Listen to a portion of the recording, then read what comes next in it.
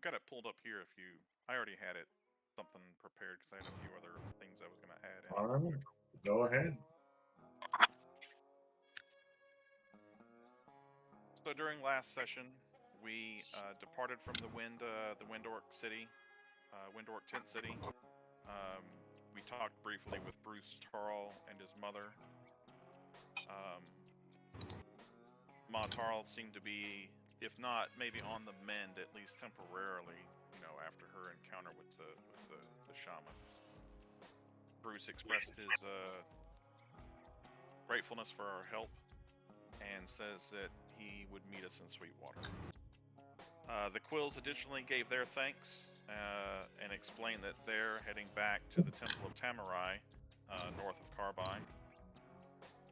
We depart on a 2-day journey through the wilds, and en route, we enter the Crescendo area.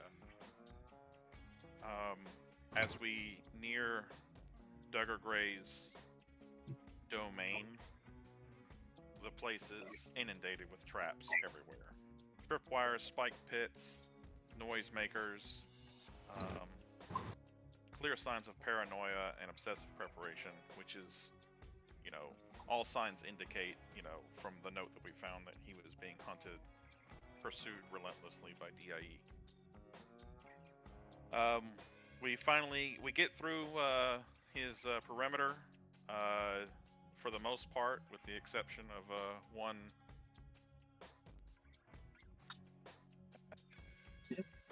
that one trap that fooled Joe. But we learned something. But we got through the rest of it. We made it to the cabin. You can see the cabin was worn down, overgrown, but fortified. He meets us at the door, but he's just a different man from what Joe had left him. Disheveled, twitchy.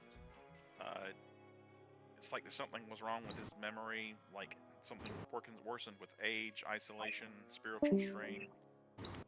Struggling to remember details, sometimes repeating himself or hesitating before recognizing Joe. Eventually, she's able to get through to him and then confronts him about the truth of her past and about her mother, his relationship with the Union, and the years of secrecy after.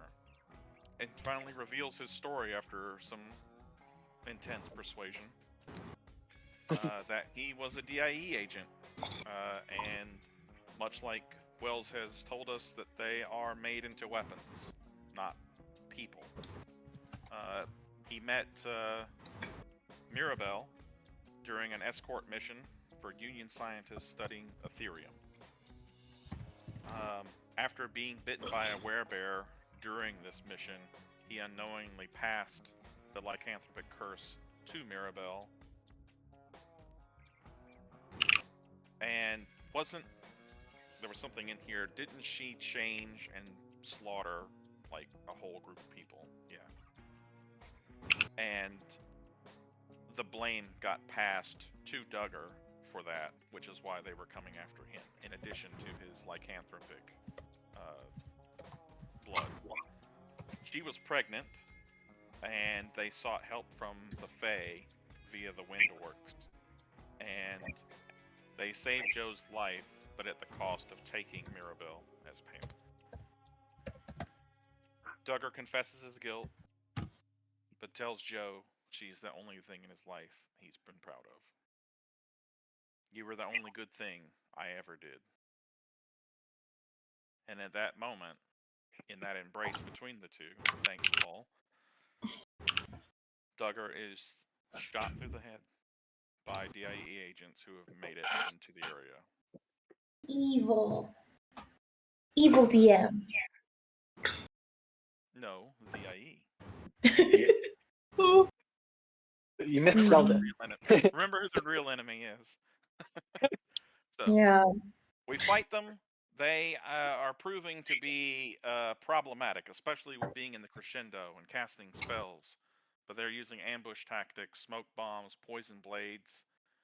We survive the attack Unfortunately, they get what they came for. Joe transforms. She bites one of the assassins. They know that that's what they wanted, and so they leave without any of them being killed. And we have no way of tracking them, finding them.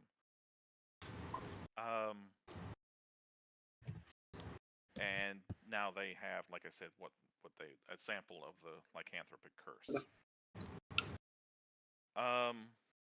Aftermath is brutal. Wells finds evidence of Duggar's time in the DIE, the coin that shows his rank. You also find proof in the cabin. The scientists in Duggar's story were after a mineral called Ethereum.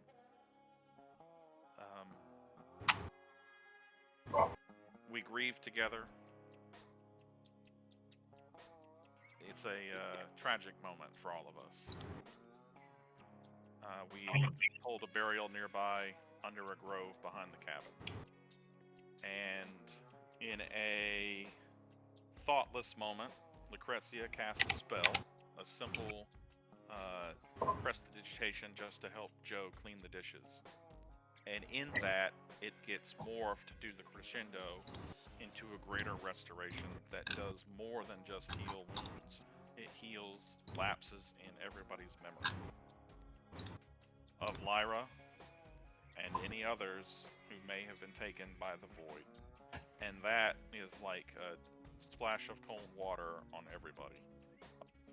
So not only are we handling the loss of Duggar, but also knowing now the loss of one of our other party members and why and how we lost them. Needless to say, that dealt a pretty harsh mental and spiritual blow to a lot of the party. And there was a moment there where, I mean, at least in Lucrezia's part, where she wasn't sure if she was going to be able to crawl out of that hole. But we resolved to keep going, fight the good fight, and do what we set out to do. With in our hearts, knowing that we can move forward and maybe get some kind of resolution to these losses. And so we leave. We head out back to the Thunder Plains. Our first night, I believe, out in the plains, we have a collective dream. Everyone is present in the party. They can all see what is transpiring within the dream together. And we all have these kind of, metaphorical situations occurring, each person, each representing, something growth and change with all of us.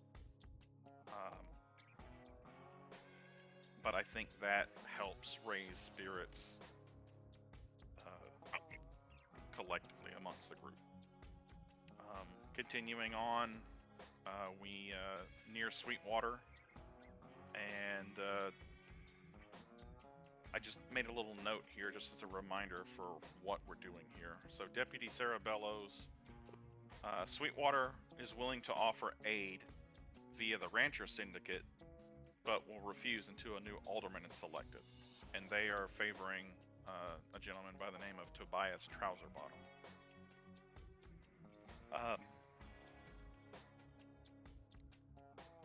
I don't really have more than that, so I guess we'll find out today.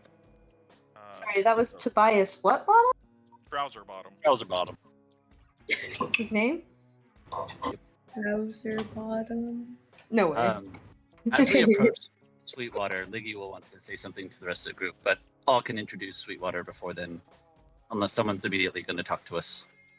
I just made a couple of other notes. There was also, so remember the Tarls, and the Tarls are in Sweetwater, if we want to check in on them. Oh, yeah. And then I just wrote this down.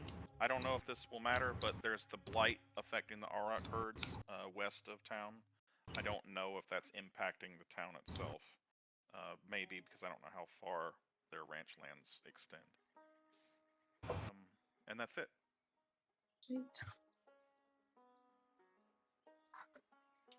We also know that Liggy's After- father wants to be alderman. Oh, sorry. Who was it? Yeah. Any notes collaboration you guys want to do before I start? Please. Now's Oh, the time. nope. I'm good.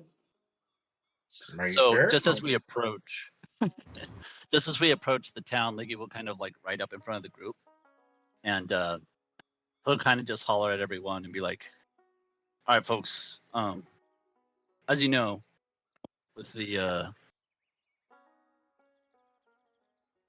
main ranch head over here wanting to be alderman, it's probably best not to mention my father or my name until it proves beneficial to do so. Otherwise, we might find ourselves in a more difficult negotiating situation." And he'll just kind of like nod at everyone. Understood. Yeah, understood. Everyone, Yeah, sound good?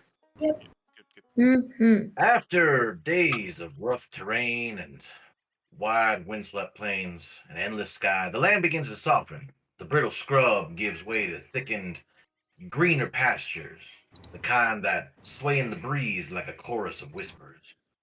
Sweetgrass, wild clover, and the earthy scent of tilled soil blend into the air. The horizon no longer rolls so endlessly. Now it cradles fences and windmills, wooden homesteads. The trail begins to narrow as the posse crosses into Sweetwater territory. Split rail fences line the road, keeping herds of cattle penned in broad fields of golden feed. The animals here are massive. Now, the cattle's mostly, cows. There's some woolly yak, bison, and very rarely there's some auroch in here as well. All of them are slow moving, thick with muscle, and content in their grazing of the sweet grass. You see one auroch with these massive 8-foot horns, and he just watches lazily as you ride on past. Somewhere distant, you hear a dog barking, you hear a man whistling, children laughing. It's just kind of the routine of that rural life that hums in the air. As you keep walking down, there's a pair of ranch hands leaning on a gate post. They lift their hats in passing. One offers a warning through his long mustache. Keep your feet dry and your wits dry. Word is, Monster been sniffing around the Cooper's lot, or at least that's what the folks are saying. You see the other one's kind of spitting his tobacco in the dust, and he mutters something under his breath about strangers coming into town and how they always bring trouble.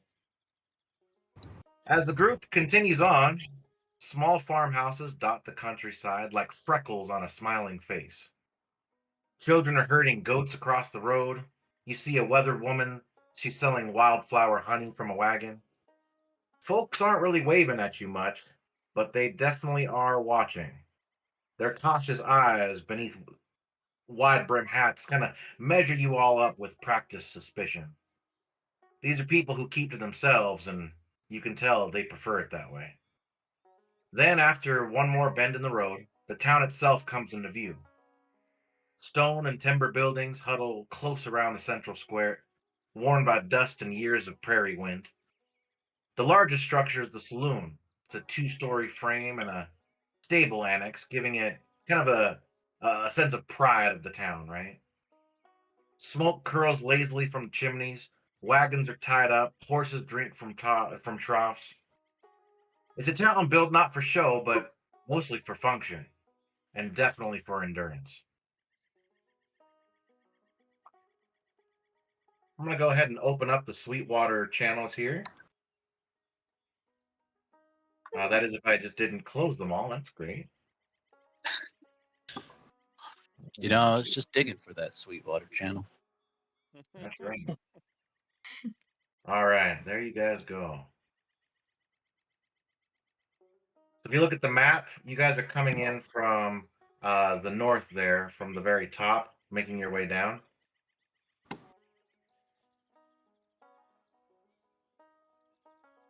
Towards number 5. Nice. What are you guys going to do? You find though Um, there is a wooden placard that stands kind of at the entrance to the town. It's nailed into this like old cedar post. It's weathered, but it's definitely sturdy. You can tell that it's been painted by hand in like these broad, uneven letters. It says, "Welcome to Sweetwater," and then underneath it says, "Protect what's yours." Liggy will pull out the sending stone and send a message to Sarah, and just say, "We've arrived. Where can we meet you?" About 30 seconds later, she says, "I'm sitting in the deputy's office. See you in a few." Okay. And she's in the deputy's office, so sounds like about as any good place to start as we can find. And we'll make our way there. All right. So as you make your way over to the deputy's office, now it's a sturdy stone and timber building with barred windows. There's a modest jail that's kind of attached to it. It looks like this place doesn't see a lot of action. It's probably used for drunks, and that's really about it. Um, for a small town like this, communities usually take care of hardened criminals, but you don't see a lot of hardened criminals out in these smaller territories. Um, and as you approach, you see that Sarah Bellows or Seraphine Bellows, she's kind of leaning up against the doorway, waiting for you all. She's got a lit cigarette in her mouth as she's kind of smoking it. And when you arrive, she puts it out with her boot and then waves you inside. Have the horses and follow her in. Perfect. So there is a place that you can tie the horses, and there's a couple of troughs that are filled with looks like fresh rainwater. You know what? Let's go ahead and I'm gonna show some pictures here of what she looks like now that you're here in her territory. Um, there is Miss Sarah Bellows.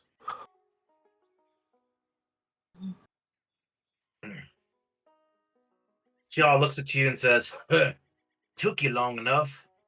I was starting to think that damn stone of yours was lying to me."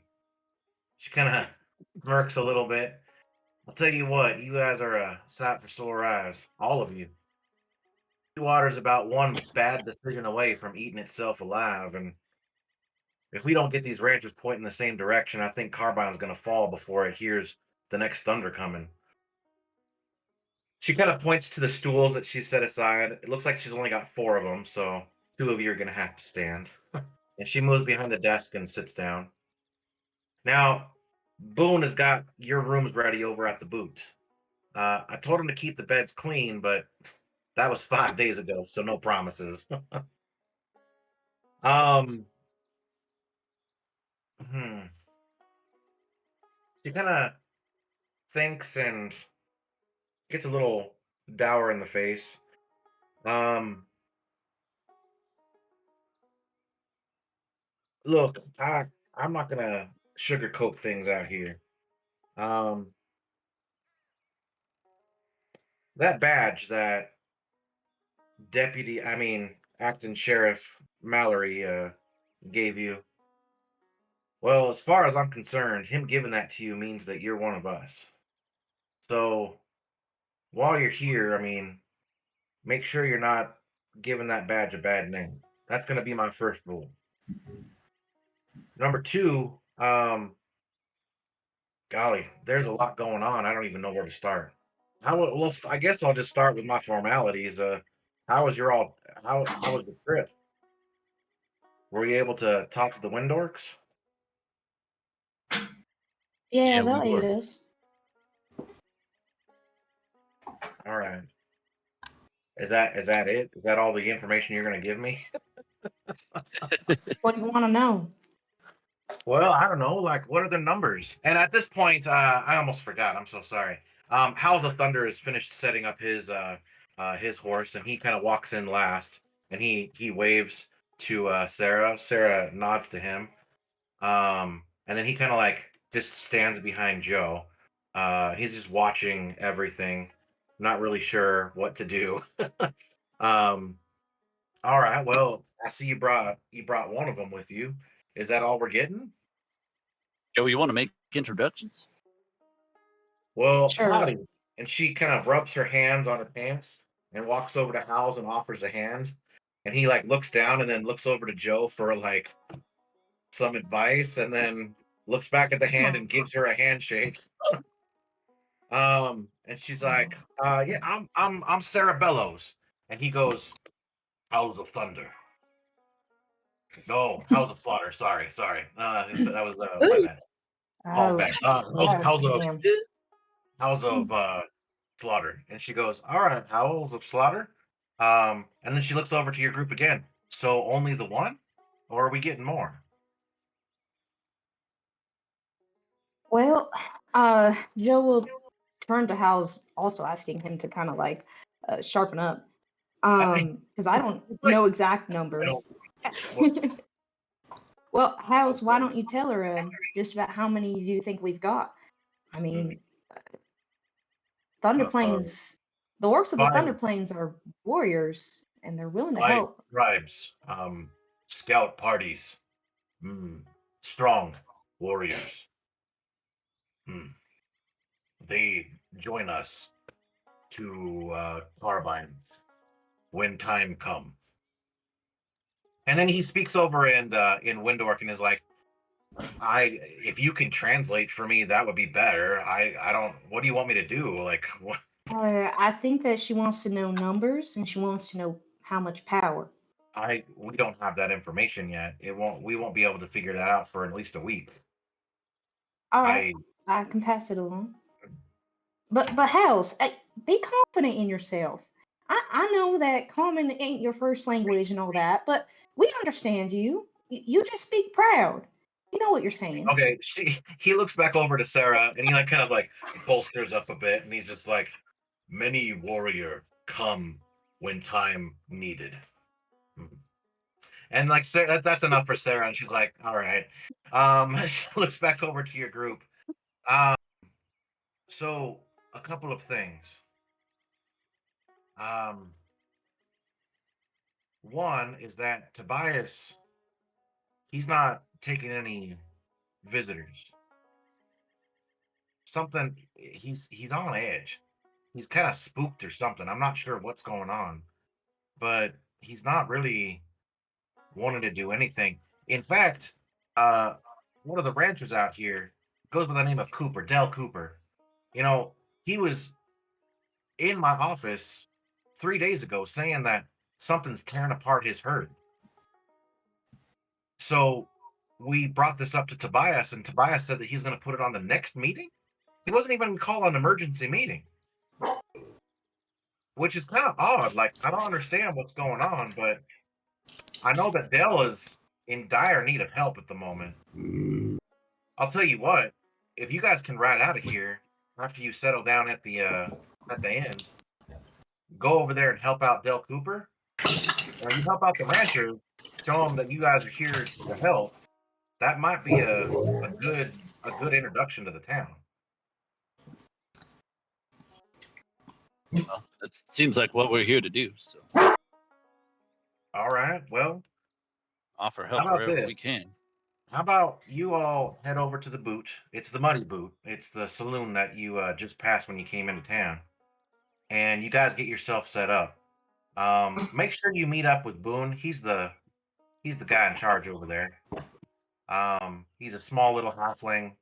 Don't believe everything he says. He's one of those tall tellers, you know.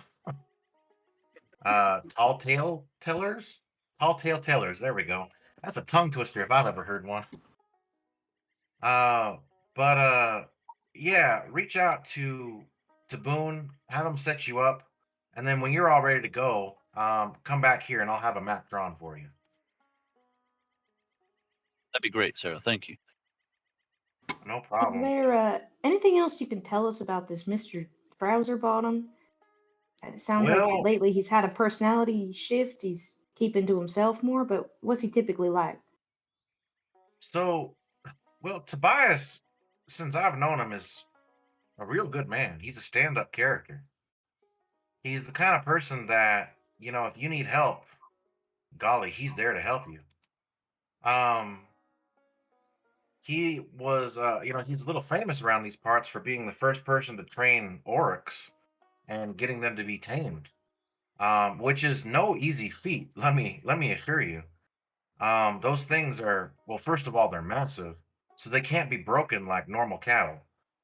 And he found a way without using any magic, which is, well, it's a miracle almost. So a lot of these people out here look up to him as one of the top ranchers in the area. And I just don't know what's going on. I don't know what's kind of spooked him the way it is, but I figure you show some kindness to the people that follow him. Maybe that'll change his mind about meeting you. I'll tell you what, I tried going out there, like I said, about 3 days ago when I heard that Dell's farm was getting all mangled, and he wouldn't even see me. And I mean, I'm the law, so I'm not sure what to think. But anyways, like I said, I'll Yeah, get that map ready to go for you when you come back. Just give me about an hour, all right? sounds great, sir. Okay. Well, of course. I'll get up and hop off the stool. Okay. All right. First task: go to a bar. It's Doable. my favorite kind of task. Easy sounding. So you make your way over to the bar. Is this Anyone else Estella's first town? anyone else needing to do anything else with the sheriff here or with the deputy? No, but Joe will turn to Estella and go, "Welcome to civilization. Hey, you made We it." had a small village that I went to once a month. Crappy Before- village. I'm sorry. Crappy village. I misspoke. Was it bigger or smaller than this one? Crappy village. Smaller. Smaller? Probably. You say crappy? And like It only Silas goes just kinda, downhill like from here. nuzzles his beak into his wing, and he's kind of preening himself. It does feel good to see fields of wheat again. Yeah, I don't know about this town though. People here seem kind of cagey. Yeah, I guess They can't are. blame them. They it's a are shame pretty about far flung. Tobias. I've always wanted to meet him ever since the whole Orok deal came out. Yeah, I bet you're Now- curious. In town, you see a lot of different types of folk. For it being a smaller community, there's a diverse range of species here. Mostly, you're seeing a lot of halflings, though. A lot of halflings. You see some humans. You see a couple of dwarves. There's a Goliath that's like holding hands with like this half elf, and they're kind of like it looks like they're courting of some sort. Love is love. Okay. And You. but again, the number one type of person here or type of species is halfling. They probably dominate about 50% of the population, and the rest of it's going to be mixed races or mixed species. Now, as you approach the Muddy Boot Saloon, you push into the double doors, and they swing open with a creak and a clap, letting in a kind of a breath of fresh air. And the interior, it's very it's dim, it's cozy. You see a lot of dark polished wood. There's some amber lantern light. There's a smoky scent of pine and pipe tobacco. Beside at the very back, you see this long bar that's dominating the space. And then up on the back wall is this massive skull. Uh, it almost looks like a trophy from Legends. You can definitely tell that it at one point it was a red dragon, and you see that its teeth kind of glint like glass in the lantern light, and its hollow eye sockets seem to kind of watch everything. Now, there's a halfling in a red vest that's trimmed with gleaming scales that kind of leans up against the bar. He's polishing a mug that doesn't need polishing. His waxed mustache curls like horns, and his grin is as sharp as the dragon's teeth above him. Well, if it ain't the dust-blown darlings of Carbine County. Come on into the booth. Come on. Home of strong drinks, tall tales, and, well, the skull of old Cinderjack himself. Slayed him with my bare hands, and, well, my bare hands and a broken fence post, that's for sure. Though I did have some help with a lightning storm and a very angry mule. Well, come on in. Have yourselves a seat. Come on now. You can see he slaps the bar and he's kind of trying to lure you in. You also note that the place is pretty empty. You guys are arriving at about 2 o'clock in the afternoon.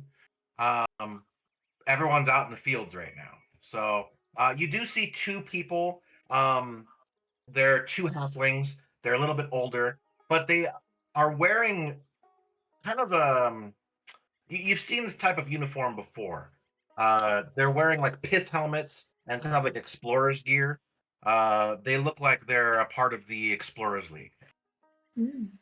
Or, but they do appear to be studying.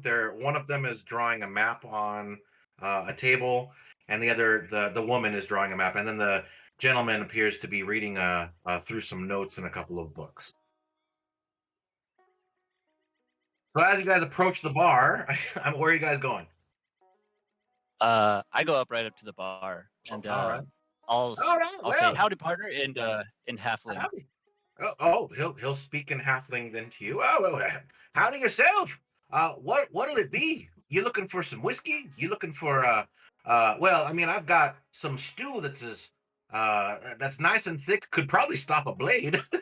But if you're feeling particularly brave, I've got some Cinderjack special. Ooh, tastes like vengeance and goes down like regret. That actually sounds fantastic. Cinderjack special. Anyone else want some Cinderjack special? Did you hear the Can I part get about it started going with that down as with well? regret? I've had worse things to regret than that, I'm sure. All right, so he pulls out this like All big giant like clay jug that's got like XXX on it, and he like he pulls out some very thick, almost like they look like lead shot glasses. You kind of look at it, you're like, no, that's pewter. Okay.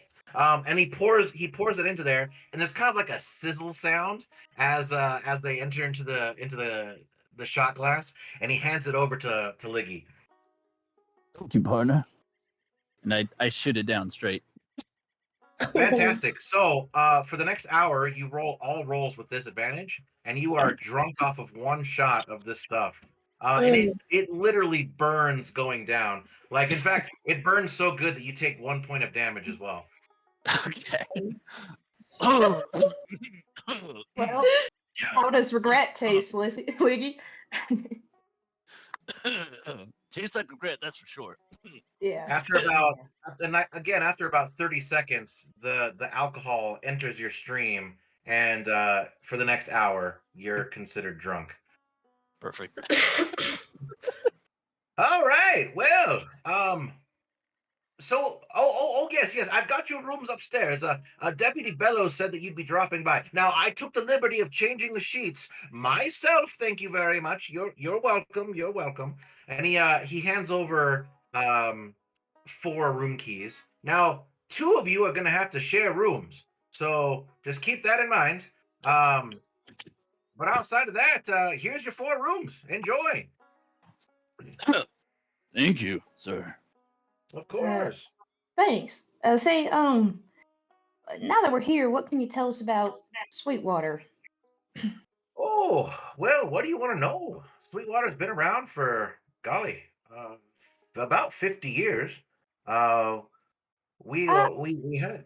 You seem like the type of man who knows what's really going on here in Sweetwater. Well, your flattery's going to get you everywhere. I'll tell you this much right now. I do know quite a bit that goes on in town. Yeah. What do you want to know? Oh, well, we heard the situation about the Oryx. There was a Mr. Dale Cooper, whose herd has been attacked. So You next know, thing today is we're gonna go help him. you're kind of just dropping right into the middle of the hornet's nest there, aren't you, lass? Well, yes, Dale Cooper is having some trouble with his farm, yeah. But or his ranch, I should say. Strange beast or beasts, we don't know, came in and well, the last 4 nights have torn apart his herd. Uh Started off with his prize pig, uh and then from there ripped apart one of his cows, ate a bunch of his geese, and then I think last night, from what everyone's talking about this morning, he lost one of his horses. Any Are there any suspicions? remains? I'm sorry, what was that? Any Yes, suspicions about what it could have been? well, we don't know. Just we know that it's a beast of some sort, and Dell's spooked. Dell's spooked out of his mind. In fact, Dell came out here to town and was trying to get Tobias to come and muster up the ranchers, but Tobias wouldn't call a emergency meeting. We're not sure why. Speaking of Tobias, we hear Yeah. that there's I wouldn't say trouble, but a difference in his demeanor lately. He is. Well, golly, the last week or so he's been off. He doesn't want to meet around with people. He's been talking to his ranch hands, and ranch hands have been running around all over the area. Not like him. Usually he has those ranch hands at work, hard at work. Not sure what's going on. People of Sweetwater seem very observant of any outsiders. We noticed that ourselves when we came in earlier. Right, right. Has anybody Well, new come to town in the past week or so? well, here's the thing. The town folk around here, we don't like outsiders very much. You got to understand why. I mean, we're at peace out here. This is our slice of paradise, you know? To have people come in here and encroaching upon our lands, well, that's mighty scary. Mighty scary. I mean, how would you like it if people came to your home and just settled in and decided to run you out of town? Well, that's our fear. We don't want that. I'd fill them with holes. That's Yeah, what we do. exactly. Exactly. What your goblin friend here said. Yeah. But yeah, Tobias, he's just been acting cagey. He actually turned down the wind orcs when they came to speak. That kind of perks up Howls a little bit, like, huh? Yeah. But we just don't know what's going on there. Yeah. And this business with Carbine, I hear the ranchers out here are not convinced to step in. I assume for similar reasons. Oh, well, when Sarah got back here from town, because she was gone for a bit, she went up to Ash Point, I think, and she was when she came back with news that Carbine's been taken over. I mean, don't get me wrong, the ranchers, they're spooked. They're not happy with the idea of losing their profits from their herds and whatnot, but they also don't want to make any moves until they have some assurances out here. And one of the reasons why they want Tobias is, well, Tobias has got some good words. In fact, Tobias was good friends with Gilroy Masters. Well, before Gilroy, passed away a couple weeks ago. But they were best of friends. Anyways. Passed away? Natural causes or something else? Oh no, he was. Oh, you remember Gilroy Lou? He died in that warehouse that we was in. Oh, right. That feels so long ago. Wait, so you Wells met goes Gilroy? over and puts puts a hand on Liggy. He's just gonna be near Liggy. In case that hand needs to move The hand starts to move over to his the mouth throat. real quick. Yeah. Hey, well, he like puts it on there. It's like, you're such a good friend. I love you, man. Yeah, no, it's just a Liggy, why kind don't we of go look at the rooms? That sounds great. I get off my chair and I'm gonna roll at disadvantage. acrobatics. But I'm fine. Yeah. Well, I don't roll on my. and that's he gracefully does it. He does a backflip onto the ground. Well, damn. All right. Why? Yeah, but Deputy Bellows, she's the one who kind of holds this town together. She's sweet. Don't let her rough exterior fool you. She's got a heart of golden honey is what she is. But she's had to knock some heads.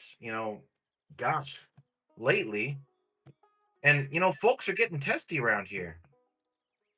Sweetwater ain't had this much tension since, well, the cattle plague about 15 years back. Just something in the air is stirring, I don't know how to explain it.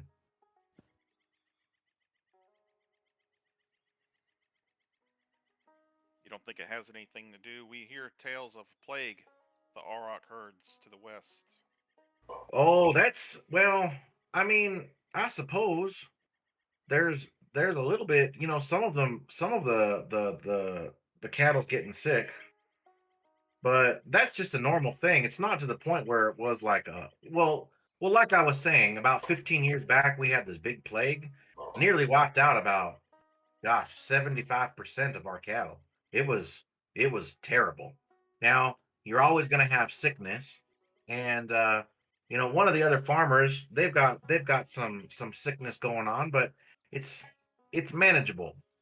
Uh, I don't know.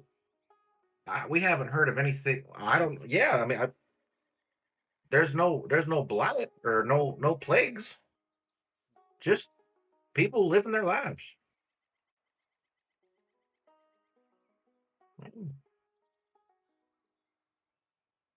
Anyways, if you folks, well, your rooms are upstairs, so if you have any questions or any needs or anything, you just let me know.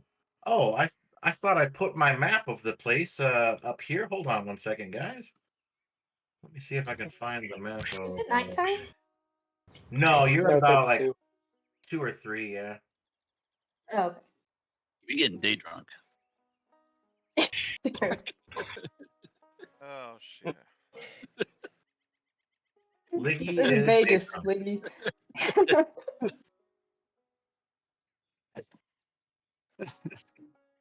Oh, so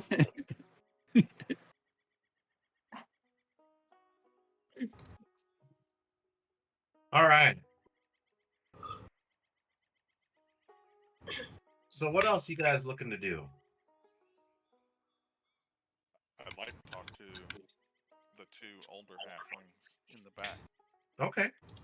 So as you're kind of like looking over there, you see that Boo and just like, oh, so those are some guests here. They're kind of famous guests around these parts. That's Clover and Vernon Brambletoe over there. They're from that fancy hoity-toity Explorers League. Yeah, they just got back from one of their missions. Go introduce yourself. Go on now. Go on. And he kind of like shoos Lucrezia away. And then, like as Lucrezia is walking away, he kind of like looks back over to Joe and says, "Well, is she gonna drink or what? Like, I can't be letting people loiter in front of my bar." all right. We're already paying guests. Are we paying guests actually? Well, as long as you're here on official duty, then yeah, I'll make sure that your rooms are taken care of. But once it becomes a leisure visit, well, it's gonna be one gold a night. So you keep that in Duly mind. noted. Have you got anything a bit less that? Well, I have whiskey. I've got lots of bottles of it. And then I even have this old thing here, and he pulls out a bottle of this like really fancy looking elven wine.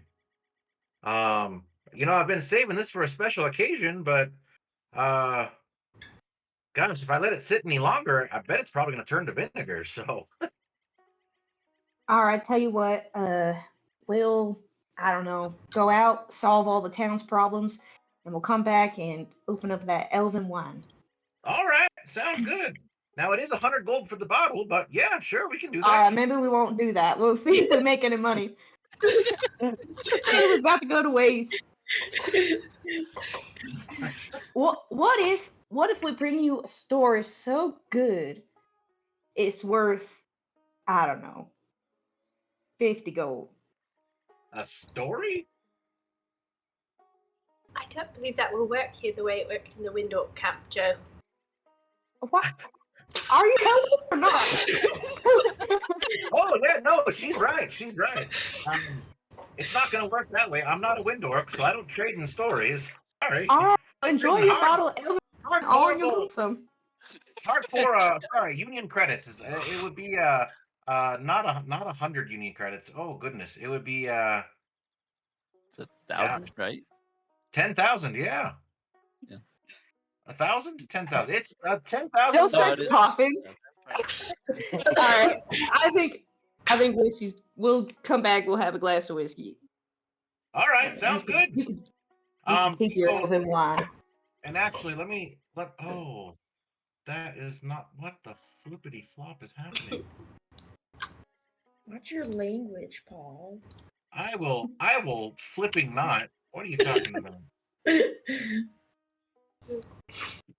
So in this like little shadowed corner of the money boot, away from the low murmur of the conversation that's happening behind you, Lucrezia, there's this large round table. It's buried underneath these layers of parchment. You see surveyor's tools. There's half-dried ink pots. It's just definitely like a dense array of topographical like sketches, ley line tracings. You see speculative like annotations that are kind of fanned out in this like chaotic spider web. As you approach, give me either a history or arcana, your choice. But only one or the other. You can't pick both. +7 on both. Ugh. Okay, so with the arcana check, you're gonna definitely telling you these this information is a lot. They've been doing a lot of study. It's almost as if like if they were in school, their thesis would be on ley lines and exploration and how they merge together. But with that low of a roll, you can't garner anything else from it. So Clover Brambletoe, she sits cross-legged in her chair. She's bent low over the maps, and she's kind of like doing a map in progress. And she's got a very steady hand. She has this precision frown, and you see her hair's kind of like coiled up into this like loose braid. It's streaked faintly with some ink, where it looks like maybe she like had tucked her quill next to her ear, and that's where all the ink is kind of pulling up in her hair. Her arms are just like covered in patterns of cartographer tattoos, meaning like there's just ink all over the forearms. And everything's all smudged and everything's blue and black from like today's efforts. Now, across from her is her husband, Vernon Brambletoe. Now, he kind of just like sits there and he's like adjusting his brass monocle, and he's delicately turning the pages from these cracked leather tomes that are in front of him. He's got a tweed coat. It's buttoned up to the neck despite the heat, and his demeanor is equal parts like composed and impatient. It's interesting. Like he definitely is the kind of man that prefers academia as opposed to this barroom setting. Anyways, so as you approach, Clover barely glances up and says, "Outsiders, dear, likely from Carbine. Ooh, about a week's worth of trail on their coats, thunderplanes dust on their boots. And too many eyes scanning the room. No, no, no. They're not here for the scenery. No. And then she looks back down. And then Vernon kind of closes his book and tucks it under his arm. And then he looks to you and says, Explorers League. Explorers League. Charting Division. Chapter 14, Brambletoe and Brambletoe. We're currently under the commission to update the West Reach geometric register and to verify ley line stability west of Starfall Lake. We're incredibly busy. Don't need a lot of interactions, so please make it brief. Yes. Pleased to make your acquaintance as well. My name is Dr. Lucretia Graves. Mm. Very keen eye your wife has? Yes. Yes. Correct in that I have been to Carbine, but I am not from there originally. Interesting.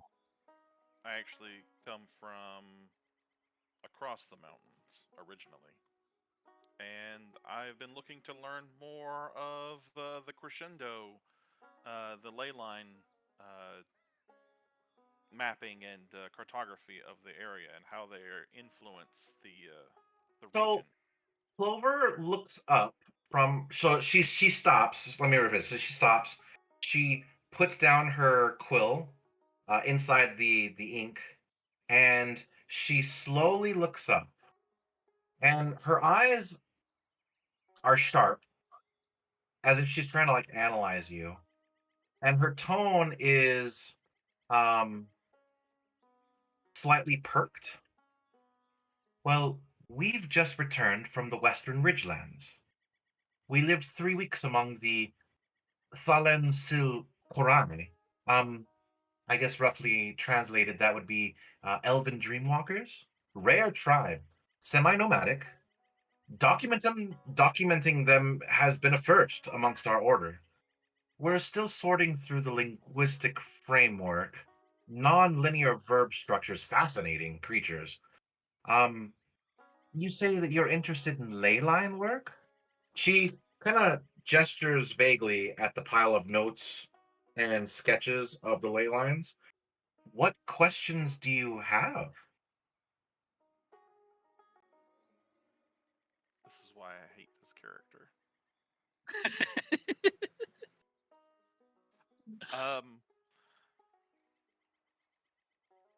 Mainly, I'm interested in the correlation between ley lines, crescendos, the manipulation of any kind of flora and fauna in the region, the opportunities for interplanar incursions, and so on and so forth.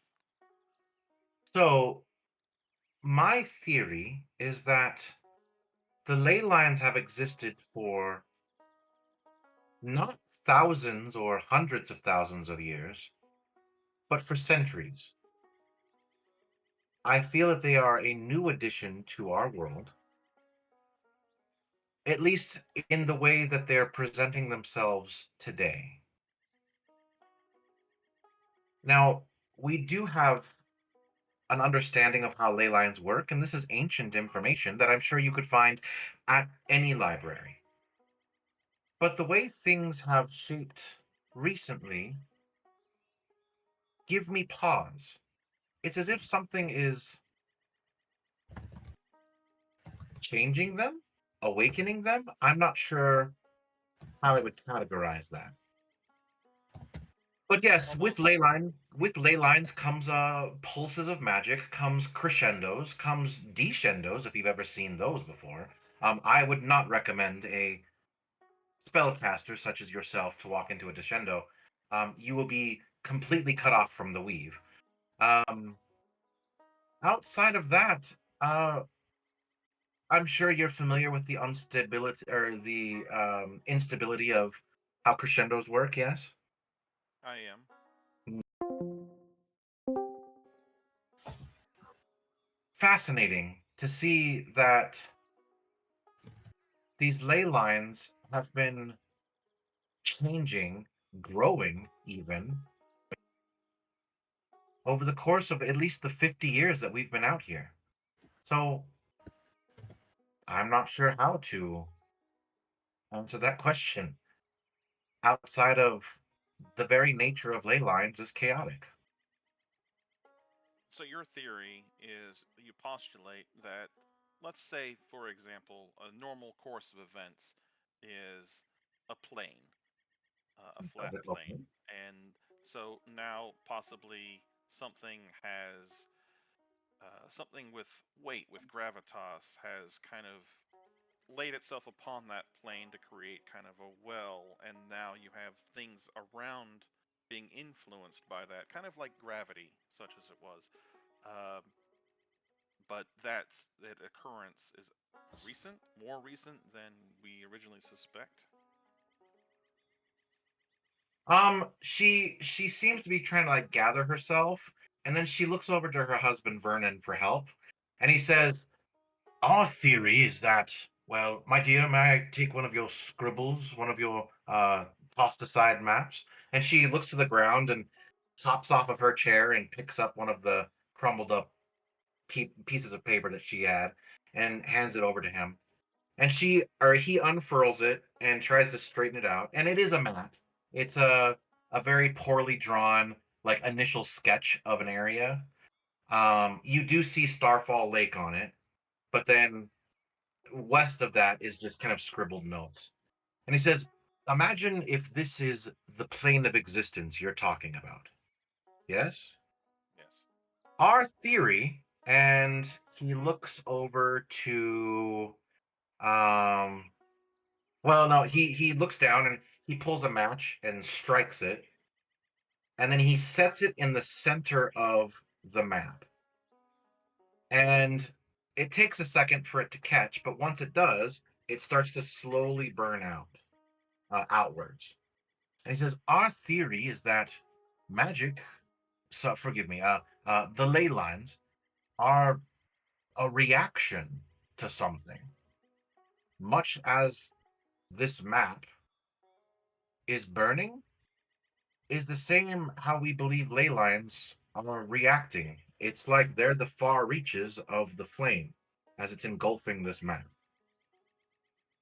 That's our theory." And he kind of waves his hand in front of it and blows it out. So, as you know, ley lines are a product of an incursion of the void some time ago. Mm, So, I believe you have mistaken that with Bilestone. I believe Bilestone is a product of the void that, well, centuries ago, the great heroes of legend defeated them. We believe that Bilestone is a reaction of that. right. So, Paul, I'm reading your notes, and I'm trying to. This damn character, I'm trying to put all this together. I'm not an encyclopedia. Sorry. No, no, you're fine. This is just Invisible what ley lines. Invisible ley lines created by Bilestone nodes. So I just want to make sure that I'm clear on how this all works before I proceed forward. So real quick, Rob. Rob doesn't know how it works, so Lucrezia doesn't know how it works either, and that's totally fine. I designed it that way. You're going to have a bunch of conflicting information over the course of the next 30, 40 games. You're going to have to cipher through it. That's the fun part of being your character. Yes, fun. Um, So if you want to make an Arcana check to remember what you've seen, and I might be able to kind of like highlight some key notes. 26. Oh, okay. Well done. So you see that there are ley stones which grow along ley lines. That is a pretty common occurrence. Bile stones, which you've only seen naturally once, and that was in that cave that led to the below. Um, when you guys were rescuing Lyra's family. You've only seen them grow naturally once, and those were not um, on a ley line.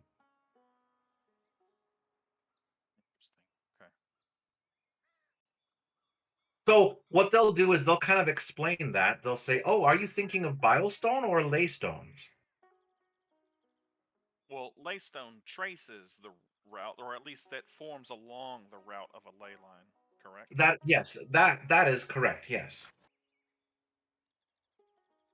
But you're saying that recent events have shown that ley lines have there's been a change or an alteration to how they're affecting the land.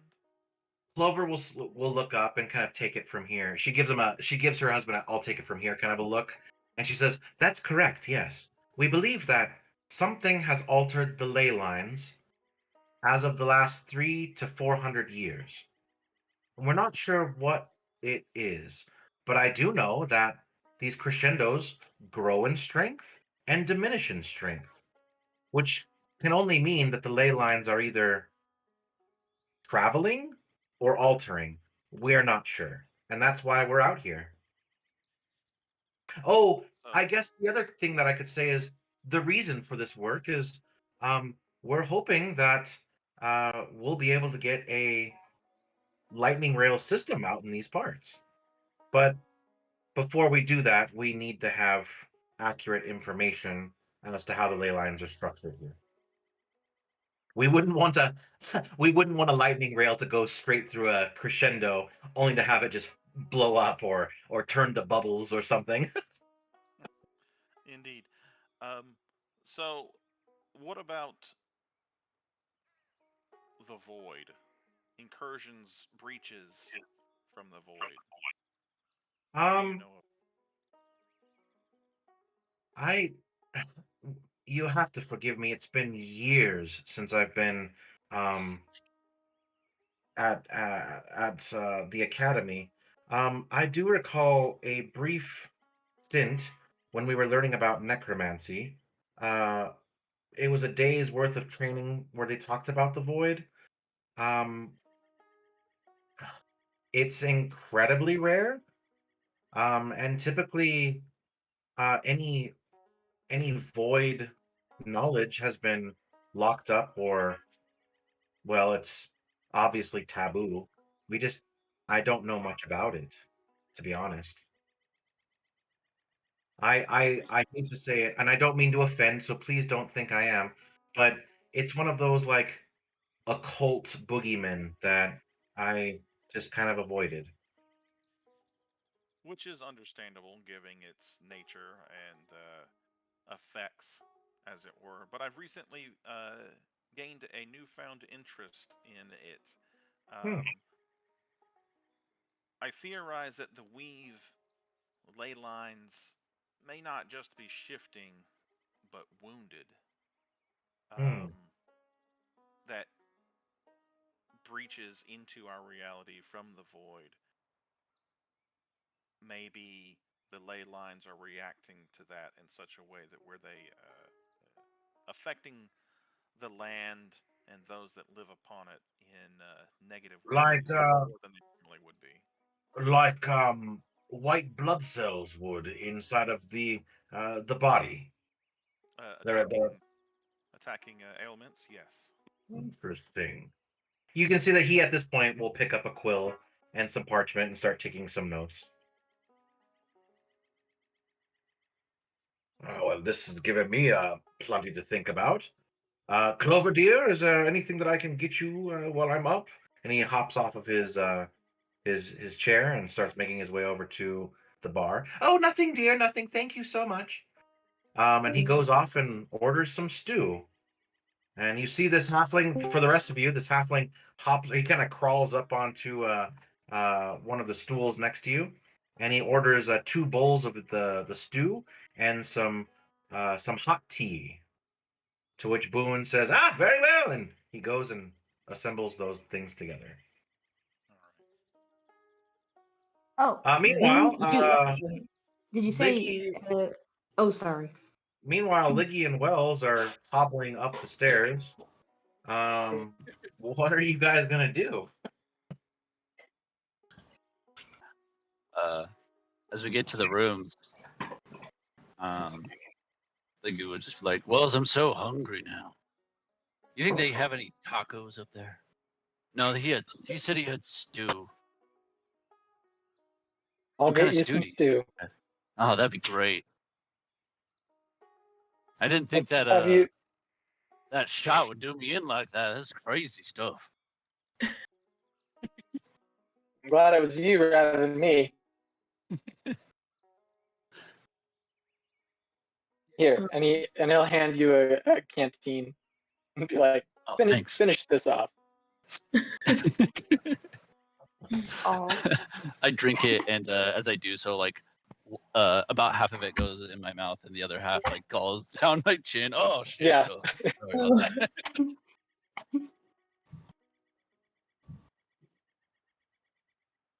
Okay. Wells is going to just real quick scan the rooms because he's paranoid right now. The hairs on the back of his neck have not gone down since entering town. Okay. You cut out for the first part. What are you doing? I'm just trying to like scan the rooms and such, Okay. see if Yeah, do a perception check. anything's been messed with, etc. 24. Nothing seems out of the ordinary. Alright. I mean, when you walked into town, there's maybe 2 new buildings, but small town. All right, sounds good. When Wells goes down to get the stew, Liggy will do like a dive bomb into the bed to test out its firmness. classic hotel move.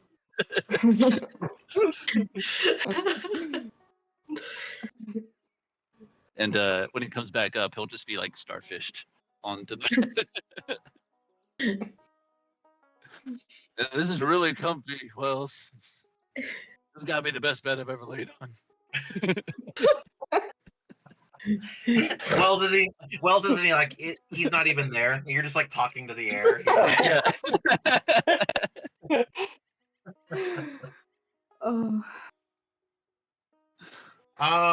We'll move back to the bar. You see Wells is stepping down the stairs and making his way back over. So anything else that I can get for you? Boone says. Thank you. Yeah, can I get a serving of that stew? Of course. Just the one, or do you need one for you? What Just about for the your one. I'm friend? gonna take it upstairs.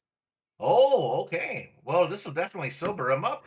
And he goes over to the little kitchen, and you hear like a slorching sound, and then a plop, and he comes back over with you to you, and I mean, it smells good. It just doesn't necessarily look the best. Looks like it's been on the stove for quite a while.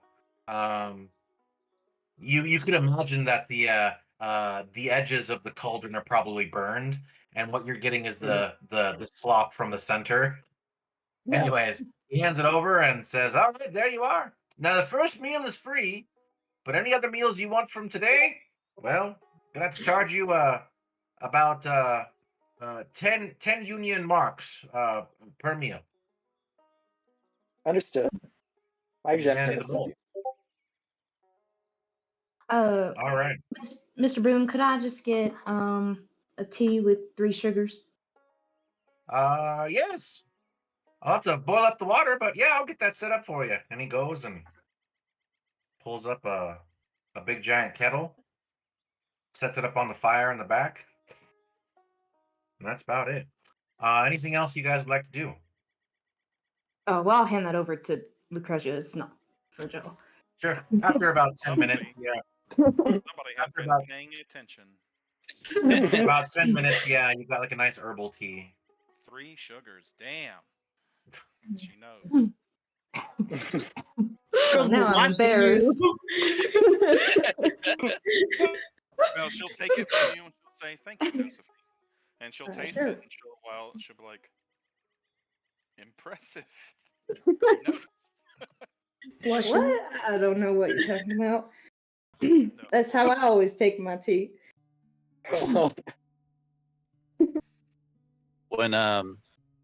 When Wells gets up to the room and hands the stew to Liggy, He'll like hold it in his hand and be like, "Did Gunner make this for you? It's all sticky." And he'll like take a bite. Tastes good though. And he'll also be like, "Hey, do you want to hear a theory I have About what? Like, about our party?" No. sure. Now, keep this secret, but I think Joe and Zeddy are sweet on each other.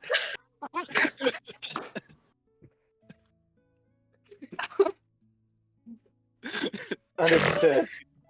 This stays between us. Yeah, ain't that something? I think you might be onto something, Liggy. I have to kill Ligarius now.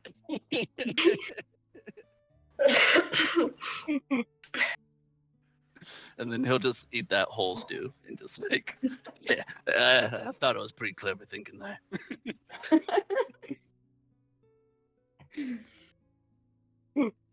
Well, about an hour passes, and actually, let's show you what our good old boy Boone looks like. There you go. Hey, now that I've Oh. now that I've kind of put myself together and I can actually articulate some damn real question to ask these people, I just wanted to ask them, given your notes on your ley line cartography, how recent is your most recent mapping? Well, it's still being developed based off of our notes, but I should have a most recent map in 2 days. In your research, have you noticed anything beyond what you would consider normal upon past readings or notes? Or maybe There's a lot more ley line intersections, nexus points or nodes, you could call them, than there were last year. We try not to go into those crossroads out here in the unknown territories, unknown continent. Mostly because of superstition, but you know, superstition does have grounds sometimes. But outside of that, yeah, there's more intersections, more nodes than there were 5 years ago. interesting. I'd like to continue this conversation in the future, if you in 2 Of days' course. time. Very well. I'll leave you to it. Thank you. Mhm. Quick, did Estella hear them say elven dreamwalkers? Sure. Oh, or was she Why not not? close enough? Yeah, we'll allow it. Go ahead. All right. Because she just wants to go over and really quick ask, did you say elven dreamwalkers? What can you Yes, tell we me were. of them? Well, we were living with them for the past 3 weeks. They're about a week's ride due west of here. They live on these massive cliffs that overlook the burning sands and then the Western Ocean. They're fascinating people. They speak through dreams. They don't speak verbally very often. They sleep a lot, as you can imagine, or meditate, I guess. Yes, meditate, and they're remarkable.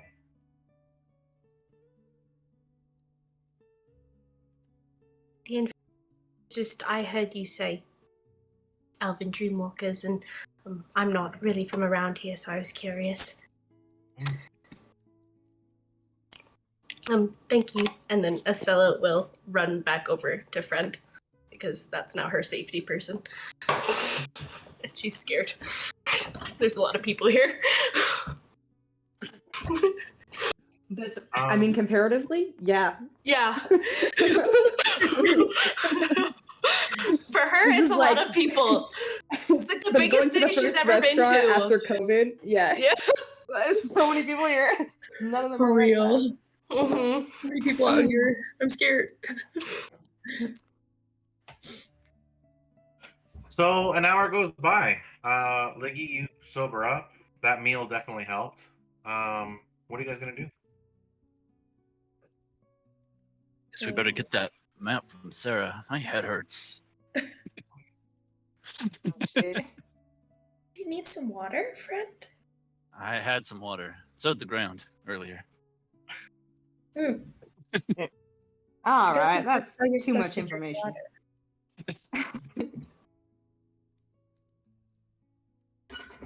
information. Yeah, so we're reporting to Deputy Bellows and then figuring out the situation. I think we better talk to what was his name? Dale? Dell. Dell? Yeah. Helping him out Well, seems like the best Dell? course of action. Don't you think it'll be undermining our future alderman just a little bit? Well, if we can get the vibe of the people, maybe we'll put some pressure for him to make some action. Undermine Yeah, or I do otherwise. wonder. Seems odd. But yeah, we'll check in on Dell and maybe we can get this Tobias to talk to us. Or force him to talk to us. Yeah, I agree. Alright, let's head to Deputy Bellows. So you make your way back over to the deputy's office, and she's got a hand-drawn map of where to go. Like when you look at the map, you can tell that it's probably a 2-hour ride to get out to Del Cooper's ranch area. And she says as much. Yeah, it's a 2-hour ride out there to go find him. So I'll be seeing you later tonight. I'll see if I can get a hold of Tobias and make sure he's got some time for you all when you get back. Or at the very least, we can see him tomorrow morning. So, good luck out there. Let me know if you need any help. Will do. Thanks, Thank you, sir. Deputy. That's that.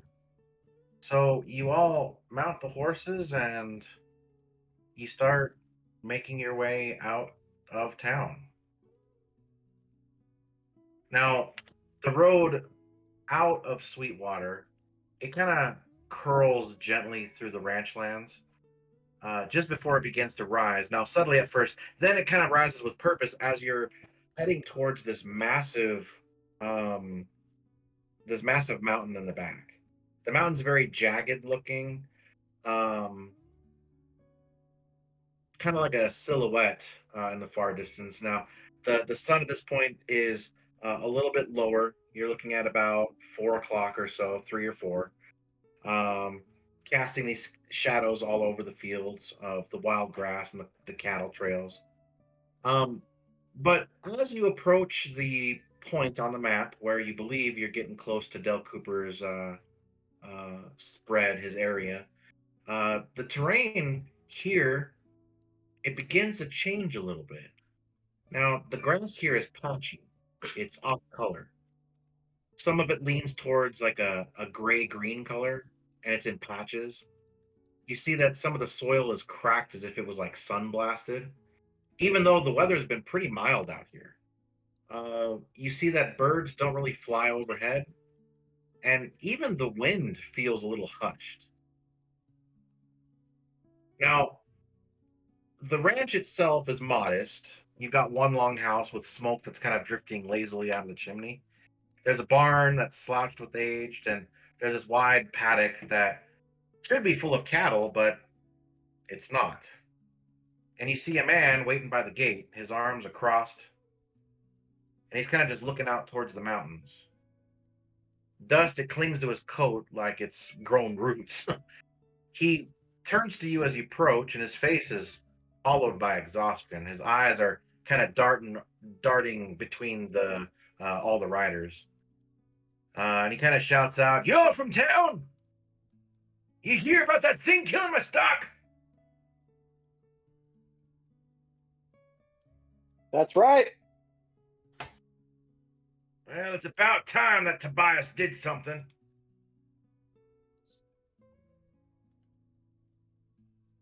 And as you approach, You can thank Deputy. What's her name? Bellows. Bellows. You can thank Deputy Bellows. She sent us.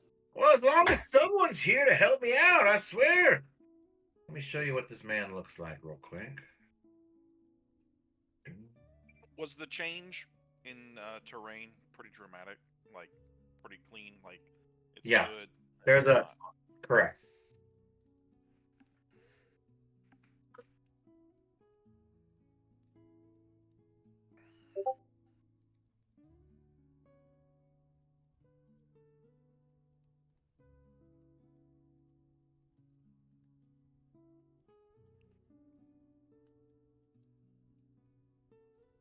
Oh, what the heck, man? I love all these, like, oil painting.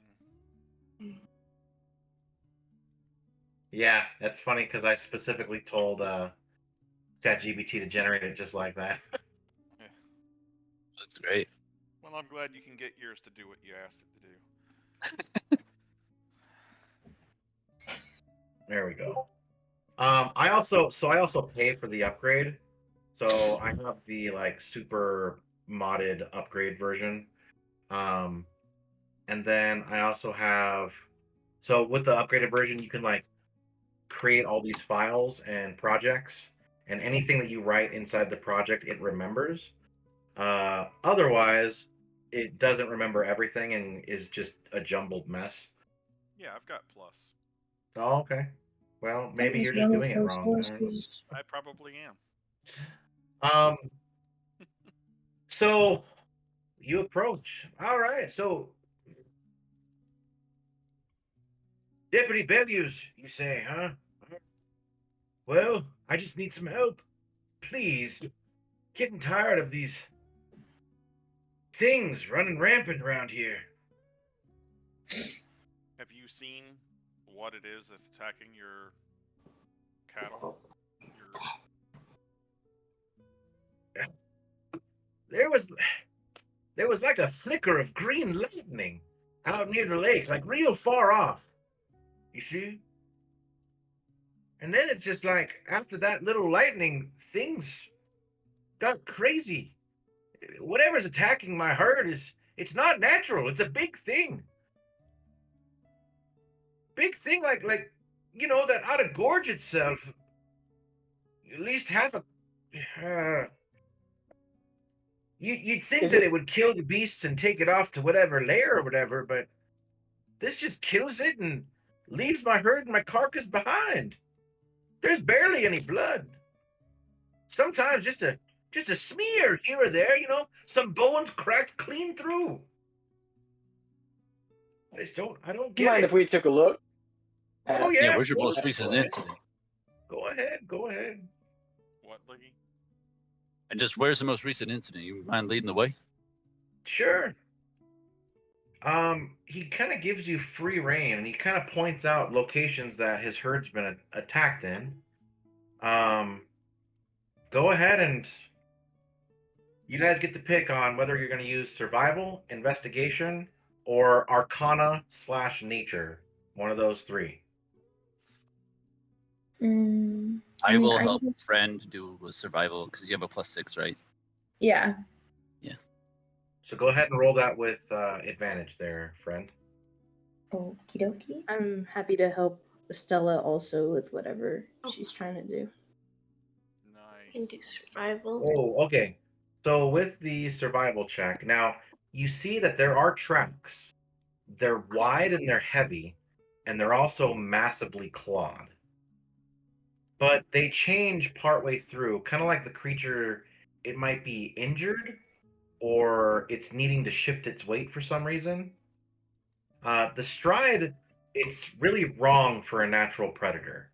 Something, it just feels off. All right, who wants to do an investigation? It can't be. It can't be Liggy, and it can't be friend. I will help Lucrezia. Or Okay. should I wait and do the Arcana? I'll wait. I'll hold off and do the Arcana. Or is that Okay, you can do the Arcana. Yeah. So who's going to help Wells with the investigation? I have a +3, but I can add a psychic die to it. So it's a minimum of plus. I can help if Joe can help with that. Sure. Because we've done what? Survival, so then Arcana, investigate. Yeah. Okay. Go ahead and roll with advantage. 15. Okay. 15, You add see a that? psychic die to it Sure. for That may. So it's a 19. Okay. Okay. So you see that there's thick claw marks that are gouged in the trees and the fence posts. Splinters show that there's signs of heat exposure, and patches of the earth are burned slightly, but not from fire. And then who wants to attempt the Arcana or Nature roll?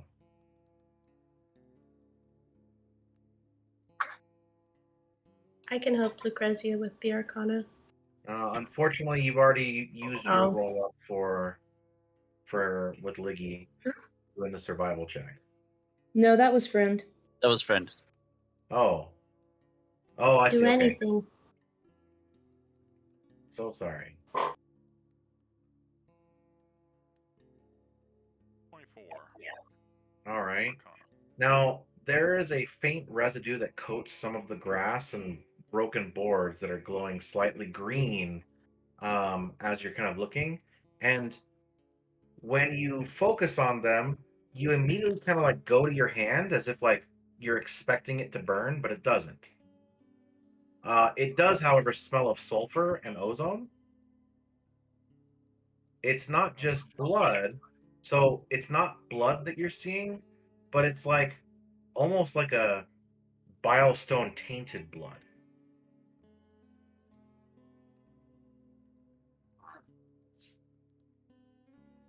These be like more injected creatures, like the goblins. Possible. actually. Didn't they have And that then- similar blood? And then as a group, I want you all to make a survival check at the same time. So everyone just roll individually. Dang, guys. Okay. So Estella and friend. As they're so actually I'm just gonna say Estella because actually Estella and friend. So as everyone's investigating and kind of like looking around through everything, you two notice something pressed deep into a muddy patch near a broken fence post. It's a single heavy feather, and it's almost as thick as a branch, and it's colored with dark reds and blacks. It's kind of half buried into the mud, but it's wrong. The barbs along its edge shimmer faintly, and they're tinged with these veins of like a green crystal. It's almost like bilestone has been like growing from within it. Now the tips are frayed, not cut as if seared, as if it's been seared or anything. It hasn't been molted off. Something just seems off about this feather.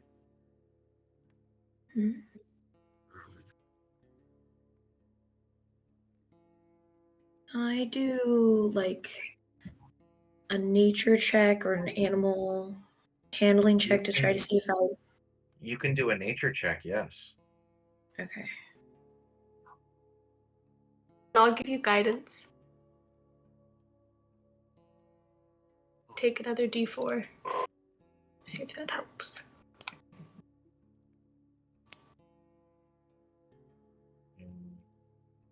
You're not quite sure what's going on with this. This doesn't. You do know it doesn't feel natural. But I will allow you to do an insight check as well, friend, since you're holding this feather.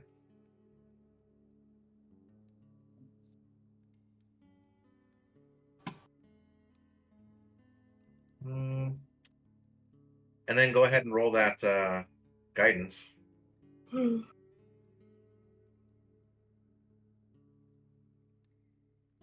14 is what you needed. So, you can tell that this creature, whatever it was likely in pain, and it's mutating in some way.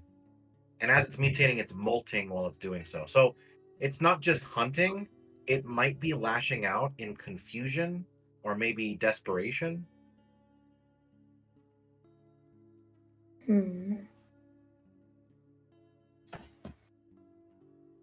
Maybe we can ask Dell there about some of the local birds that might match a feather like this. I doubt it's what this creature actually is, but maybe there's an indication of. If you are looking at the feather, you guys could attempt a knowledge nature check. Give it a go. Okay. I would try one. 23. Dang it.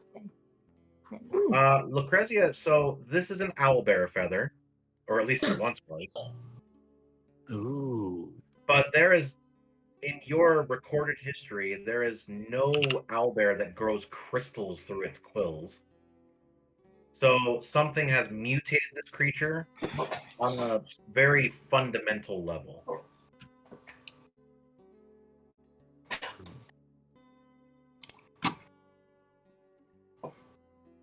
What about the wait, we already looked at the creatures that were killed, right? That was where that blood was? Or was that separate? Okay. Is there from any of our checks on the creatures, was there like they were just like injured, they were killed and then just left there, or are there like any missing pieces that we might have noticed? Organs or anything? There are out of the 10 animals that were killed that Del Cooper shows you, some of them were just killed just for the sake of it, and only one of them, the horse, was actually killed to be fed upon. But it wasn't like normally creatures feed until they're incredibly full, so they don't have to hunt anymore, right? This looks like maybe a couple bites were taken, and then the rest of it was just left. Very erratic. Mm. And then owlbears, I believe, are notoriously territorial, I believe. Yeah. As Liggy shared with us in his story. I'd like to ask Del, any known sightings of owlbears in this region that you can Owlbears? No. They tend to stay well, we get them occasionally, probably once every 3 or 4 years, but they're not really common around these parts.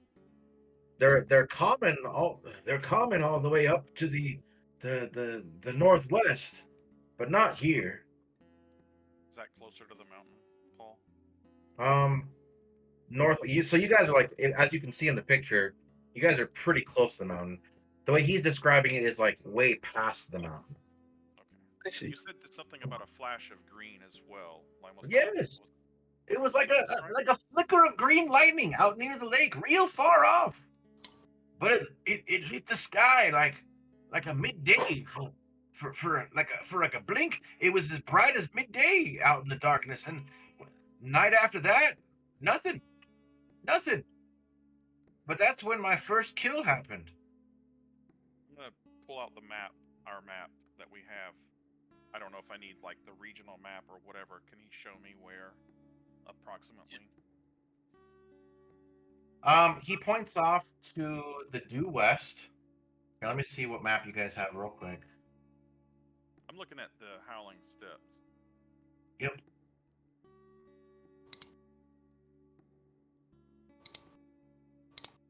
So if you guys look at the last one, the Thunder Plains map,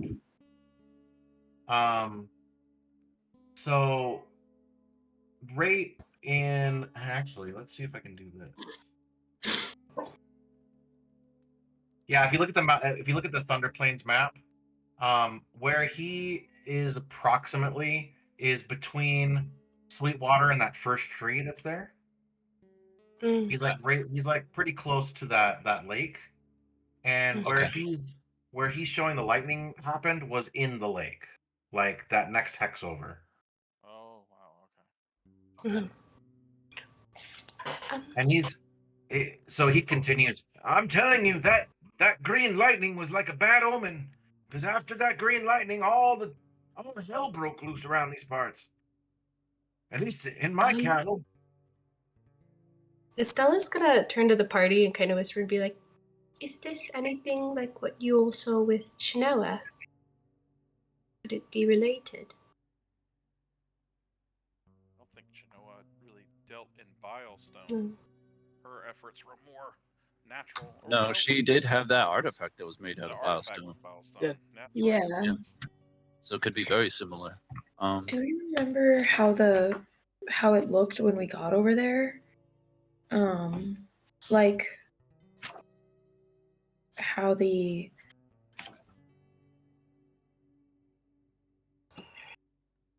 Trying to remember, was that Briar Arch had a bit of a greenish glow, didn't it? Anything exposed to Bilestone has a. I think But this it's one, I didn't react to this like I normally would. I think it's probably worth checking out this lake, at least some of the perimeter of it. Yeah. Dale, you can go on. Maybe we'll go check out and report to you. Owls of Slaughter will be here. I keep forgetting that he's not here, but he is here. So sorry about that, guys. No, you're good. He'll speak in Windork to Joe and say, you know my people's view on Bilestone. It is not acceptable to be dealt with. If there is corruption here, then I might need to warn my people. Do you think Chinoa would have motive to do this? Is this some kind of way of starting to get back at the settlers?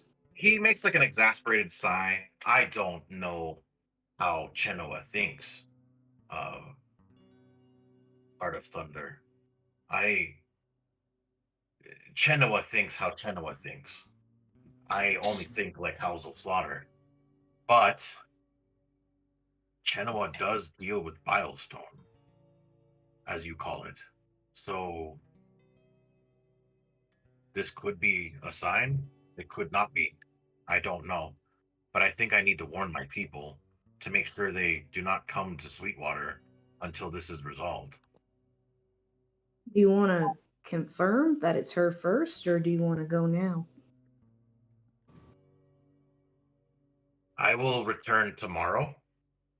And then we can discuss what you have found. House, could you do me a favor when you go back? Of course. Anything for you, friend. I don't think this has been explained yet, but she says, my pa, he was shot. He died. He's dead. So if you could tell your parents, tell everybody, I think that'd be good.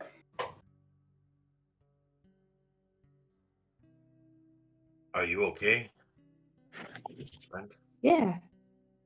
Yeah, no, yeah. We give him a proper goodbye, and it's good to see him, and it was good we were there. But yeah, it's bad, and there's more to tell you, but I think that you should pass that along. I will carry your words with me, and I will return tomorrow. I will send others if I find them here to make sure that you are watched over in case you need Windork support. All right. But I will Don't return. go worrying too much. All right. You are my friend. Safe I travel. cannot help but worry. Well, Also, if you and your group are going to be working with us, you should teach the others how to speak our language, and I will do my best to teach those that will be traveling with you and fighting for you how to speak your language. Though, as you saw at that deputy office, House of Slaughter is not the best at speaking your union tongue. You need to stop doubting yourself. You are a Perhaps. good communicator. You are. I'll see. teach them Windork. I'm sure they'd be happy to learn. Tell the others that I will see them tomorrow. And with that, he'll hop right. up on his stallion and bolt the other way. Question, Paul. Yes. In Estella's notes, you put that she learned their language when she was with them. So does she know Windork? Yes. Okay. Okay. Sorry, where were we at now? Now that we were so Joe will turn to rudely everybody interrupted and by- say, let me teach you all Crash course. we'll see house tomorrow in Windork. She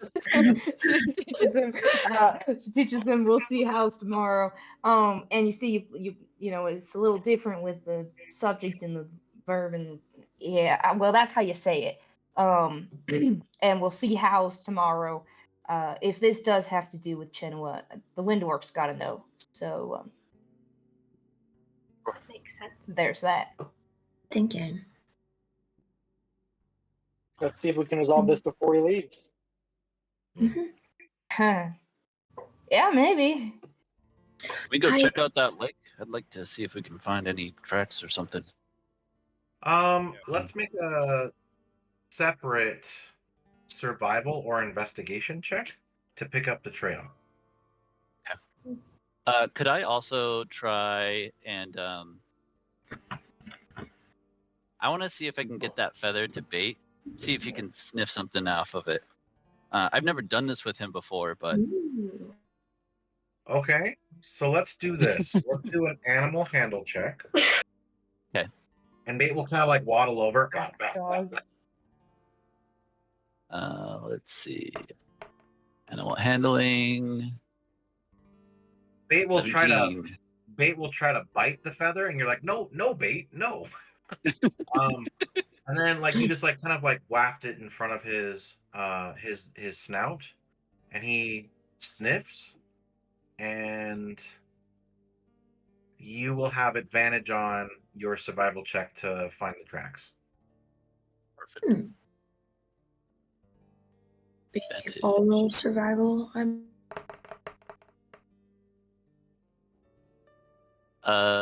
want to add a die to this. Okay. I will do a green die. Okay.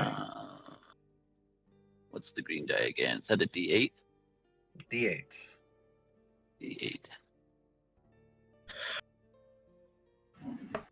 Come on. Okay. 16. Yep, that's good enough. You're able to pick up the trail. Oh yeah. Let me check that before I forget.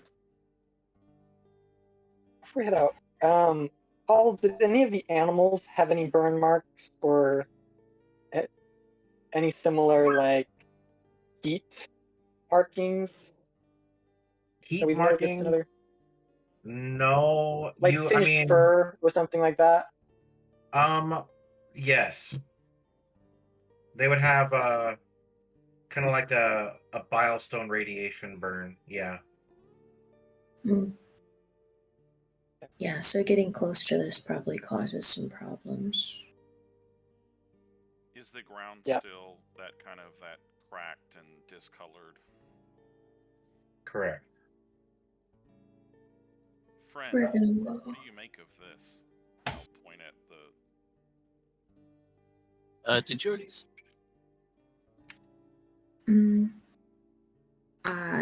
I feel like once,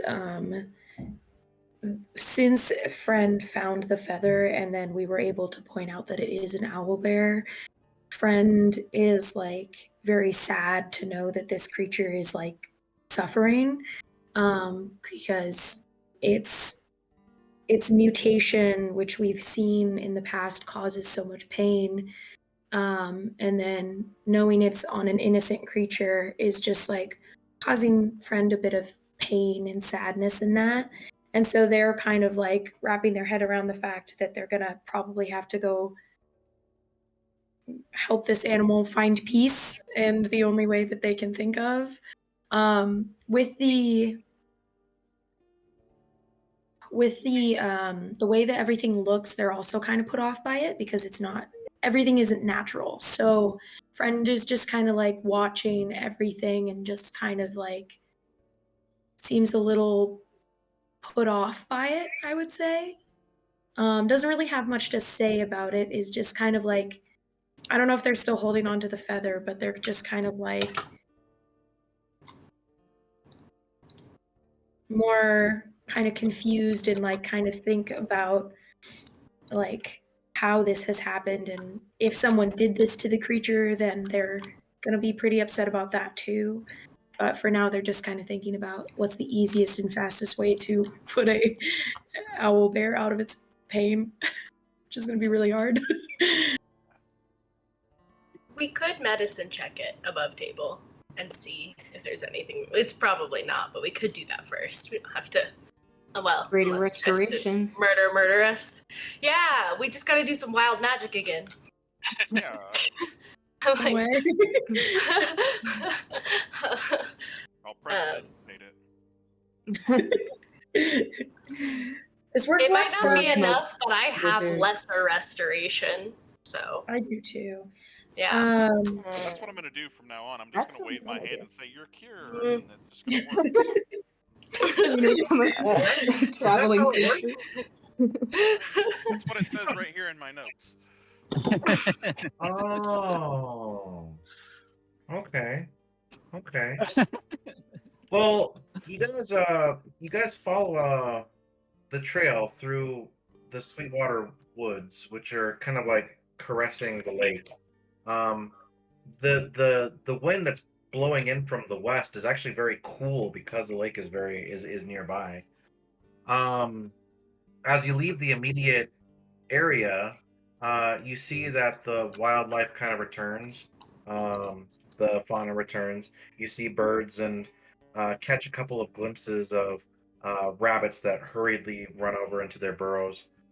You follow the trail. It goes through some kind of like some game paths, game trails, and then it gets down towards a ravine.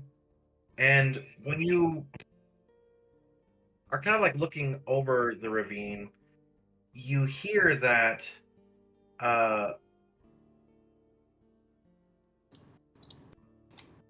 the first thing that you guys notice is kind of a smell. The air is very heavy with an ozone smell, and then there's like a faint whiff of rot. And then suddenly beyond, like further beyond, maybe 100 yards, maybe closer, maybe further, you're not sure. You hear this bellowing roar. It's cracked and it's hoarse, and it tears through the air. And then you hear a tree that just snaps like a matchstick. Something huge is thrashing just beyond the ridgeline, and you can tell that it's stumbling, it's not stalking. The creature is here, it doesn't try to hide, and you're starting to realize that it can't hide. Can I cast Gift of Alacrity on Liggy and then give Wells advantage with my other advantage thing for initiative, the Vigilant Blessing? Okay. Oh, I'll also cast Gift of Alacrity on myself. So you guys will both have advantage on next initiative, Liggy and Wells, because I can give it to 2 people if my Gift of Alacrity is available, which it was. So. Do you want to The Gift of Alacrity, I think, is a dice roll. Yeah, the Yeah. dice roll. Is it? Yeah. Oh, that's what it is. So Well, one person will have advantage. extra and initiative one things. person- So I have a D8. He has advantage. Yes. Or Yeah. whatever it is. So I can give advantage to one person, Why don't you guys, and then I can give a D. Why don't you guys That's go how that ahead works. and roll Okay. that right now? Just roll Perfect. roll your 2d8.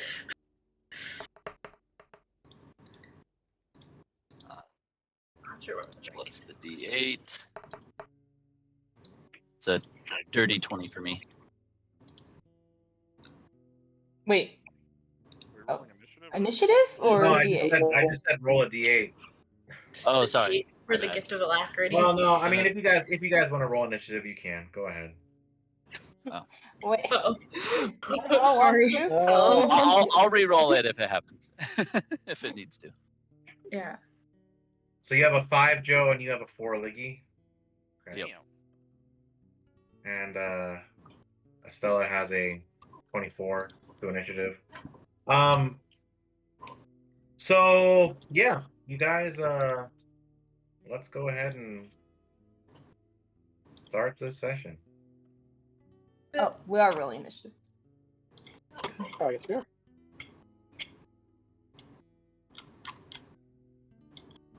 Oh. Poor little guy. I used your picture, Rob. I liked it for D&D Beyond. I changed mine too, but it hasn't updated anything yet. I'll also be using bait in this encounter. What I'm talking about the map. I used the picture you sent of Joe for the character picture. It's on the map. Oh shit! I'm like so lost. Sorry, that went. Woo! No, you were somewhere else. It's okay. Oh no, I like that. Yes, perfect. Oh man, it's far away. That cute land puppy. How good are you with your lasso, Liggy? Depends Can if we I have a lasso black this die or thing? not. Can I grapple this thing? Liggy's gonna go for our ride. Yeah. Does it I have recommend a if somebody wants to try and cure it, let's do that at the beginning. I don't know. So, Some Range evidence- of less you see restoration. you is see it- this creature that bursts through the tree line, and it lets out this cry that sounds kind of like rage and suffering tangled together. The first thing that you're noticing about it is that its feathers are cracked and patchy, and you see jagged bilestone shards growing from out of its back flesh. One of its eyes is glowing green, and the other one is weeping black fluid. And you see that there's a shard that's jutting from its side, and it's kind of pulsing like a heartbeat, and it's half melded into its body. It kind of sways once, and it exhales this like choking rasp, and then it slams its beak into a tree without provocation, which then shatters into a spray of bark. Estella, what are you going to do? She's gonna You're up. cast Misty Step and she's gonna dash for her action and she's gonna get right there. Oh, Oh, what the fuck? What? Just get right Wow. in his face. She wants to try to heal it. She feels bad. She's gonna try and kill herself. Well, Nah, she's got a Yeah. 17 armor class. She'll be fine. Yeah, against. apparently. As the, All right. Matter in this Tilly- game. Owlbear shatters a tree Wait, is this Lyra next or? to you. Tilly, Um, meet Paul. Paul, this is Tilly. She hasn't met you yet, so do your thing. No, I'm scared. She's gonna go a little Oh. farther back. Do you have another character prepared? Hey! No! Stop that! Okay, wait, we're 60 feet. She won't dash. She'll just go 60 feet, which is like right here. Bullying behavior from the party. Apparently, can she do? Go ahead. No, I'm scared. I'm scared. Okay. I was gonna say she probably can't do a medicine check from this far back, huh? You can if you don't dash. Okay, won't dash. If I'm this far back, though, can I do it, or am I not close enough? Yes, you can make That's a medicine check. Misty and movement Okay. so far. Yeah. Yeah. So I won't dash, so it's just 60 feet because it's Misty Step and then her 30. Okay. Then she'll medicine check. And she got a 25. Wow. Nice. Please. This creature is suffering. It is dying. Okay. And in its final moments is lashing out with all of its power. You don't know if those final moments are going to be in 2 seconds or if they're going to be in 2 days. But this creature is it's at the end of its life. Yeah. That's what you get from the medicine. Okay. That will end my turn then. Liggy, you're up. Liggy is going to go. The owlbear 30. doesn't do anything? Oh It yeah, does not. Albert goes for me. Oh, I'm so sorry. Yes. I mean, we Damn can it, skip. Joe. I mean, Albert doesn't do anything. Someone roll me a what's the? I percentile. thought the dice, owlbear's please. doing something weird. I don't know. Perception? Someone roll me a Percentile. percentile dice, please. D100. Oh, percent.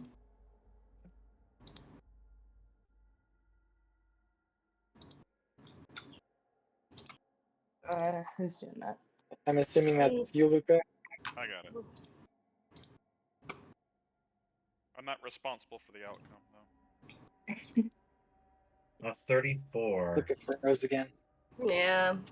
Bye, Luca. My Wi-Fi is the We're back. worst today. What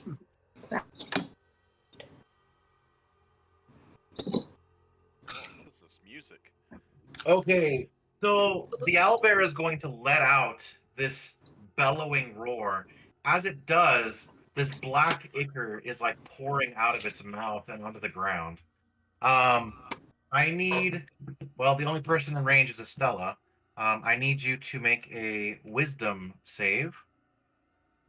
DC 16. 22. You're fine. Cool. That is all that happens. That is going to bring up Liggy. Liggy will move here.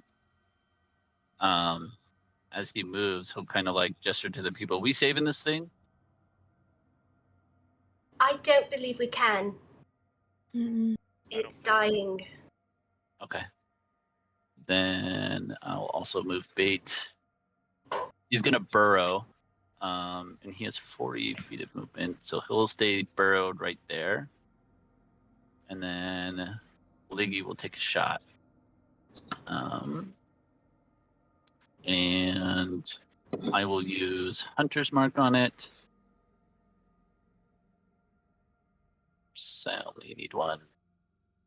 And then I'm going to take a shot with Sharpshooter engaged. Okay, go for it. Oh, that's the wrong roll. Oh, so you just automatically do damage? Okay. I guess so. And I miss. I'm assuming that's a minus 5. That will be a miss, yes. And that's gonna bring up friend. okay. Can you guys hear me? Yes. Mm-hmm. Yes. Okay, cool. Yeah, every time I turn on my camera, it freaks out, so I'm just not gonna do that. Anyways, You're fine. I think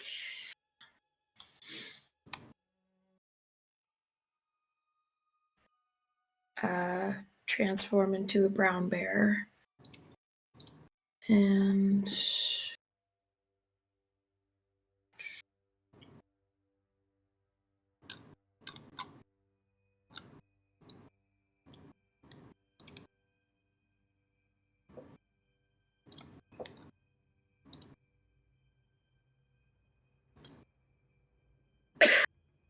right, Red's gotten all eerie on us. so right here. I think actions. Okay, yeah, that's all I can do. That brings up Wells.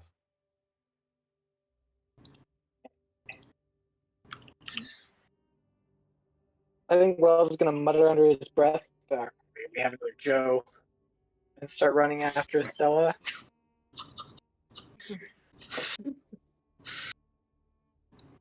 He'll move over here with 30 feet, and then he'll use both his action attacks, not at advantage, attack. The first one is a crit. Damn. All right. Okay. That's 9 doubled to 18. The second attack is a 19. Does a 19 hit? That will hit, yeah. Okay. It will do an additional 8 points of that as well as 10. Okay. Got it. It will take that damage.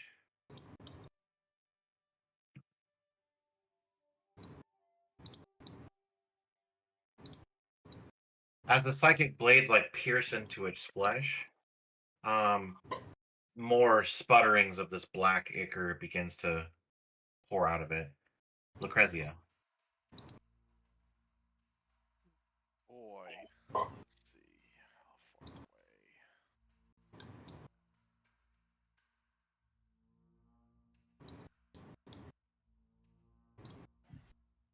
Move to right here. I'm going to attempt. There are like little stones and things maybe scattered around on the Yes. of sufficient heft. Sure. I'm gonna attempt to catapult, and I'm gonna aim for the crystal that's sticking out of it, the one that's pulsing. Okay. If I can, that needs to make a DC 15 Dex save, please.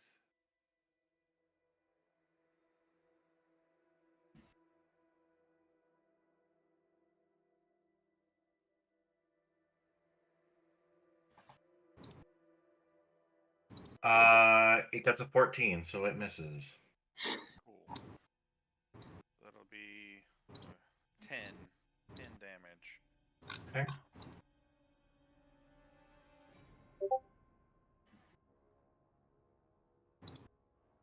Got it. That is going to bring up Joe. Okay. I will bonus action misty step. Right there. Oh, Guys, please. What? you got that far? Is that too far? At 60 feet, do I need to be one more over? I don't know. I was back. I just measured it. Yep. No, I you're was good. either right here. I was just impressed. All right, and then I will attack with Duggar's axe first. Well, I didn't reckless, but that's okay. 15 on the first attack. 15 will hit. Yes, 15 On will the hit. nose. Oh, On the nose. okay. So half damage. So then the first attack deals 10. And then the second attack, with just the regular battle axe. Yeah, that'll hit. It's 24. Yes, very much so. Second attack will deal 11. Got it. Okay. Again, when the axe like hits it, it like slurches into the body, makes this like sickening thwack, and this like blood, this black ichorish blood begins to pour from the wound. Oof. That is going to bring up the Okay. lair action, and the area. Let's see.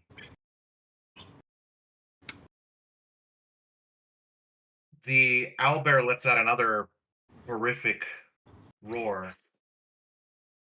And what is going on with my music right now?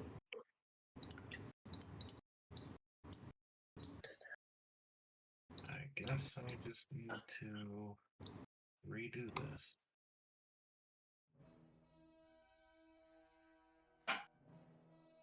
Classic.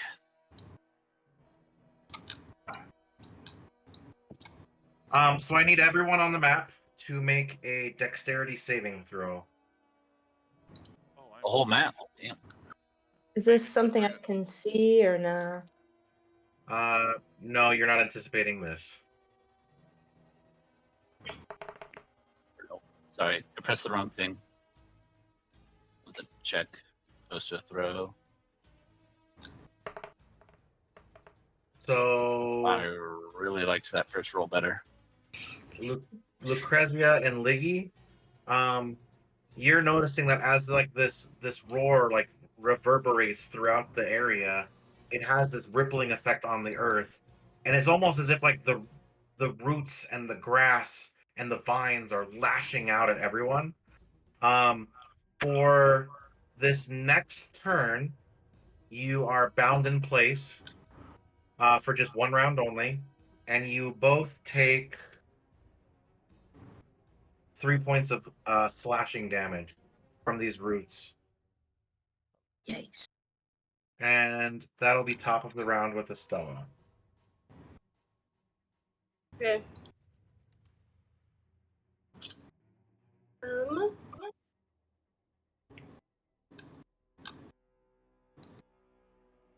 She'll cast Toll the Dead on the owl bear. Okay. So it Needs to needs to make a Wisdom 14 save.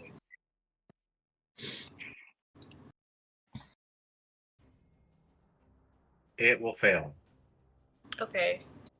And then it needs to be a D12 because it's damaged, right? Correct. Yes. Okay. So that'll do just 8 points of necrotic damage.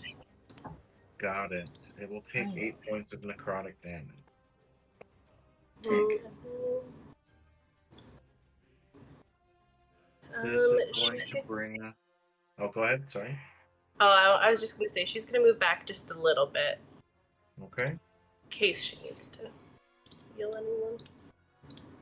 And that's it.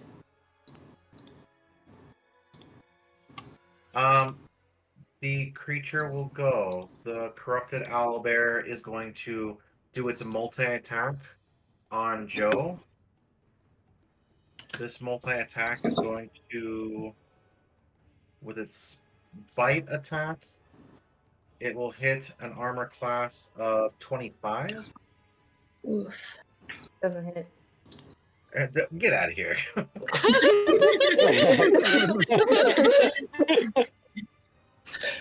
And that bite is going to do 7 points of damage.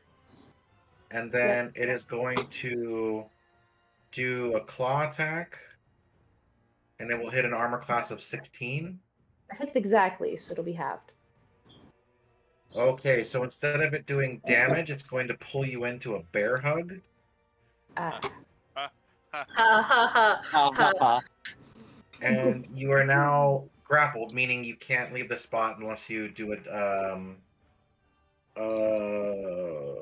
check on your turn. Yes, it's athletics, yeah. And this is going to deal 10 points of damage to you. Is that still halved because of the hitting on the nose? It is halved, yes. Okay. It barely manages to grip you and pulls you in tight. Now, on your turn, while you are grappled, you will take an additional damage. So just keep that in mind on your turn. And that is its turn. That's going to bring up Liggy. Okay. Linky can't move, so he's going to stay right there. Bait is going to... he's going to burrow underneath these rocks over here. Okay. I can move him. Right there. And then Liggy will take a shot. I'm gonna say, yeah, I'm gonna sharpshooter this as well. Okay. Come on, give me a good roll. Yeah, that'll hit. Yeah, perfect. So this roll plus 10. This, Nice. that'll be 16 plus 10. And then Hunter's Mark will add another d6, which will add another 1. And then I'll add a Fury of the Small, which will add another 2. Okay. That's And that's gonna. So with this shot, you see that a lot of its like flesh just like is ripped apart from its body. It's revealing skeleton and bone, but it's still grabbing onto Joe really tight. That makes sense. That's gonna bring up Friend. Okay. Then friend is going to get to right here and is going to do both my multi attacks. So that is a 7 on my bite, so that doesn't hit. That will miss.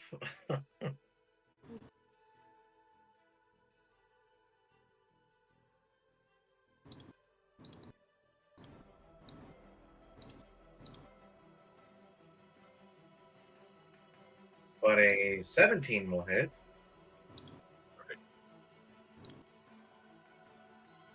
Oh, Can Bait still use his reaction while underground to add his acid damage? I'm gonna say he would need to be surfaced, or at least within 5 feet of the owlbear, but not 15 or 20 feet like he is. Okay, that's fine. Did we lose Luca? No.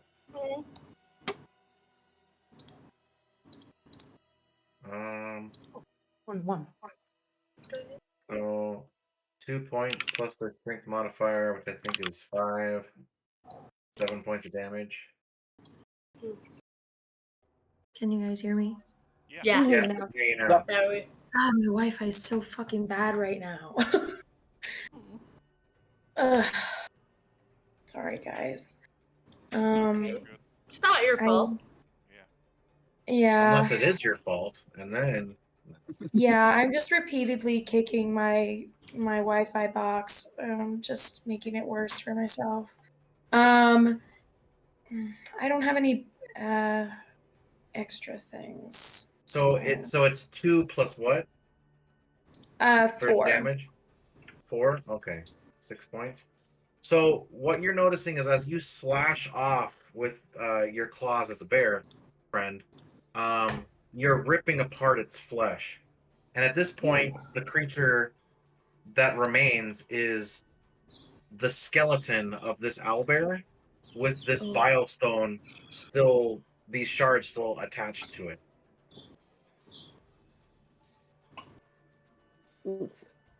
That poor thing. Fucked up.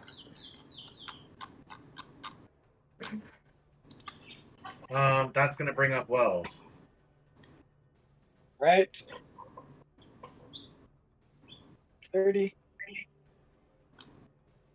Can do the same thing. Does not have advantage.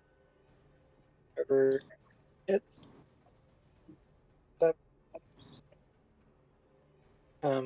First is a 17 to hit. Yes. All right.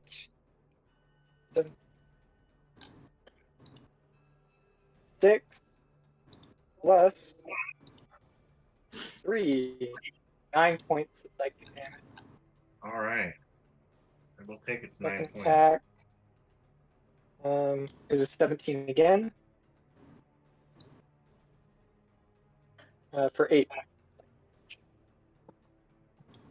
That is Wells' turn.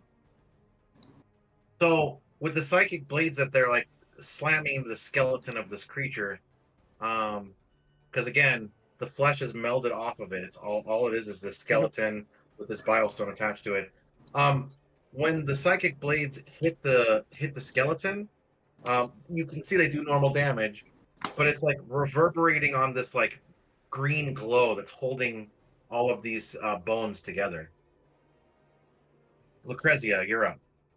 Can we see what the source of that is?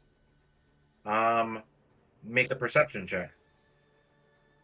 Ooh, great! I'm famously good at those. Can I make one as well? Wow, weird. Sure. Hey. On your turn, you can make that. Sounds good. So with the 20, yeah, it's coming from the bile stone. Ooh. In fact, I have an image that I had for this. This is what's holding on to. Oh shit. Whoa. It's holding on to Joe right now. Great. Which then brings up Joe. Joe, you're going to take at the beginning of your turn. You are going to take 2 points of damage from the sheer strength of this creature, and it's your turn. Wait, how many? Sorry, 2. Okay. 2 points. Okay.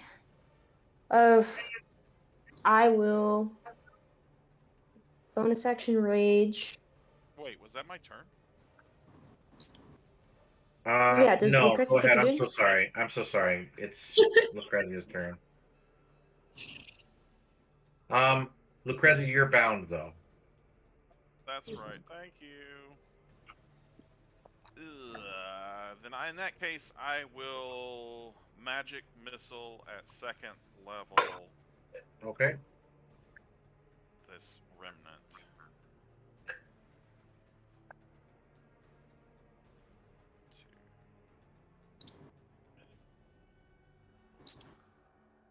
How many is it? 4. Okay. 3 and 4. So that should be 4. Oh my god, what is going on with my game log here? 7, 13 total. Okay. Got it.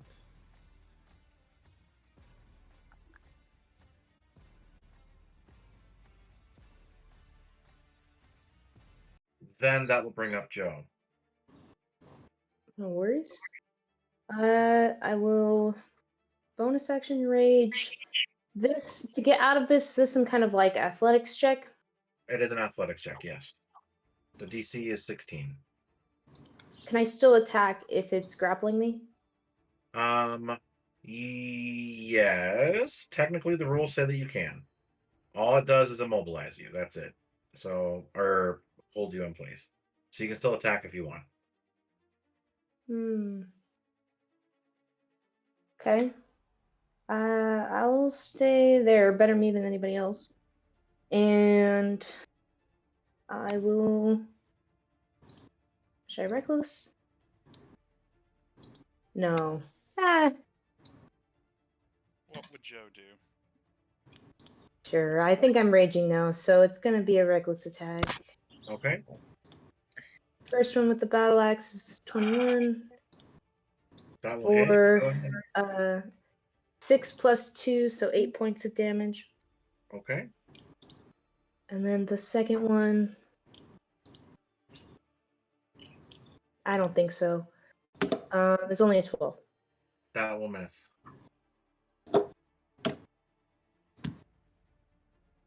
That is going to bring up the second lair action. You will find that, let's see. I need everyone on the map to make a wisdom saving throw. Wisdom. The difficulty is going to be 14. Damn. Okay. I would like. I'm gonna add a fate chip on. Okay. Because I'm just gonna do a white one. So that's a d6. Well, that one, like even if you rolled a 1, that would make it so that you save. True. Yeah.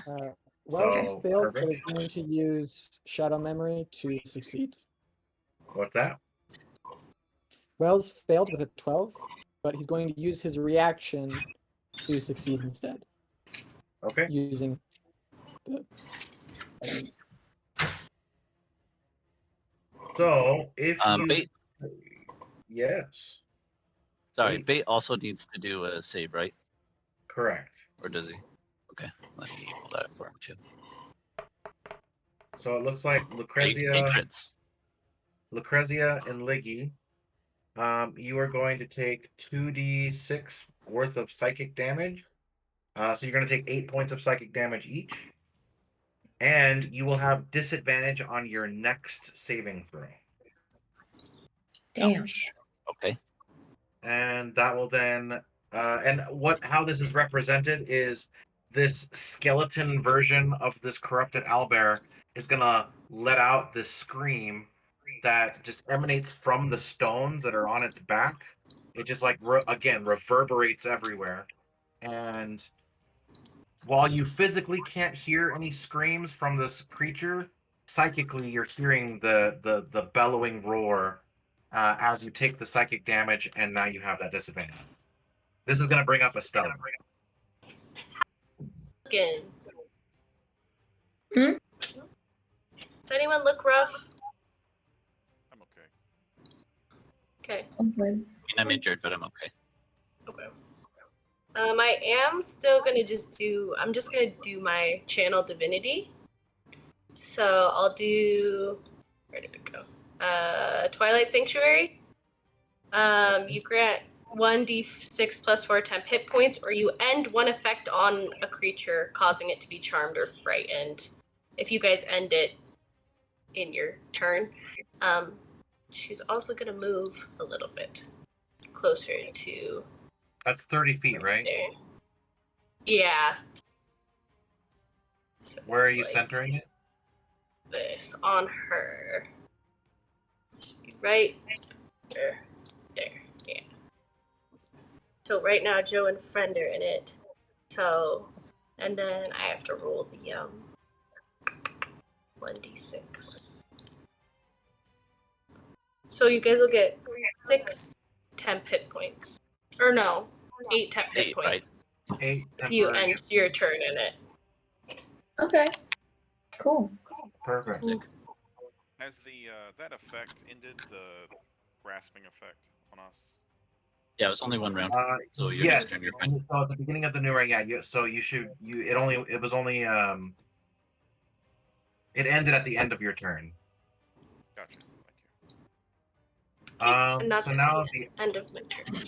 owlbear is going to go.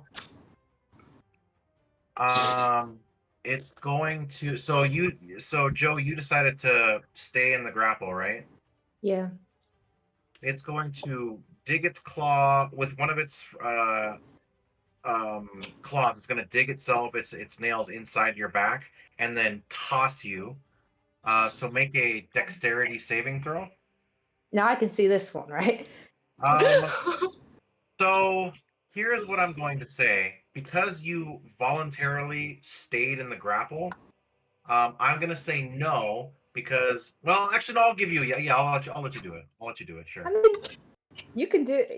You get the final I'll word. let you do it. I'm just making my case, but I'm okay either way. All right. Giving me advantage.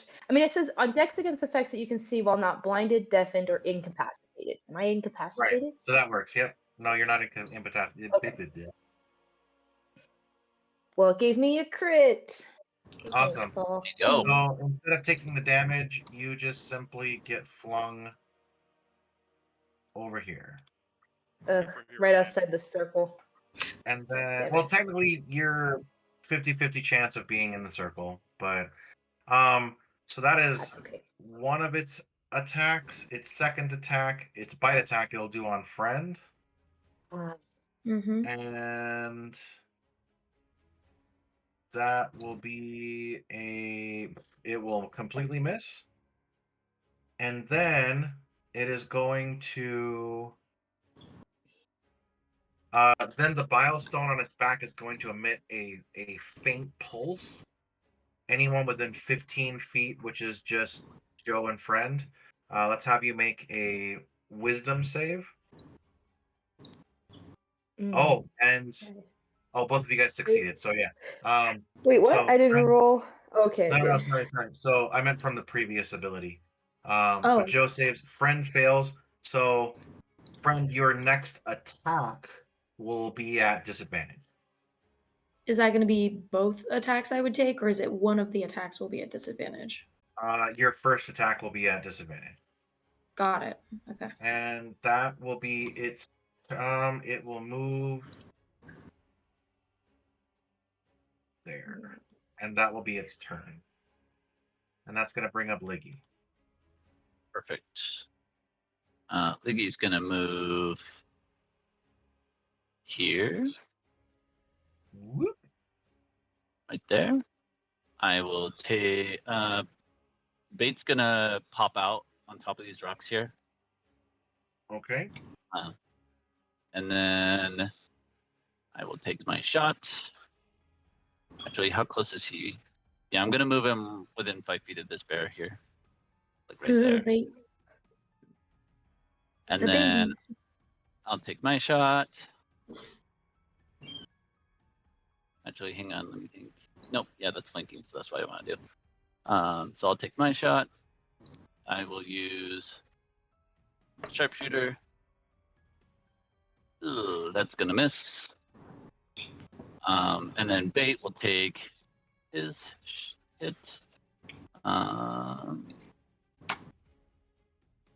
Let's see, it's a +2 to this, but it's also at advantage, so I'll roll again. Second one's gonna hit, and he does a d6 +4. So he'll do No. 10 damage. Okay. Got it. Damn.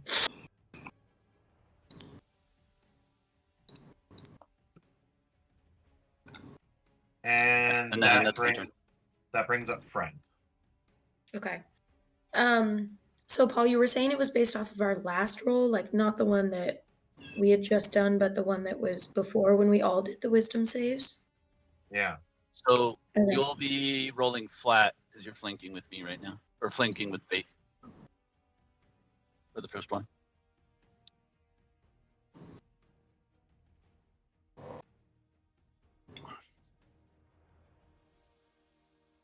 Sorry, what were you asking, Luca?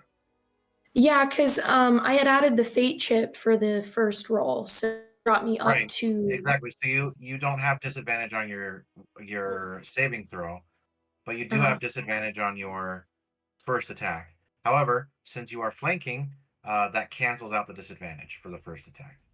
So you rolled a 6 plus 6, I believe.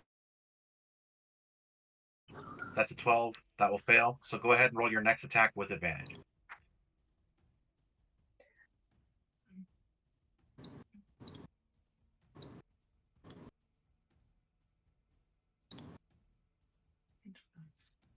in for a 17 it is. 17 will hit. Cool. Then that is 2d6 plus 4. Dang. So Hold on one. Huh? No, keep going. Sorry. Okay. So 2d6, so 8 plus 4 for my claw attack. And then Bait will use his reaction to add 5. Okay. Cool. Got it. Real quick. So I don't know if like your sensitivity is super high up there, Tilly, but I can hear every single click that you're making. Oh god. I don't know. It's like it like keeps like interrupting all of the music I'm and stuff. so It's crazy. sorry. No, you're totally fine. I just Please, didn't know if your if we could sensitivity fix is it. up or what. It might be. I mean, I had to unplug all my stuff, so I don't know what settings or anything on my computer. On Discord, there's a noise suppression thing. That's what fixed everybody being able to hear me typing. Where is that? Is it something you have to do, or is it something that I have to do? No, so down in the corner where it says video connected, and then it has the camera and the share your screen. Oh, I see. Art? So the wavy Just line. turned it on. I don't know if that helped. I can type to check. Yeah, go for it. We don't hear you Nope. typing. Okay, it worked. Perfect. Woohoo! Thanks. Cool. All right. Sorry, guys. No worries. That is awesome. So that's going to bring up Wells. Cool. Well, with bait in there and Estella, this is awesome. 10, 15, 20, 25, 30. He's going to use that flanking to get advantage.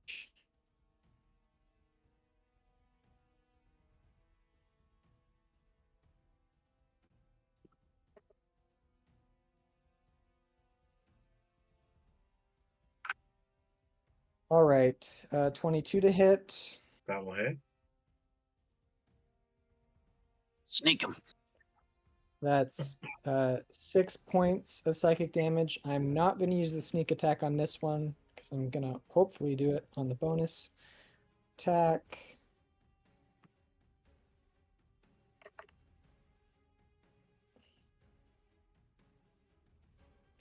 A 24 or 24 will 23. hit. 24 will Nice. hit. Okay. So real quick, why are you rolling the advantage roll and then rolling an additional attack? The feat I took is Elven Accuracy. When you're rolling with advantage, you roll one of them again. So you roll 3 times. Oh, gotcha. Okay. Cool. Triple advantage. Yeah. Yeah. Wow. That's pretty sexy. And So 9 points. For a champion. then Elves, man. Oh, elves. And then an additional 4 from sneak attack. So you see as your blades pierce in through the already shattered and chipped bones, you sever a spinal cord that, or where should be a spinal cord, with that critical hit there, and you can hear the bile stone chip behind it. Suddenly, that green aura that's around the bones vanishes, and the whole body just crumbles to the ground. And then, almost instantaneously, once it hits the ground, this image pops up from the bile stone and begins to assault you as well. oh shit. Oh, Lovely. okay. Lovely. That's awesome. That's pretty sick. And it's 8 temp hit points. Is that Correct. Okay. That's going to bring up That's gonna make- Lucrezia. Okay. Is this? Well, first, let's get over here. Next to Liggy. Is this thing incorporeal? This like a spirit? You could do a religion check I could attempt as a bonus action. 24. This creature is a spirit, which requires a +1 weapon or better to hit, or magic. Magic also works. I will relay that to the group that you just heard. Okay. Shenanigans.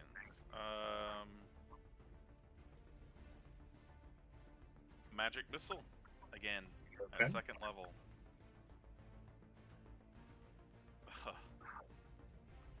Come on, magic.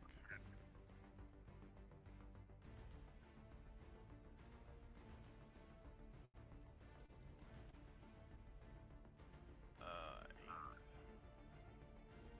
12 damage total. It will take 12 points of damage. By the way, am I echoing across anybody?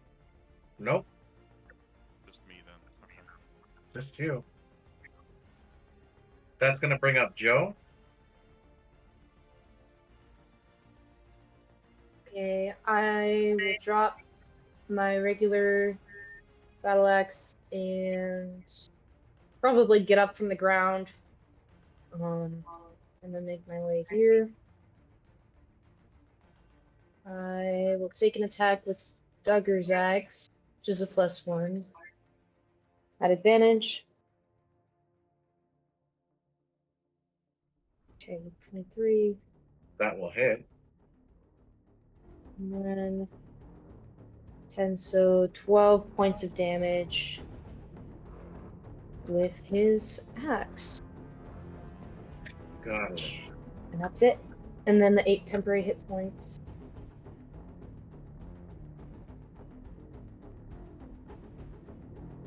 Yep.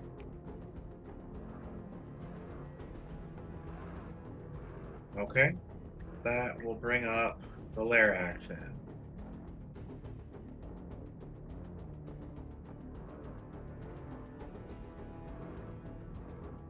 Oh. Okay. Emanating from, so now that it's in this incorporeal state, the crystals are still attached to its spirit. But you guys see that it's like almost like sucking the spirit itself into the stone. What happens is there's a flash of unstable energy that reverberates through the area from the bile stone. Now I need everyone to make a Constitution saving throw.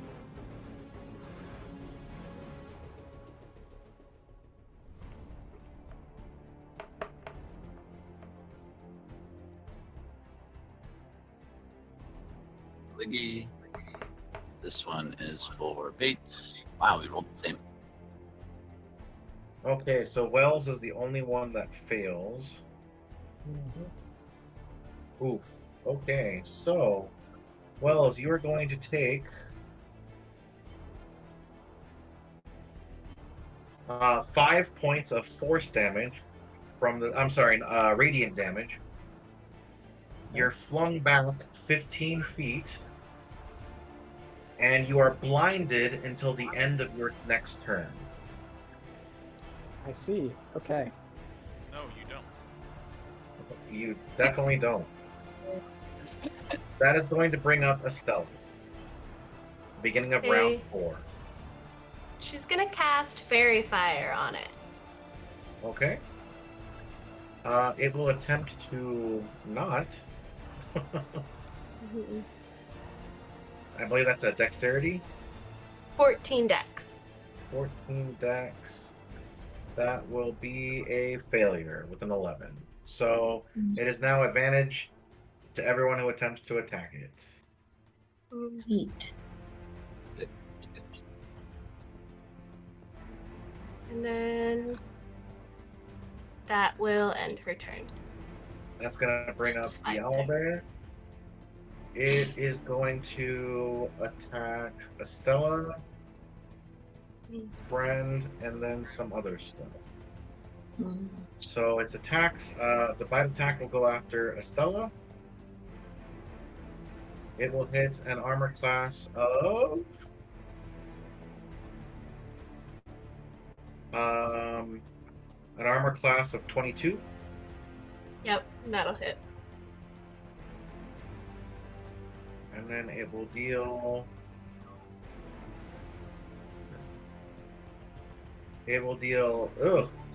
17 points of damage. Okay, and then I have to roll for a concentration save on the spell, right? Correct. We're chilling. So, yeah, you're fine.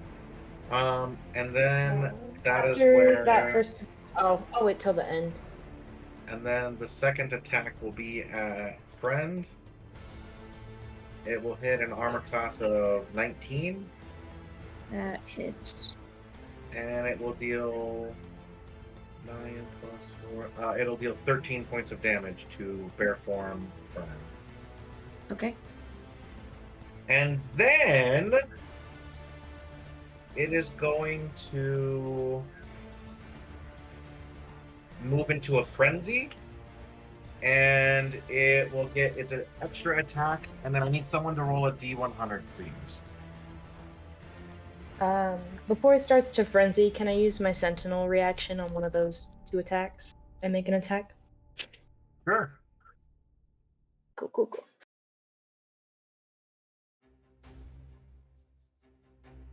20. Nice. Ooh, nice. That will hit. 8 points of damage. Okay, it will take 8 points.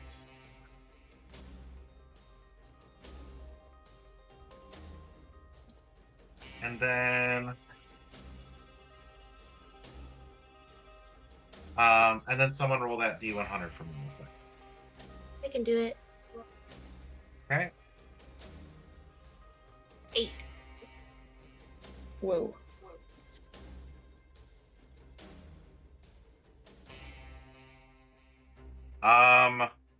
Okay. Hey, someone roll twice more for me real quick, please.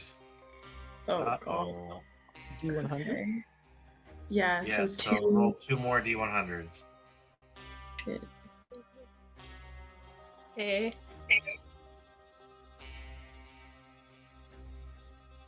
Oh, I rolled them together. That was 55, no, bad. 55 and up. Yeah, you're good. No, you're good. An So that will 89. be... How much damage we take? Okay, so please. yeah, so everyone takes 144 points of damage. No. New Okay, parties right now. so 1, 2, 3, 4. Let me see who these affect. So number 1 is a 2, so that's friend, and the other one is a 4, that's bait. So, you see that coming out of the ground are these like spectral claws, these spectral arms, bony arms that are clawing at friend and bait. These are all images that are coming from the biostone. And what happens is, friend, you are going to take 6 points of necrotic damage, and bait will take 6 points of necrotic damage as well. Okay. Takes him down to.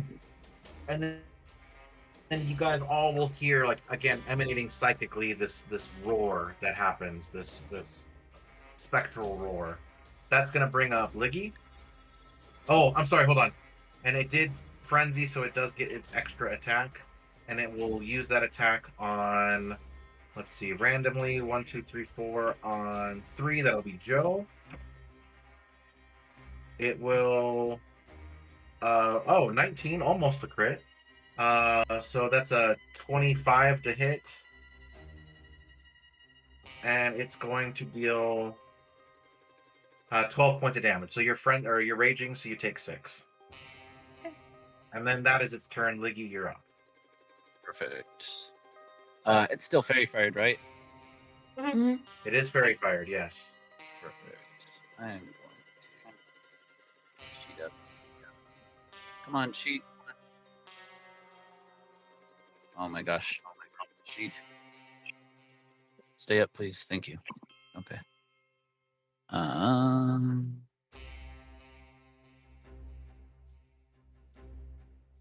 Let me just do this. At advantage, I will use sharpshooter. Wow. Okay. So it misses.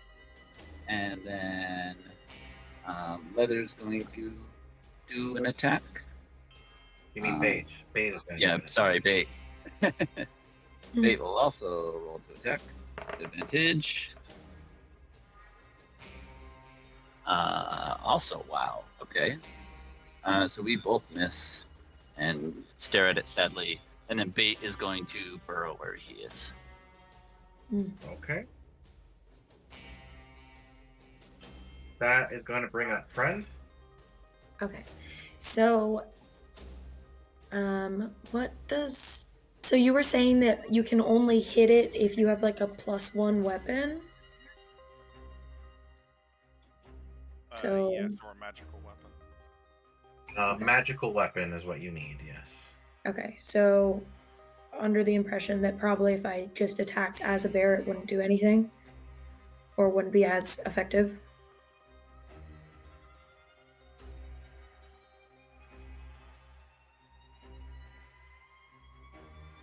Hello? Sorry, say that one more time.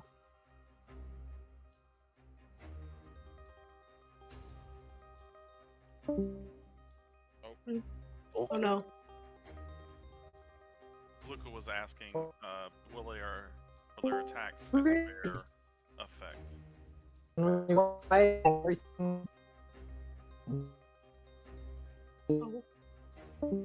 Went great. That was the end of the fight, guys. Good job. Wow, don't happening? you What wish. is happening What right is now? happening? Yeah, I just got like a crazy surge, and so it like booted me out. That's weird. Can you guys hear me? Yes. Yep. Yeah. We can hear you. Okay. Hey, Captain. So I'm also not gonna turn on my cam apparently because I suck. I don't know. Welcome to the team. Yeah. What is friend doing? Right. So. I think there's a bunch of people on the internet right now at my house. So. Oh yeah. Basically, I think if this is corresponding, basically, or Luca's asking if friend's attacks as a bear will affect the owl bear. It will not. Okay. Luca's natural attacks will go straight through the creature. Great. Then I would. And If you can. Iggy's attack would also have gone straight to the creature. Yeah. Would Wells?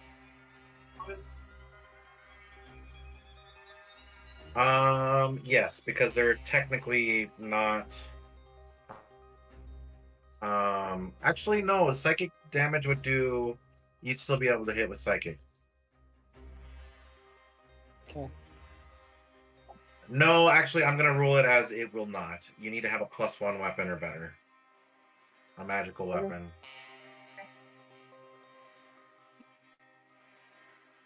I'm so wishy-washy. I'm sorry, guys. I am going to try to use one of my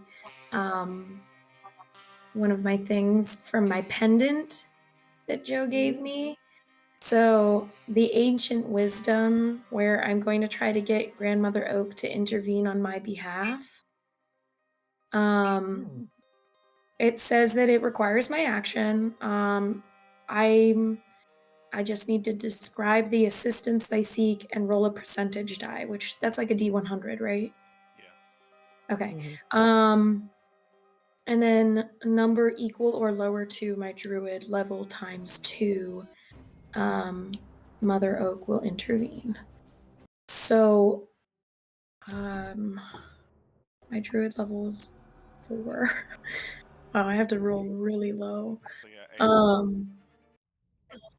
Yeah. Okay. So, I think it's just friend, calling out to Grandmother Oak and just asking for her assistance in helping this owl bear find peace, because they don't know how to do religious things, they don't know magic that could like potentially help them, so they're just gonna try to do this and hopefully get help from Grandmother Oak. Please roll low, please. Wait, that's not right. That's the wrong thing. I was like, wait. I pressed the Congratulations. but my voice was so bad. Okay, the second You could time. have played it off. This Everybody, is gonna be really cool. Going. definitely not. Oh wait. What? Oh yay! No way. holy crap! Shit! Nice. Mother Oak's got us, bro. Okay. Grandmother Oak! Hold on. Wait a second. Hold on. What? That's what the item says. Is what the item Yep. says. Fully aware. Fully Sorry, Paul. aware. Sorry. No, no. Don't be sorry. You're fine. How's it feel? I just need Grim to. flipped on. So now is a good time for everyone to use the restroom if you need it. I Okay. need to go get some food. Go get whatever. This is gonna take a second. Okay, Yep. great. Girls, the DM. Do that. Well, you're welcome, everybody. See you in a second. See you in a minute. That's awesome.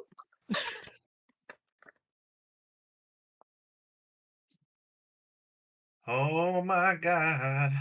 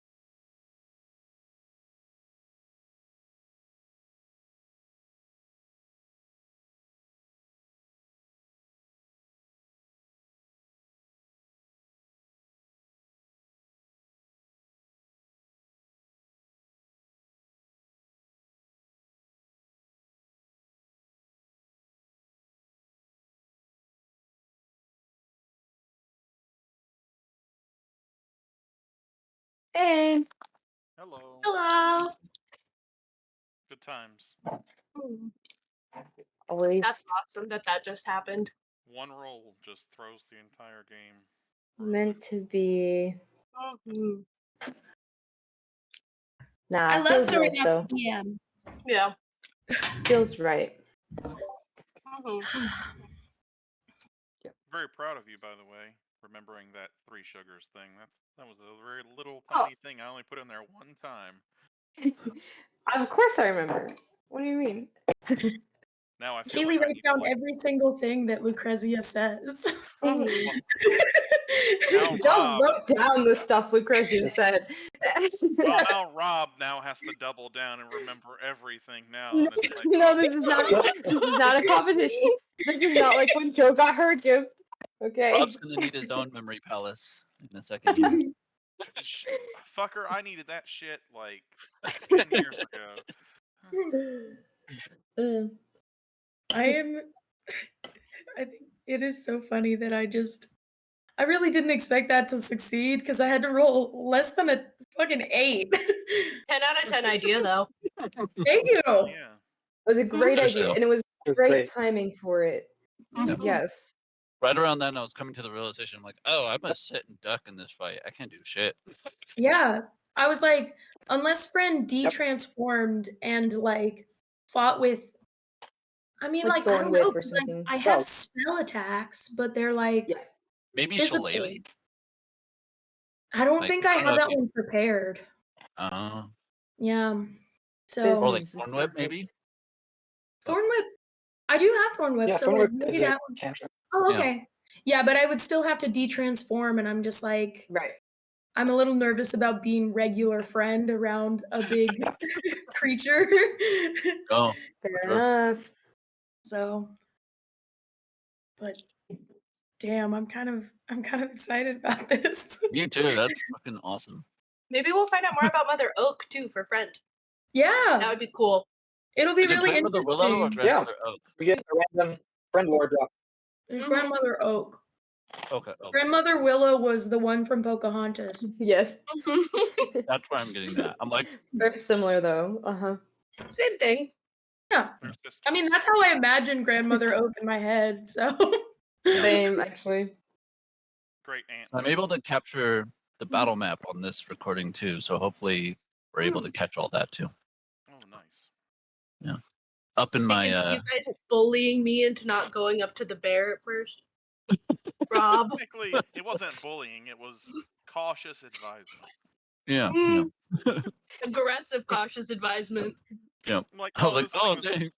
this thing's only like obliterating trees and shit, and your little 5'1" ass goes up there and says, "Hey, how can I help?" Yeah. Yep. I can't fix me it if I spray it. can't touch it. She just wants to help in any way she can. That's her only goal, is to heal things.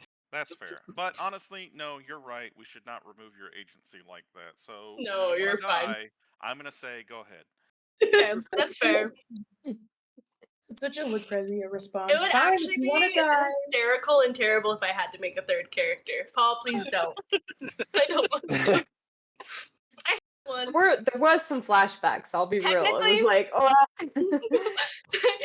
Yeah. Technically, we had another character idea before we decided on Estella, but we didn't go with it for multiple reasons, but one of them is because they were going to be from the Dominion, so Wells was just going to try to kill him on sight.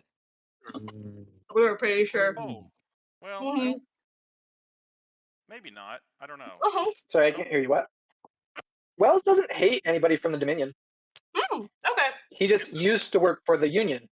Who hates the Dominion? I did make the last time I was in Oh, yes. Paul's campaign, I did make my character racist in that they hated lizard folk because they killed their family. And that's who's in the Dominion, is all the Mhm. lizard folk. Yeah. Yeah. But Wells is fine. For. Oh, gosh. He spied on the Dominion, but it's a job. It's a job. Yeah, that's fair. No, yeah, but we talked about that with Paul, and then Paul was like, but also we really need a healer.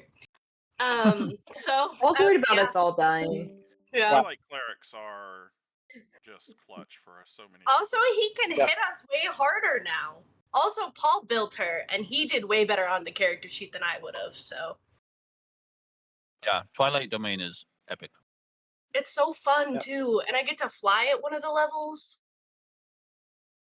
Oh, hell yeah. Oh What level? 7? Well, Uh, say like maybe 7. 12 or something. Let Well, me check. if Estella hadn't backed up, Wells was gonna run and tackle her.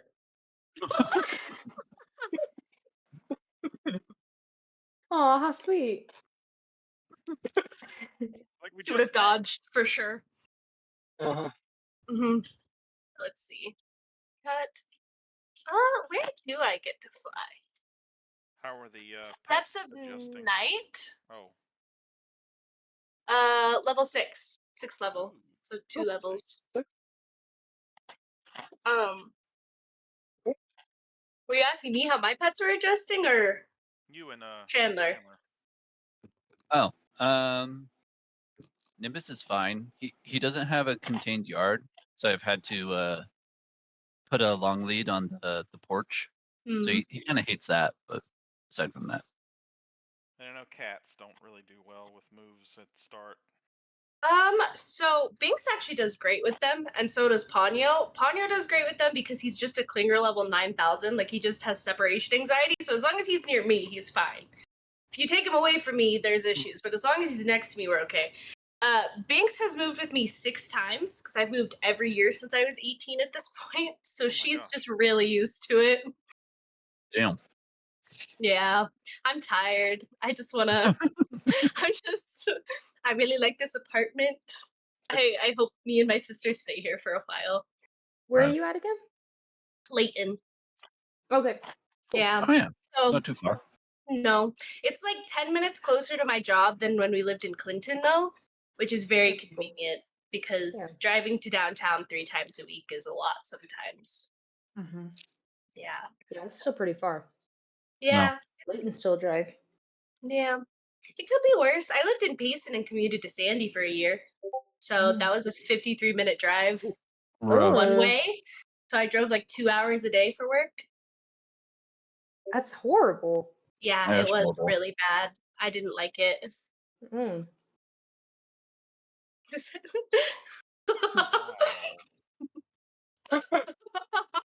Well, that makes sense. That does make sense. And Luca, remind me where you live again, because I don't remember. San Diego. Oh, you're in San Diego? Mm-hmm. Holy shit. Okay, yeah, you're not close at all. No. But I have been thinking it would be really fun to come and like see you guys because I've never been to Utah before.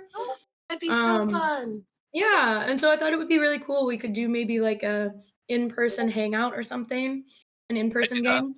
That sounds dope. Yeah, Been super fun. so- Mhm. Come see me. We have a room. Okay, I'll come. I was thinking about it. If you wanted, Court and I are going to be in San Diego in like June 11th through I don't know 17th or something like that, and we might drive. So I mean, maybe you could like drive back with us, hang for a couple days, and then fly home. Ooh, if you did that, I could make a work trip to Salt Lake City. You should make a work trip to Salt Lake City. Yeah. I could squeeze that in there. So yeah, maybe we should start thinking. Told him he's a grown-ass man and shouldn't be playing Fortnite.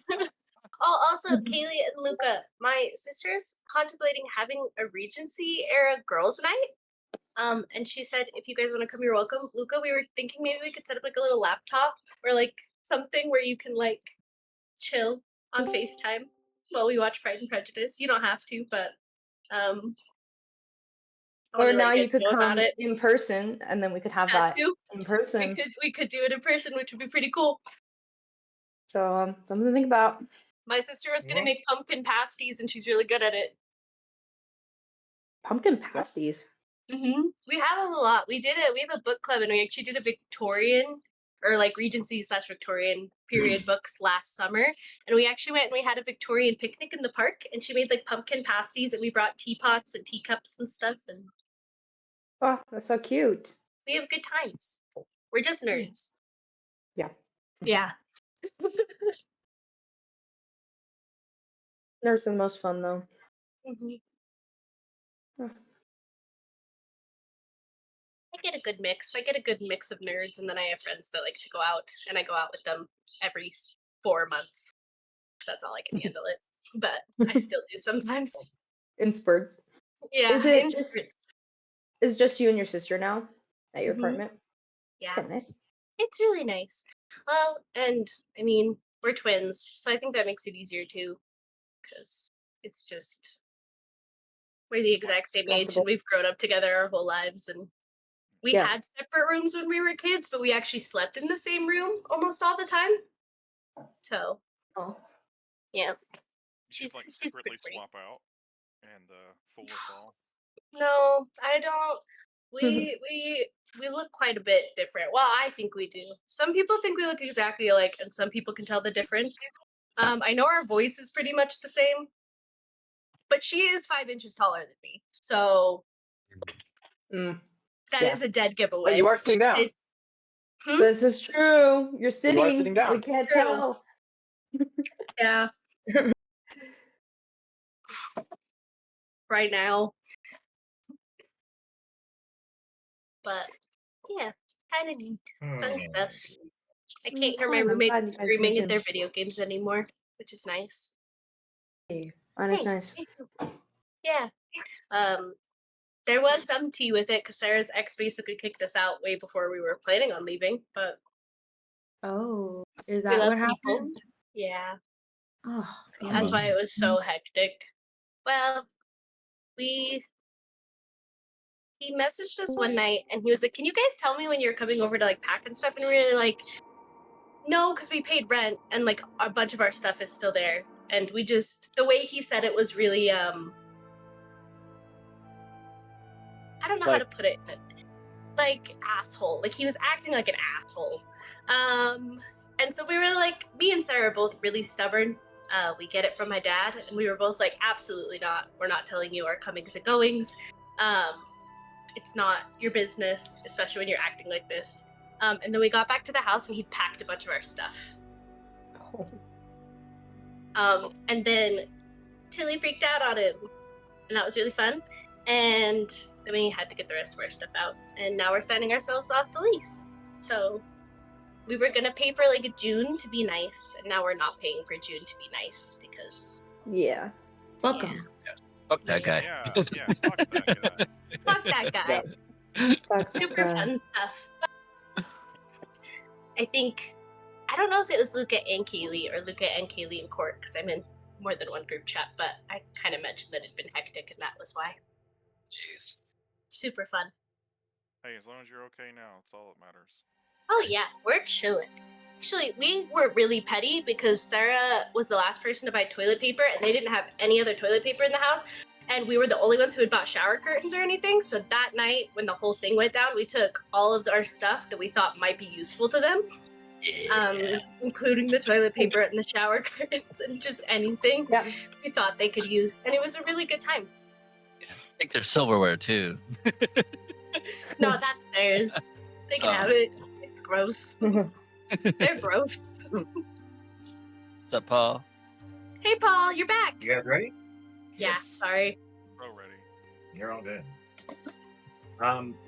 I've also turned off fret boat, so we're using Suncraft right now. Let's hope that works. We'll see. Oh my gosh, no, it's still saying that it keeps cracking out. It keeps. What the hell is going on? What's going on? Okay, here we're gonna do something else. I need everyone to turn off their cameras. Oh.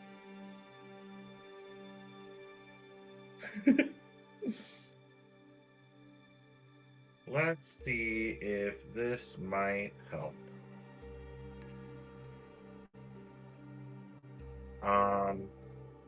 Sorry. Jeez, Chandler. Making it difficult. Oh my Alright, gosh. great. Oh yeah, I know the voice is working great. Okay, all right. Okay, so the battle has turned grim. The corrupted owlbear thrashes through the forest clearing. Its broken form is crackling with this unstable energy. Green lightning arcs from the bilestone shards that are lodged in its ethereal ribs. The air is thick with this ozone smell, the scent of burnt fur, this putrid bile that's on the ground. Blood, both natural, unnatural, stains the earth.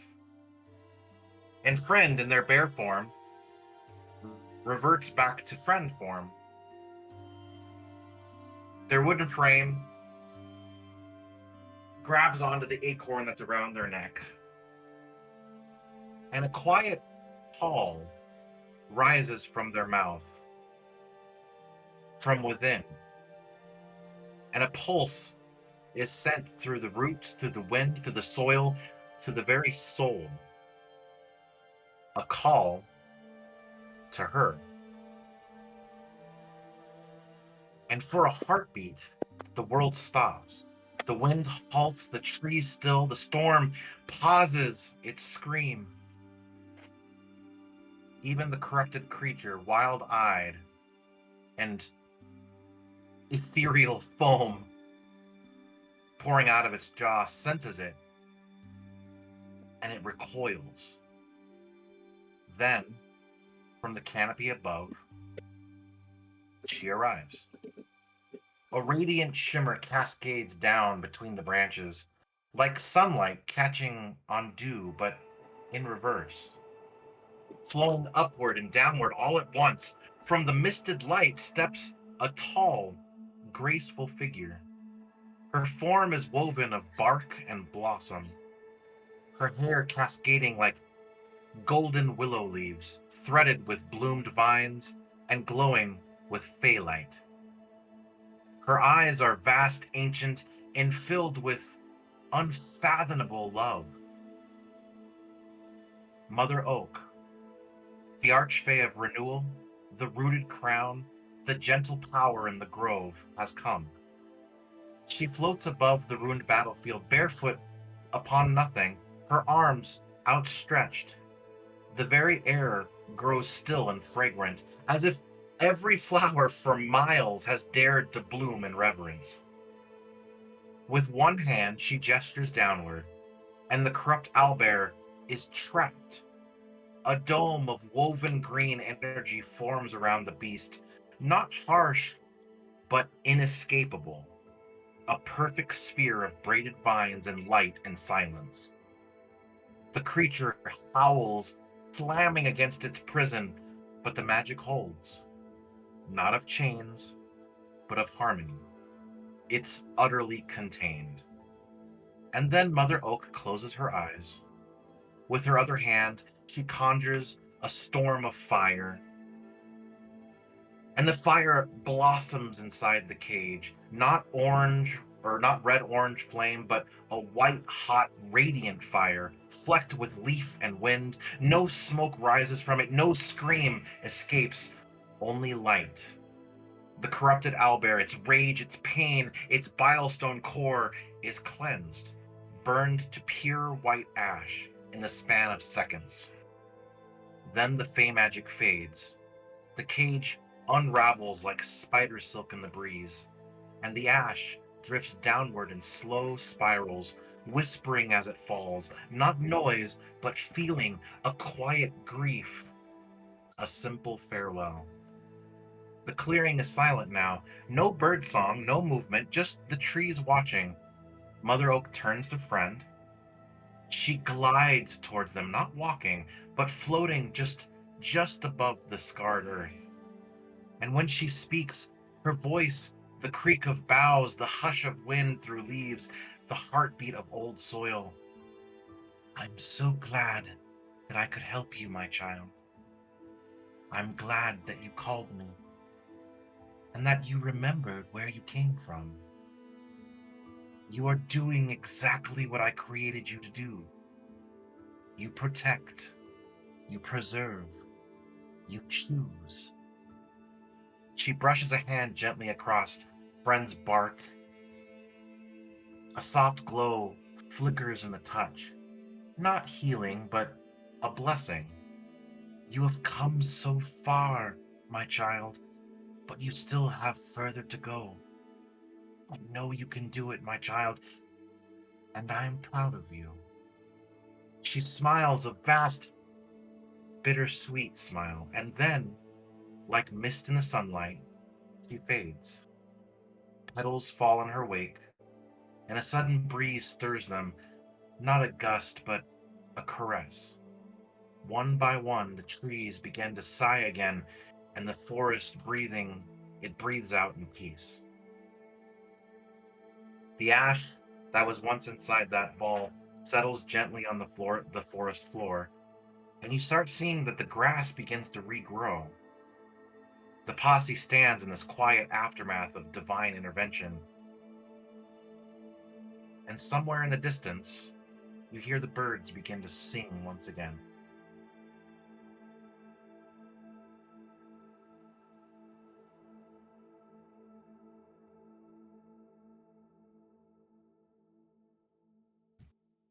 Damn.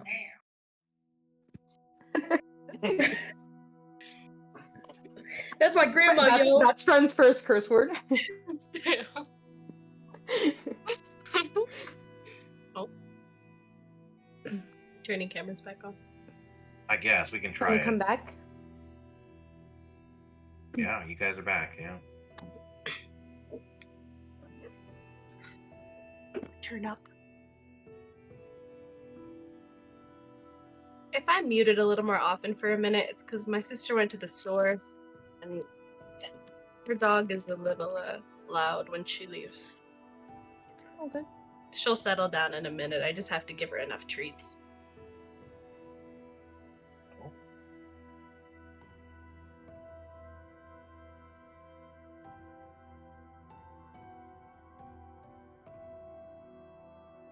I didn't know you could do that, friend. Above table, they normally can't. Someone gave me this cool thing, Paul, okay? Someone gave me this really cool thing, and I read my stuff, and I was prepared. I just didn't realize it was going to take effect so fast. Like, that was... I literally didn't think of anything. I couldn't think of anything else Friend could do. I was just like, shit, what do I do? Well, thank you for letting me use that. Yeah, of course. But I think Friend is just like, before Liggy says anything, Friend is just kind of like staring off in the distance to where Grandmother Oak disappeared to, and she like they just have this like almost childlike wonder about them. Like they're so in awe that they got to meet the person who created them, and knowing a little bit more about themselves, of that they were created to do exactly what they're doing. And when Liggy says, "I didn't know you could do that," Friend kind of giggles a little and is like, I didn't know I could do that either. I'm very excited that it worked out for us, and that Owlbear could find peace. I'm sad we could not heal it, but if this is the best we can do, I am very grateful that Grandmother Oak was able to bring peace to them. And not just the creature, but the land itself. Yes, exactly. Yeah, that was beautiful. I don't think I've ever seen such a graceful embodiment of nature that way.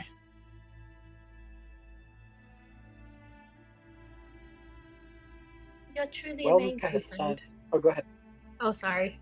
Estella's just gonna tell friend they're amazing and pat them on the shoulder or back or something. It's like a little job buddy. That was beautiful magic, and I am thankful to be witness to it. I'm in awe.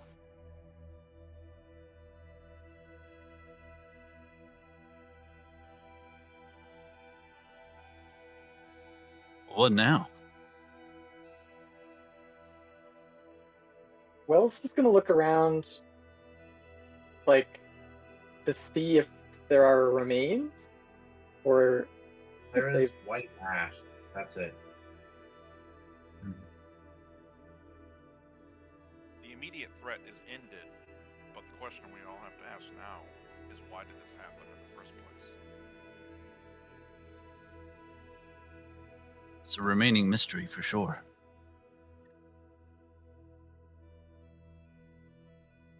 Have other traces of like the Bilestone's influence like dissipated in some way, or is it different? With Okay. Mother Oak's survival, the Bilestone presence, that radiation, if you will, is gone. However, I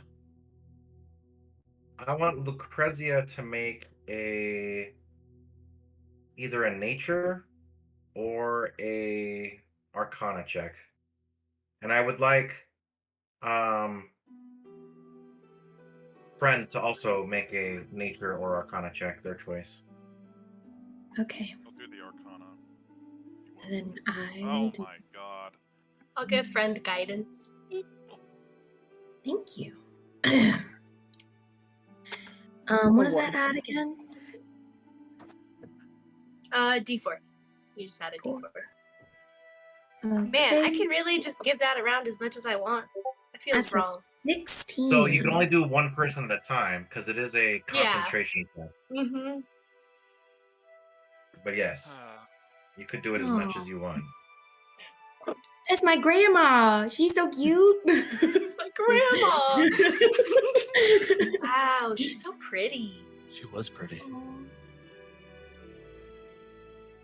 The acorn doesn't fall far from the tree, I can see. A tree joke. Very good.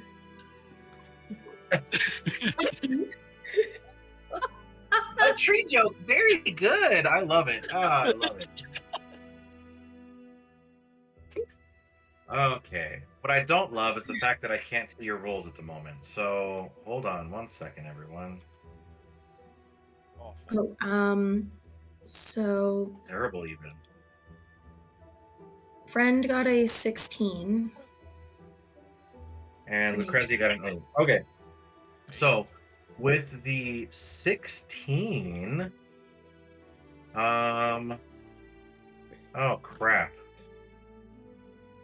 What did I just? You know what? I just lost. Yeah, you see crap everywhere. There you go. Green. Um, I'm gonna roll a green. I'm gonna try to boost that up just a little bit. Just roll an 8, man. You're probably good. Oh, so all I gotta do is roll an 8. I mean rolls tonight. I mean. What happened? Okay. Yeah. So If you believe, it will happen. So, that is a 16, kind sir.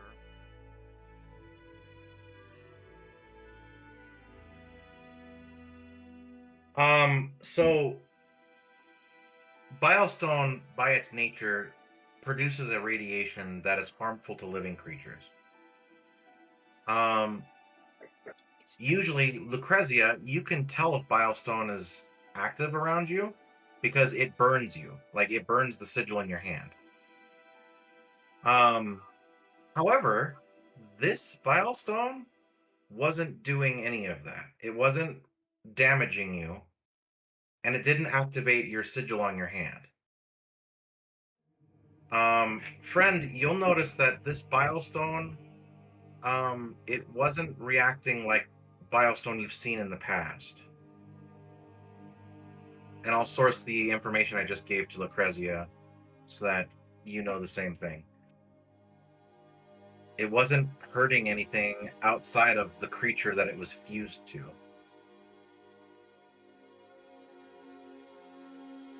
So it's not the cause of the blight around. That For you're not that sure of. occurrence, maybe? That would be a guess, and you don't know if that guess is a good guess or a bad guess.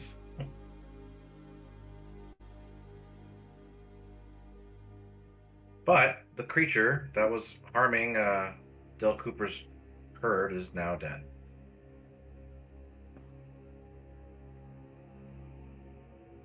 Suppose we should speak with Mr. Cooper and tell him what we found. And report that it seems to be taken care of. All right. I don't know if there's any other investigation y'all want to do out here. I don't like how similar this feels to the work that Old Iron Gang has done. But I don't know if there's much we can investigate out here. True. A part of me is worried that there is a family that the owlbear is leaving behind, but I don't know how to find an owlbear nest, so... Darius does. That is true. I happened upon that owlbear nest. I didn't find it. We need one more. We need a new addition to his growing family.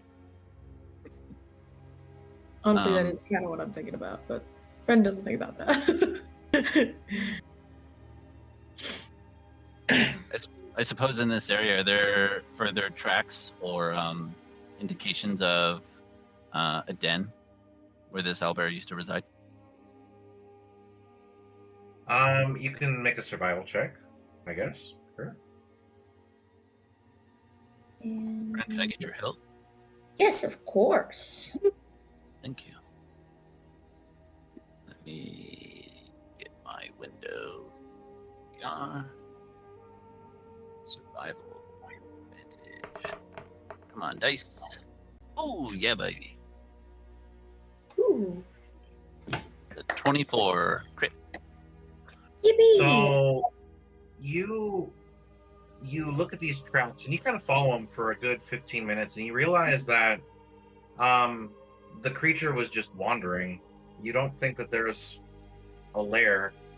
I mean, based off of what Del Cooper was saying and how his farm was attacked every 4 nights, you'd imagine that this would have dragged some prey to its lair, but it was just wandering.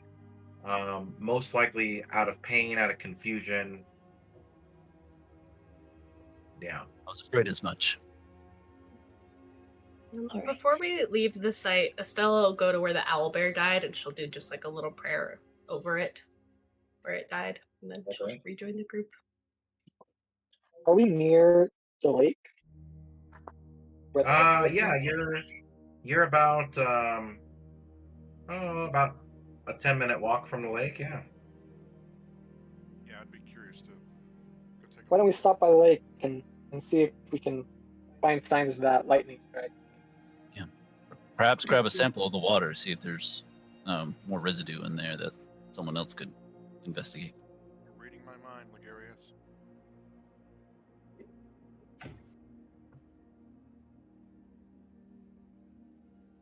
So we go do that.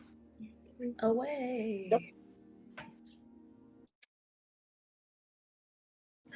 We're off on a secret mission. Okay, so Mhm. you make your way through the woods. You travel through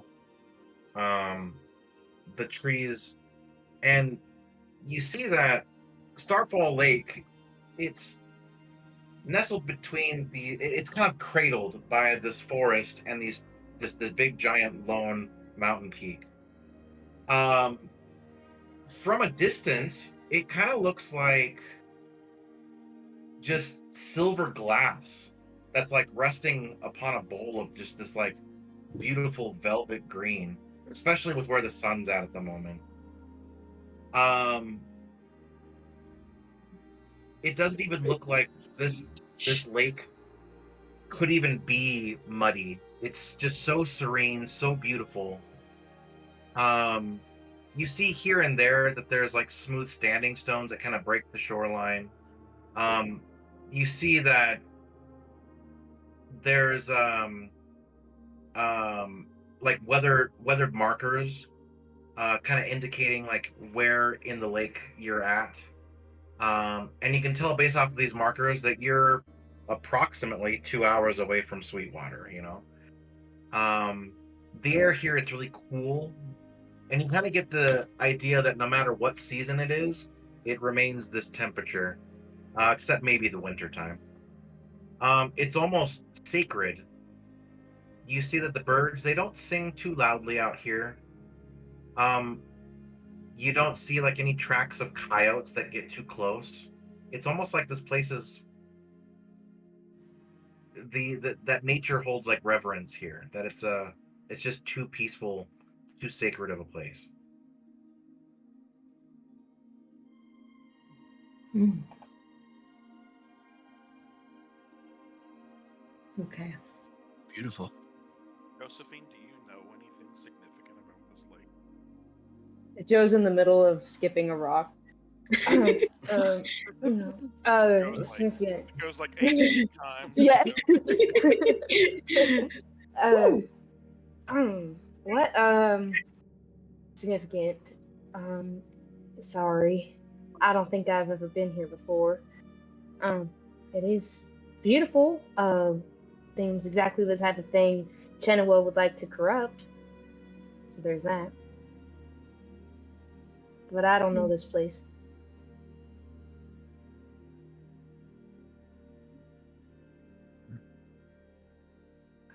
You want to try? Try skipping a rock? I'll get you a real flat one. Bait kind of like waddles over to the water, to the beach, and just starts lapping up water, kind of breaking that serene look. We're all, yeah. Just hear it, it's like my pit bull drinking. Yes. Pretty much. It's just really nasally breathing. And like, yeah, and then like it like turns around to look at Liggy like, I'm doing a good job, right? Good boy. So much water pouring out of its mouth. Bait has technically done the thing that I wanted to do, so that will help. Good job, Bait. Drink the water? You wanted to drink it? I sure was. Well, let's keep an eye on Bait. Yeah. Do we know why it is called Oh Star my Lake? god, I just had a terrible thought. Oh god. Paul, I will find you if you hurt me. What? Water. Why'd you hurt And Bait? Bait turns into a demon dog. Right. Oh God, please no. Oh yeah, Bait suddenly grows, bile stones. Oh, No. a monster. You'd be so mean. I mean, come on, that's par for the course, alright. Did you we? see that like leather will like come out from his hiding spot and move over to the lake opposite side of Liggy. He still hates Bait, and he will start lapping up some water from the lake as well. You have been playing favorites lately. What do you mean? It's all Bait now. All Bait show all the time. Oh, just today. Just today. I will try your skipping stones. I've never done this before. What? All right. Well, and she'll like show you how to hold it and how to throw it. And, yeah, give it a shot. Sally, you too. You can. Oh gosh. Just plop. So no, Lucrezia winds up, and as Lucrezia winds up, the stone flies back and then hits Wells straight in the middle of the head. Oh! Ow. Oh, Lucrezia, good shot. Hey, Amazing I shot. look out in Honestly. the water. I'm like, oh man. You can't even see it. It's a perfect shot. You're a natural. Honestly, lovely. Try I think- again. I Here, think try I'm gonna take a walk around the lake and look for any scorch markings. Silas will. Estella, would you like Silas to will join me flutter on a down. walk? Oh, Silas I will flutter down to the beach and begin to lap up some of the water as well. Silas, He'll stop and turn his head to look at you. it's they're all lapping up the water. Is there a reason for that? Delicious. I mean, I guess Delicious. delicious. They're animals. That's Estella's what gonna they go try to do. drink some of the water. All right. So the water is poisonous. You all die. Yes, my theory is correct. The water is actually relatively sweet. It has like a sweetness to it, and now you understand why this place is called Sweetwater. You can also see, based off of the flavor of this water, why the local grass is also sweet.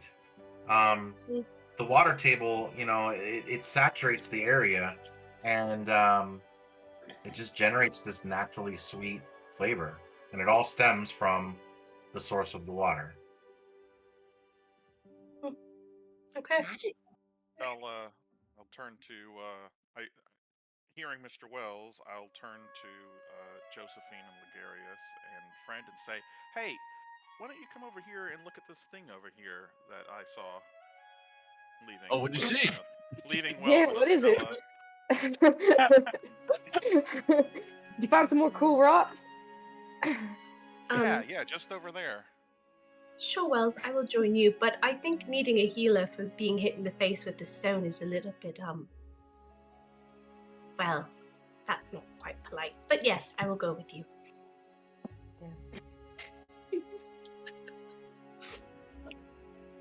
Wells currently has more than his max hit points because of your 10 hit points already. Yeah. So it was Isn't that definitely just gone an now? act. Probably, yeah. Yeah, I okay, don't know how long it cool. lasts. But yeah, Estella will walk around the lake with Wells. Outstanding. Wells is legitimately looking for like scorch mark and stuff. Yeah. But he's taking advantage of the moment. He's walking slow. Stella will do a perception check to see if she finds anything while they're walking.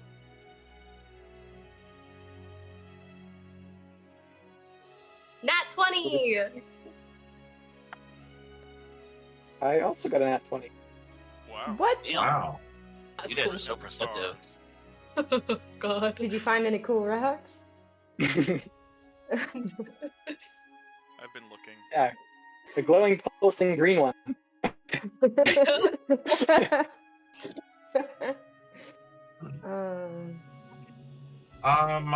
Wow. Okay. So, you're looking at the area and you see that the scene is very serene. And it almost has kind of like a magical quality to Starfall Lane.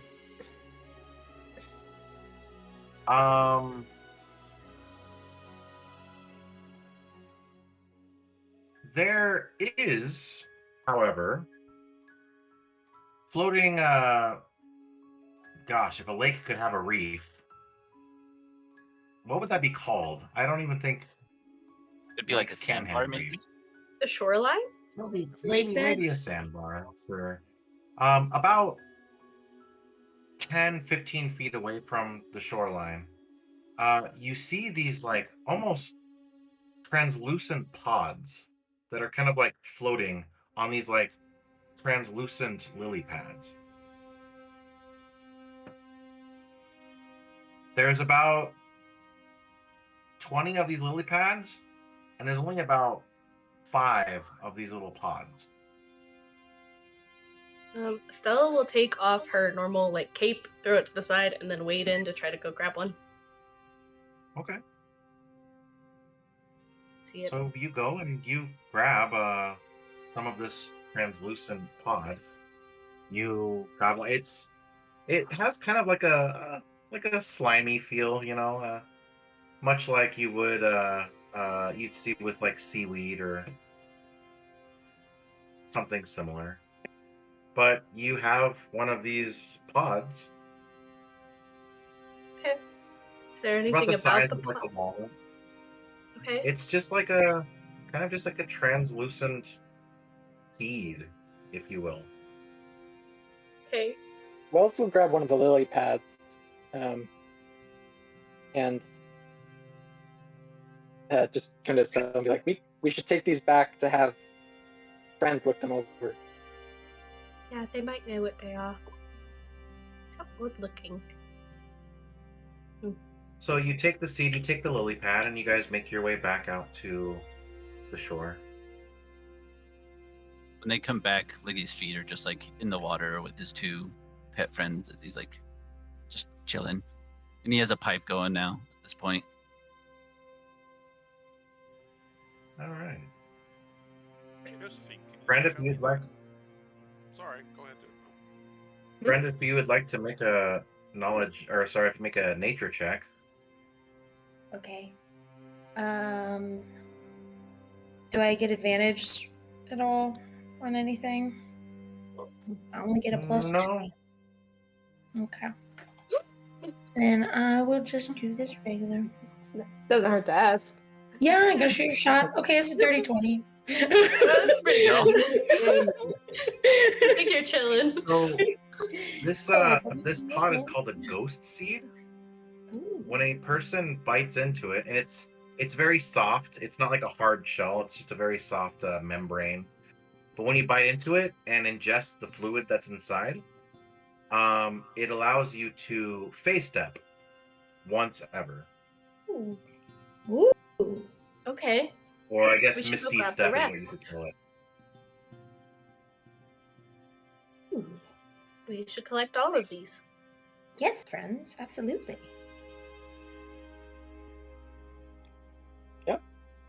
So you can collect 4 more. So you've got 5 of these. In essence, we can call them potions of misty step if you want. Ooh, cool. But they're called ghost seeds. Very It is very much a fey type of plant. nice. See, friends, the Fae are not all bad. No, of course not. You have to be wary of them, but they're not bad. True. Well, let's head back to Mr. Cooper, I guess. Unless y'all have any more excursions you want to go on. I get one more try. Yeah. Give it one more let's see shot. it. Wells like ducks behind. Like,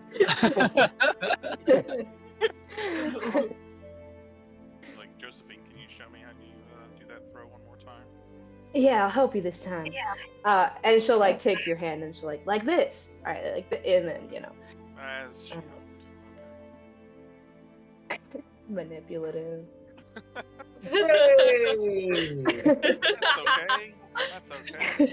It's above average. Goal So accomplished. it hits the water and it skips twice, and then it falls in. That's an excellent start. Damn, you're natural. You got it.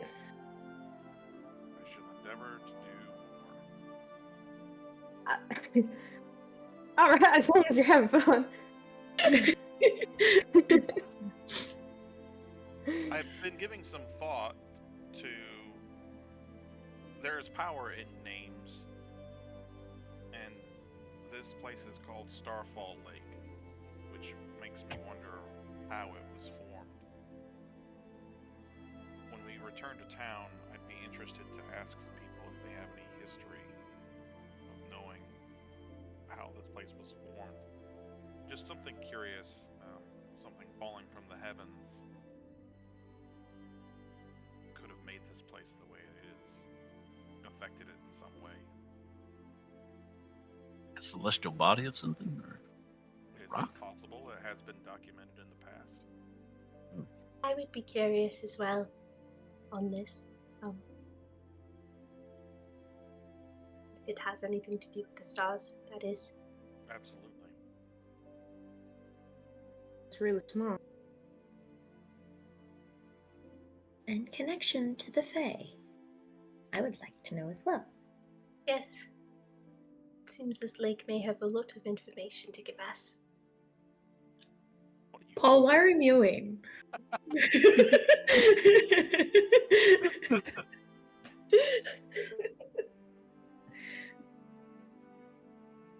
Right?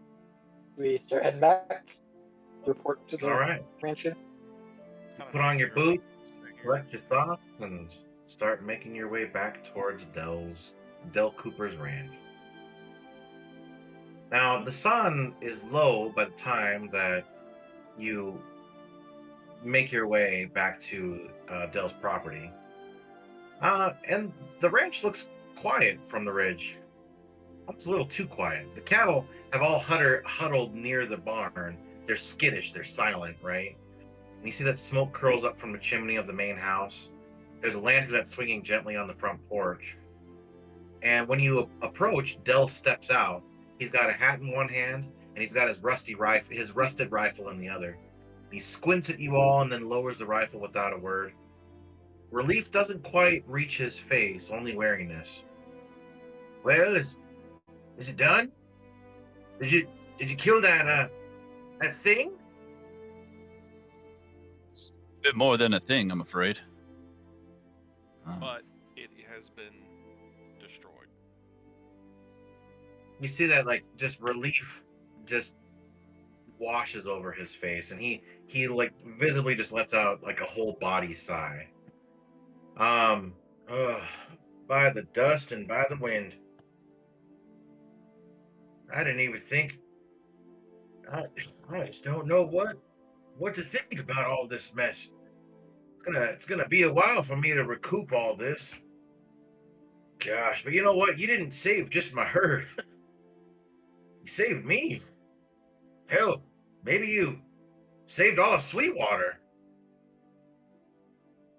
You know, if what you're saying is true, then by golly, I think you have saved Sweetwater. And then all of a sudden, his face kind of goes a little sour. And Tobias, that bastard, he knew.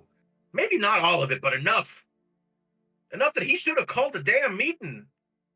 Enough to at least warn me, but he didn't. Sat on his hands while my stock just got tore to ribbons. At this point, he spits on the earth. He ain't been right ever since Gilroy died. Now, Gil, he was a good man, fair, steady, you know. He had the kind of head that, well, this county needs. But Tobias, he's not running for Gil. I think he's just running against Globby or whatever his name, Vern, from up north. Obekil is his Can't even name. say their damn names. Truth is, I think Tobias would eat a raw cactus before letting that goblin from the ranch lands sit in Gil's chair. But you didn't hear that from me. You just got to remember it. How's about this? You do me a favor. You just did a great one here for me. But I'll speak for you. You done strangers came in here and you did something that, golly, not a lot of folk would do. And I appreciate that. A lot of folk around these parts, they don't like strangers. But hell, you're carrying that badge, and he points to the badge that Liggy's carrying.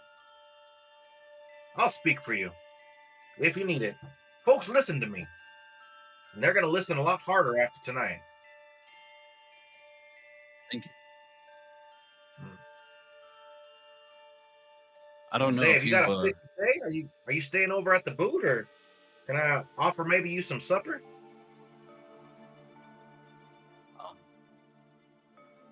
Yeah. I could eat. I don't know. We kind of have to get back to Deputy Bellows. What do you think, Posse? I think we've got some time. Okay. Endear ourselves maybe with the community. All right, so he takes you inside, and he's already got something cooking. Looks like it's more stew, but this time it's fresh. It hasn't been sitting on a fire and like for the last 3 hours. It's fresh. It's almost kind of creamy. Um, Something about one of the roots that he's put inside of it has given it a creamy texture, and he dishes some out for everyone. Um, and he's got some freshly baked biscuits in there as well that he hands out to everyone. And the meal, it's satisfying. It's simple, but it's very satisfying. Doesn't have any salt, doesn't have any peppers or any flavorings, but the roots inside the stew and the meat, pretty delicious. Oh yeah, Joe badgers him for the names. What are these roots you got in here? I haven't had this before. He goes over some of the roots, and they're all pretty common roots that are in the area. Um, and after a good hour of good eating, some nice conversation, Dell thanks you once again, and then escorts you out, and you guys make your way into town. Well, sir, before we go, sir, I Oh wanted yeah, to ask, yeah, have yeah. you noticed that the ground around your homestead has kind of the ground itself is cracked and Yeah, dry? it's been that way for the past well, about 3 months or so. So longer than the I just creature I appeared. thought that it was a well, sorry, let me rephrase that. It started about 6 months ago, right at the tail end of summer, right moving into fall, and I didn't think anything of it because with the seasons changing, things tend to go into hibernation. But this stuff, it didn't come back. A little strange. Well, at least it was strange until about an hour and a half ago when all of a sudden everything seems a little bit more verdant now. I don't know if you guys had anything to do with that, but maybe it was that damn scary beast. I don't Friend has a way with the earth. Hmm. She's very helpful in that regard.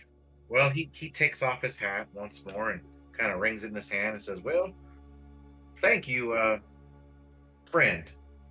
I appreciate, gosh, I appreciate your whole posse helping me out. I swear, I'd be in a lick of trouble if it weren't for you all. Do you know why Anyways, I don't want to keep you. What's that? they call it Starfall Lake?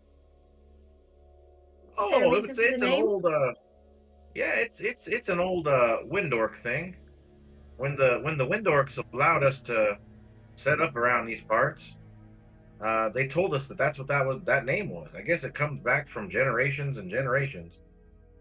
And honestly, like we just didn't have the know-how or the gumption to name it anything else.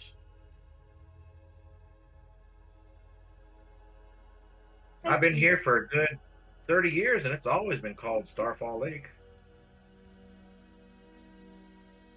Beautiful plot of land you got here. Well,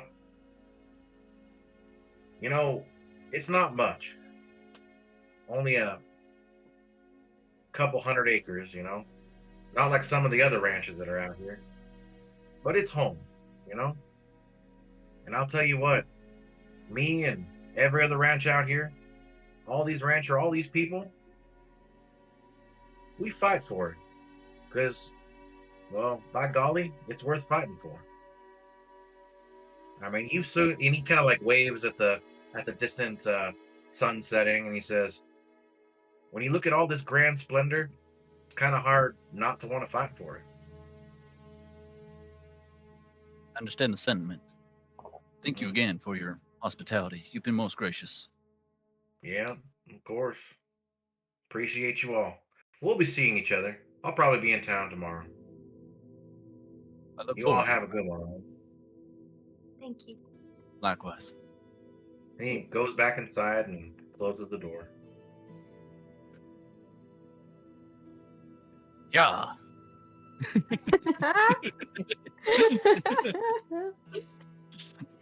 Need like a riding as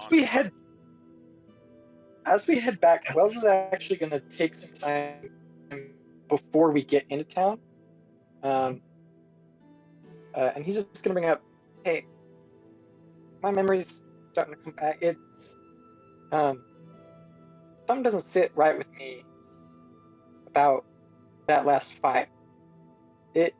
It seems as though they might already have known us. I'm wondering if perhaps our Watcher friend put in a report or something that they got their hands on in order to get a bit of intel on them. I just want you all to be aware that they probably, that it seems as though they know things. Good idea. I think it might be a day or so before we can reach out to them. It takes a week before that stone recharges. But as soon as it recharges, I think it's worth talking to her again.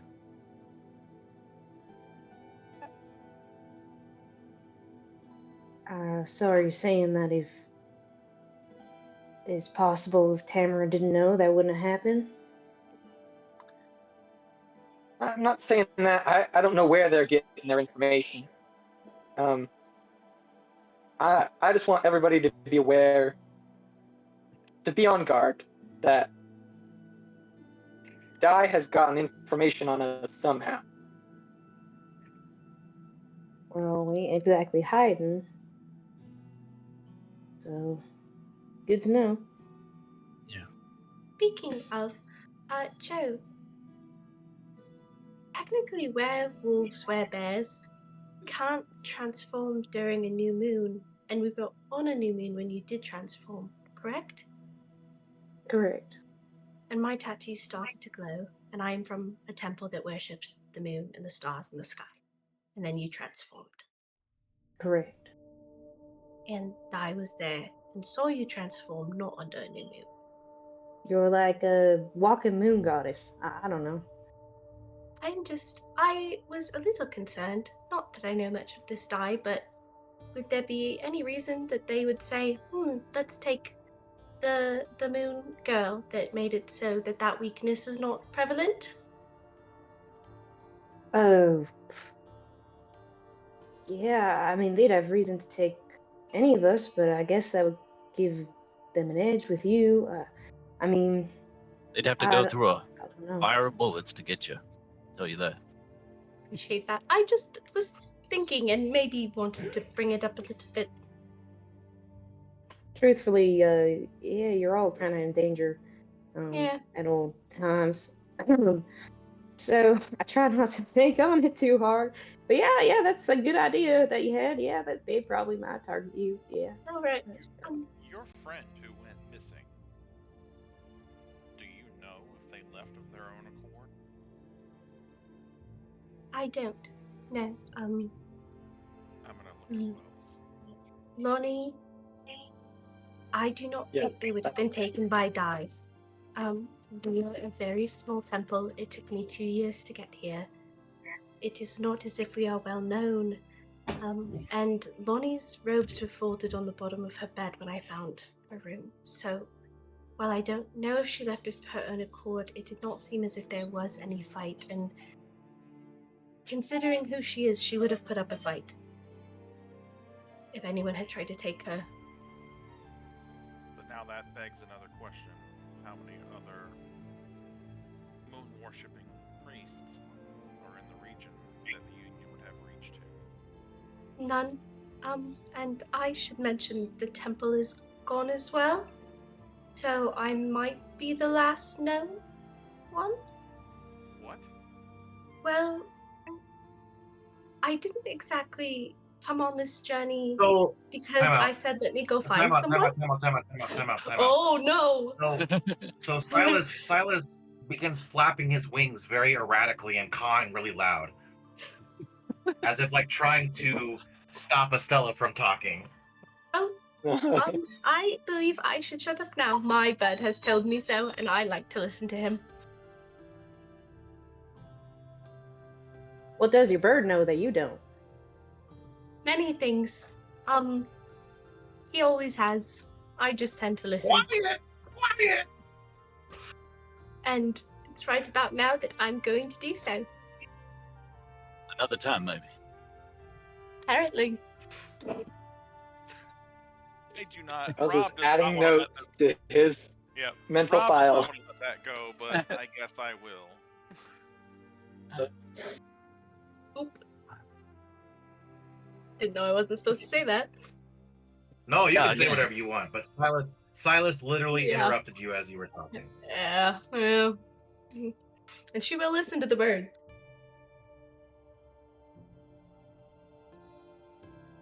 She'll also give him a cookie. So you, and then he will take it deliciously and will devour it whole, and then let out kind of like a little. So when you guys arrive back into town, it's now about 9 or 10 o'clock at night. The Muddy Boot is a lot louder tonight, as compared to what it was before. Let me change the music real quick.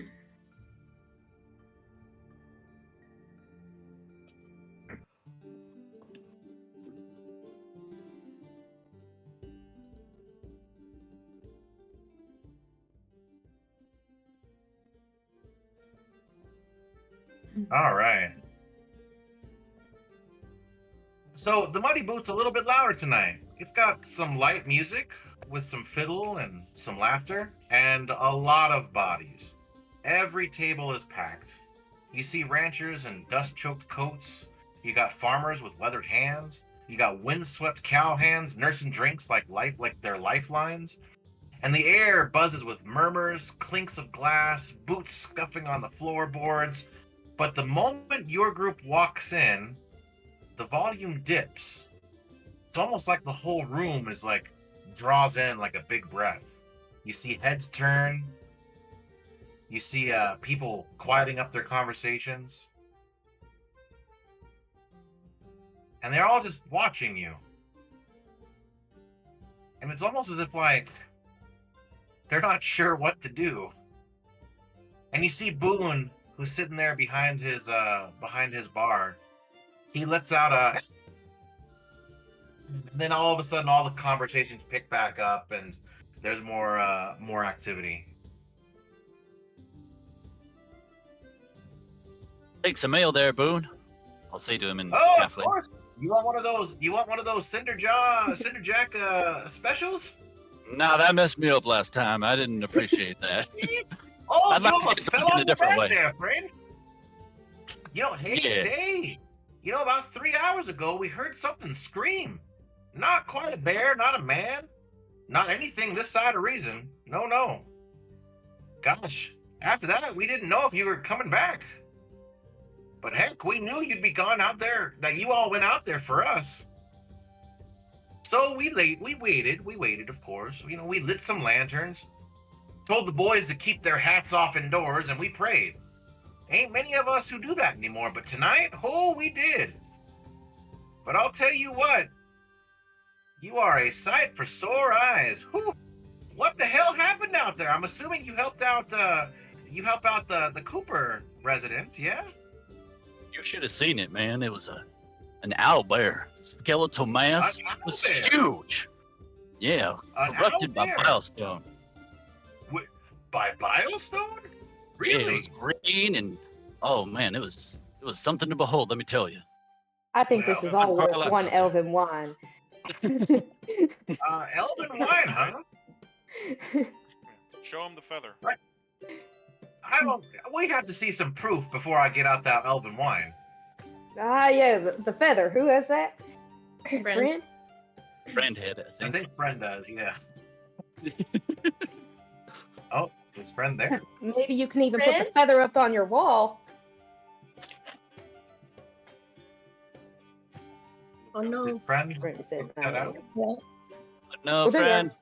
You hear me? Yes. Hello, Yeah, I can I'm hear here. Luca, Luca, Look at your back. Say something if you're okay. Blink twice. Oh wait, Oh. So friend pulls out the feather, and then Boone's just like, say, okay. Well, it looks like you didn't just bring back your hides. You brought back some peace. Whatever you did out there, well, it sure mattered. So then he pulls out that big old bottle of wine, and he sets it down in front of you, and he says, you know what? You're right. On the house, not even going to argue about it. You know, there's folks here in Sweetwater who ain't sure they know what's going to come next. But I reckon more of us are starting to think that, well, maybe it's worth following out on seeing what you guys are going to be doing. And he actually pops open the wine, and he hands it over here and says, all right, who wants the first swig? As he goes and grabs 6 glasses, and then he sets them all out in front of you. Oh yeah, well, And he hands it grab over that. to Joe and says, you take the first swig. Two? You. Oh, yeah. Joe will take it, and she says, "Nah, all at once.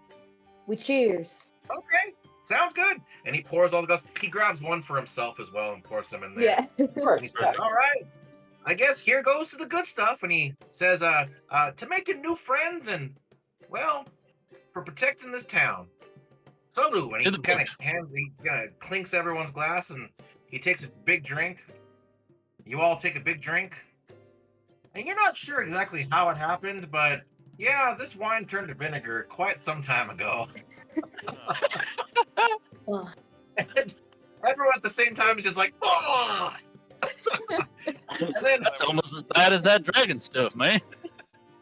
Nice. Boone kind of like, About like the temple he wine. makes a sour face, and then he looks at you all, and you all look at him, and then he just busts out laughing. Yeah. Well, sorry about that. I thought I was holding on to it for a good cause, but oh boy, that was Why terrible. we even go out there? Geez, you know what? Let me get you some other stuff instead. And Whiskey he to wash pulls that out down would some, be great. he goes to the back and pulls out a small keg of ale, and he sets it in front of you, and he grabs some mugs instead. Now this has been chilling outside, out in the cellar for a while, so it should be nice and cold. And pours you all some glasses, and this stuff actually tastes pretty good. It's kind of like a hard cider that he's made, and yeah, delicious. So, anything you guys are gonna do tonight before waking up in the morning? I think he gets drunk again and dances throughout the night as he gets more and more inebriated. Dancing. Do we need to report back to the deputy? Not until tomorrow Top morning. morning. Well, it's In tomorrow morning. not so much business. Time to celebrate. Yes, Estella well, looks at yeah. the mug of ale like it has 2 heads, and he hands it to her. Friend is the designated sober person. Yeah. Literally can't drink. So but- your mug just stays full the whole night. I don't think Boone recognizes that you didn't drink anything, or that Yeah. you can't drink anything. I think that every time he looks away, Friend secretly pours more of theirs into everyone else's, so that it looks like I think he catches on and just always has a cup right next to friend. Like a dog. Darius, you have a problem. Darius, he has a few vices, I think. You. Friend, stop pouring that in my cup. I do not want more. I would like to ask Boone, other than Tobias, who's in charge around these parts? Well, that would be Deputy Bellows. She's technically the one who holds the authority, but so we never elected a mayor. We've never elected a seneschal or anything like that. We've only had the syndicate out here, the Ranchers Syndicate, and Tobias has always been the one who has led the people, and he's he's done a great job. It's just not sure what's happened the last couple of weeks. You ever hear about the goings on in Carbine? How it's in disarray recently? Oh, some bad stuff's happening in Carbine right now. We've heard about it. There's Gosh, it some was rangers. like what 2 nights ago that Deputy Bellows is in here, kind of drinking away some of her sorrows. She told me, and I heard it straight from the horse's mouth. Not that she's a horse or anything, but I heard her say that Cold Iron gang was taking over in Carbine, and that, well, that could really dip into some pocketbooks around here. No, there's a coalition of ranchers up north that are trying to deal with that whole situation. Lightning rail's under threat right now. Well, we don't really have need for the lightning rail at the moment. Let me rephrase that. Those two that you met earlier, they're out here surveying ley lines so that we could eventually get ourselves a lightning rail. And, well, there's a lot of people who are up in arms about that, because lightning rail would mean more people come out here, and we don't want that. We're happy with the cattle the cattle trails and all that, but it's just a big thing. That's why we're hoping to get Tobias up in that seat, because he'd make sure that doesn't happen. I suppose that makes sense. Well, it'd be like, I don't know where you're from, but imagine if you had a perfect little piece of land and life was good, and then all of a sudden you got a railroad station coming right next to your home, and then a bunch of people settling and ruining all those views, and spoiling the wells, and gosh, heaven forbid there ever happens to have like any homeless people running around. Oh, heaven forbid. We don't need those hobos running around here.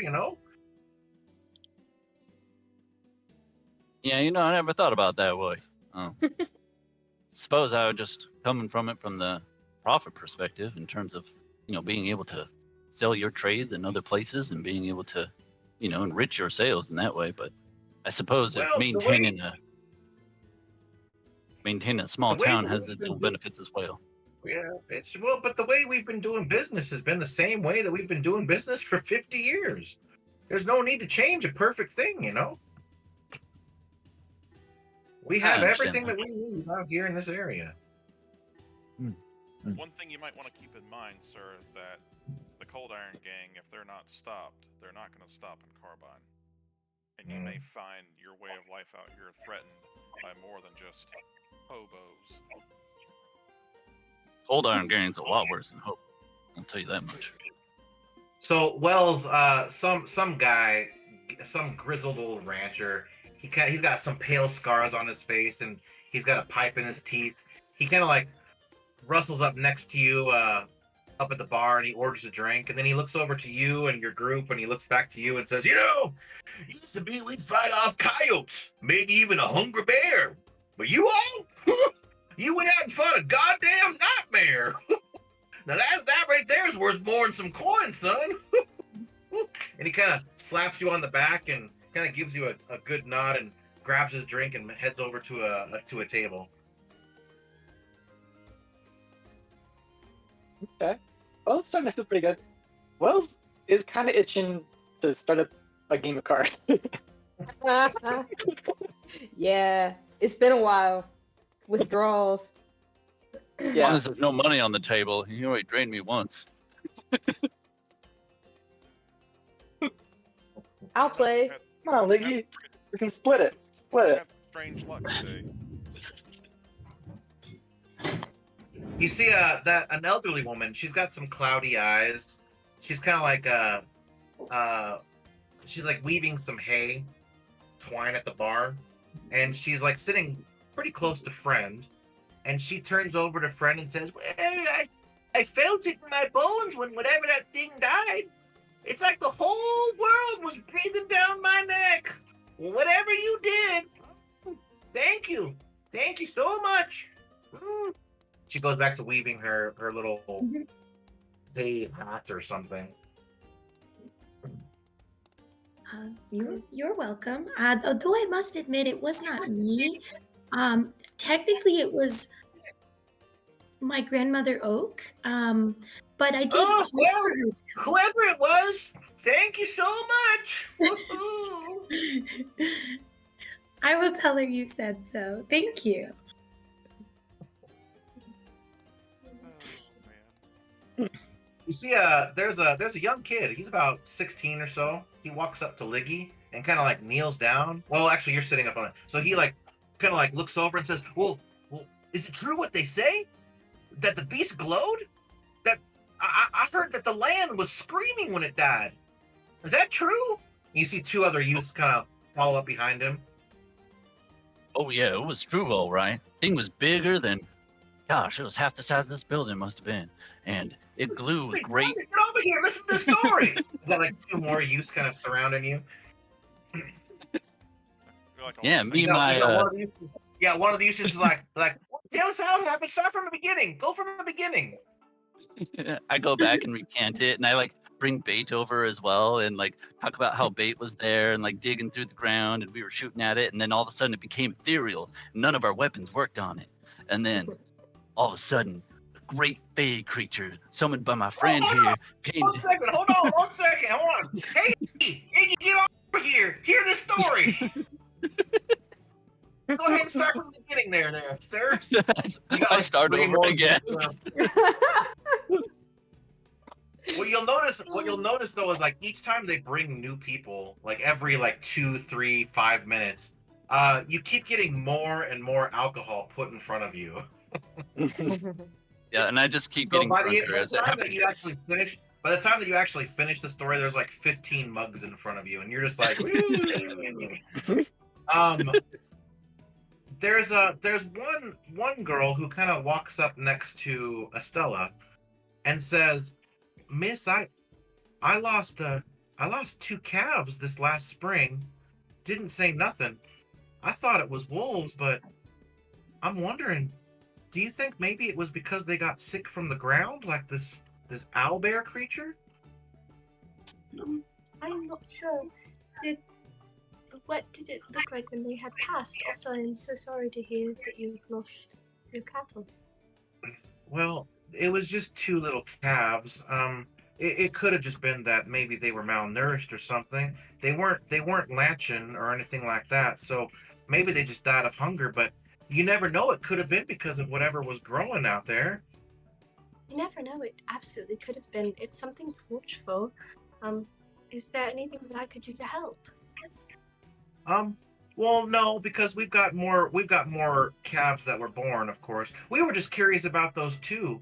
That's all. Oh, Just didn't know if I- maybe it was the same thing or something, you know? And I am sorry, I'm not sure. It is. Thank you for asking me.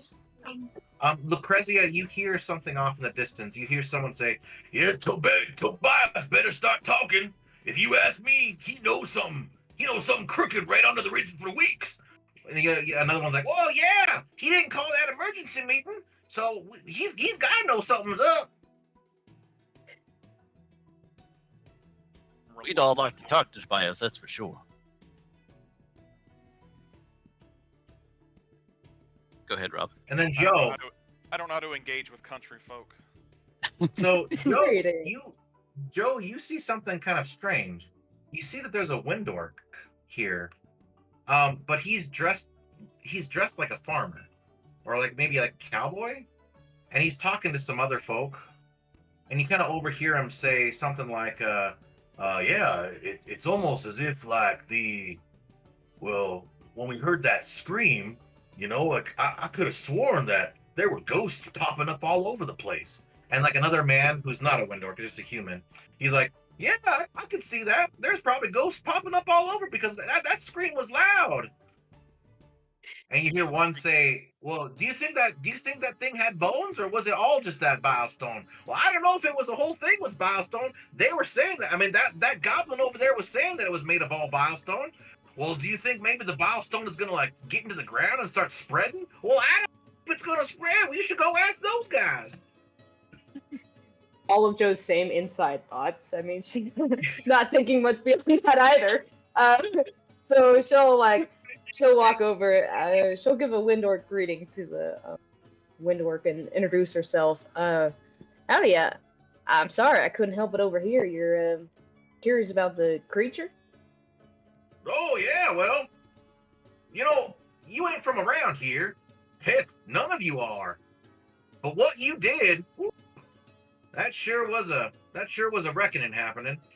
A good reckoning, And like you see, like one boy's like, "You don't even know what a reckoning is." Well, I do too. I know all kinds of reckonings happening. Why, I reckon that you don't know what a reckoning is. And they start getting into like a verbal match. It's definitely a drunken conversation. Yeah. Well, Joe's at a loss for words, honestly. Oh yeah, we defeated it. It was great. And we'll be sticking around here for a little while. So if there's anything else you'll be needing, we're in town. Oh, of course. Yeah, we'll be talking to you if we need anything. And then you hear specifically, because you've moved to a different portion, you hear someone kind of like whispering from a new game of cards that's popped up. And this gentleman, he looks a little different than the rest. He's got he's wearing like a black cowboy hat. He's got a black duster on. He's wearing some red shirt with some burgundy pants. And he's got his feet up on the table with his spurs dangling. He's got his cards out. And he says, you all best be watching your backs. You're making half the syndicate look lazy. I don't know if they're gonna like that too much. And who are you? You don't need to know my name. Just watch your backs. Then do I need your opinions? Just giving you some friendly advice, lass. I'm happy to take your advice, but who are you? Or do you prefer to sit there and smolder?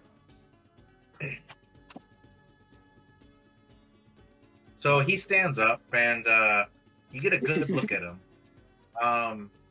He's a half elf, and he's got a couple of scars on his face from burns. It looks like it's burned face. The name's Harlan DeWitt. And he kind of tips his hat to you. He stands at a 6 foot, so you're taller than him, but just letting you know. Don't go stepping on syndicate toes unless you're ready to do some bar brawling. That's all I'm saying. Are we all present for that, or am I somewhere? No, she's off to a side at this point. She specifically said she's leaving the bar to go talk to the Windork. Oh, right. I'll be honest, I don't know how to keep from stepping on toes out here. We don't really have much choice, but appreciate the word. Yeah, of course. And then he goes back to his game of cards. So the night is just like this. Like, because you guys are the new folk in town and you did something for the town, these people will not leave you alone. They keep coming at you with questions and questions and questions. And then after about 1 o'clock at night, people start heading back home, and you're finally allowed to get some rest for the evening. Anything else you'd like to do before moving on?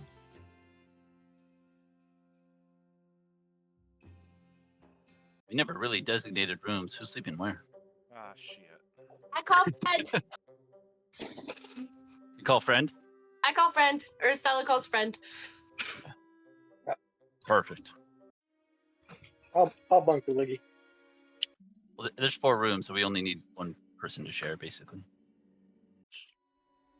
Right? Well, Oh no, 2 people need to Yeah, share. 6 people. Yeah.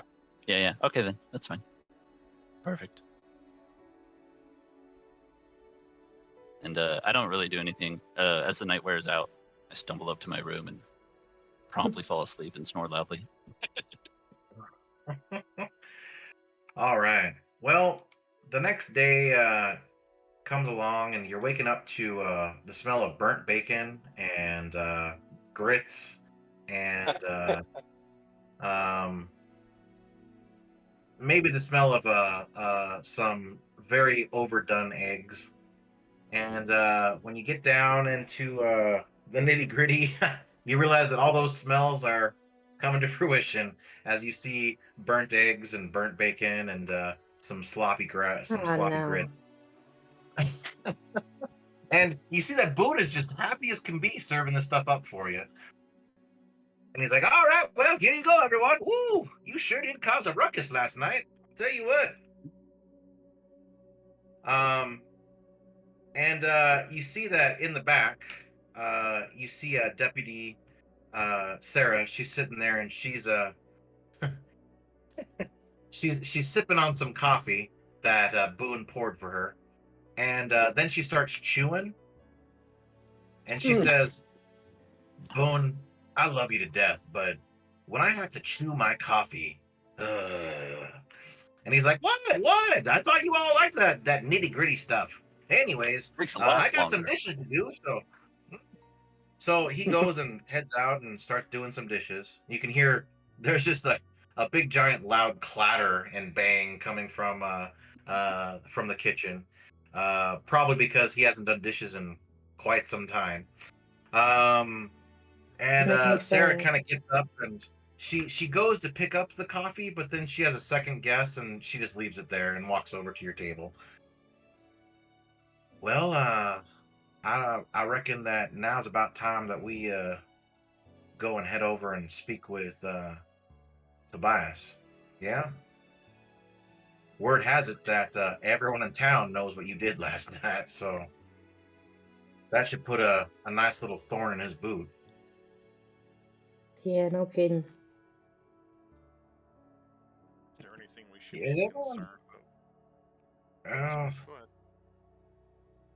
Look, I'm not going to sugarcoat it. I've had 5 ranchers in my office since dawn. They're scared. But more than that, they're angry. They're angry that Tobias is hiding something. I think they are right to be angry, honestly. Now, that badge that you got from Lorna, well, I guess technically from acting sheriff Mallory. I am never going to get used to that, I swear. But, you know, folks around here, they might not like outsiders, but they certainly respect the law. And right now, you're wearing it. You know, and after what you did last night, golly, a lot of these people looking up to you. Now, I know Tobias. I know he ain't stupid. If he didn't call that emergency meeting, it's because he's hiding the truth and he don't want something uncovered. So I say that since you got the respect from the town and you got the authority, I think you should go in and confront him. And I think that if we wait any longer, well, we're going to lose both that respect and that authority. Town don't need more patience, it just needs action, you know? Yeah, put Anyways, that anger to work. yeah, I can walk you part way, but I'm not going to cross his fence. Tobias, he knows how to wield influence, and if this all goes bad, I need to stay neutral, at least for now. Is that fair? Mm-hmm. Very well. All right. Well, I'd say eat up, but you might not want to do that. I swear, Boone is a great man, but he is not a great cook at all. It's all the same to leather and bait as I like put my plate to the side. So you say that, and leather sniffs at it and then turns his head, but bait is just like a vacuum. It goes, Again, typical behavior. Leather's got he's got standards, I guess.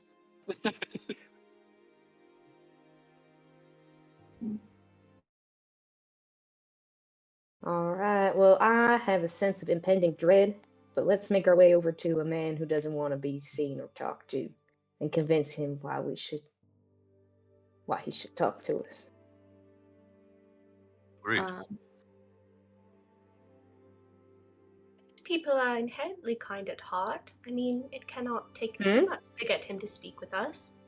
Most people are inherently kind at heart. Do you really think it will take so much to get him to speak with us? Depends on what he's hiding. Hey, Jinx. All right. But So- yeah, I mean, he sounds like he's a good man. I'm worried less about talking with him and more about convincing him. Think maybe the iron. We should get in there. No, we should get in there with no problem. But Do you think he's being whether or not blackmailed, You think they got to him? like his old friend? I don't know. Blackmailed into not taking action on this? They've got fact something in his. It's such a drastic change in such a short time. Makes me think there's something going on behind the scenes, and I don't like not knowing what it is. Should we stay If he together? was, I think I so. think so. If If it's he all the was same to friends you, with- I'll take a back seat on this affair. I don't think Vern family name is going to do us any favors in this regard. How far does your psychic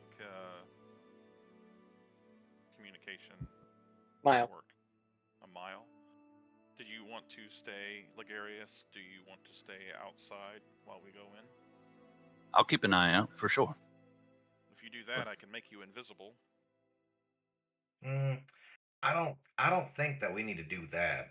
I think if Licky would like to stay with me at the fence while you guys move up to the actual cabin, I think that'd be fine enough. I don't know that I so much mind Liggy you coming with us. I understand that makes it seem like it's you versus him. Maybe he'll hate you, but that can be motivating too. I don't know. No, Joe. I hate to be the bearer of bad news, but you got it all wrong. You don't understand the rivalry between the Vern family and the Trouser Bottoms. It's a big deal, especially around these parts. Gosh, now Alright, I think you're right. it was before my time, but I've heard stories. I mean, they go back a while. They go back a ways. Are we talking And it was, blood feud?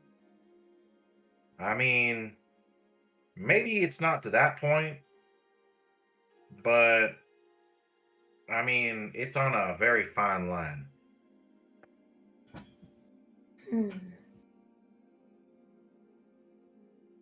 All right, Liggy. I'll signal to you mentally. I'll let you know what's going on while you're at the fence. Give me the word. I'll come running. I make a second connection for the next 3 hours.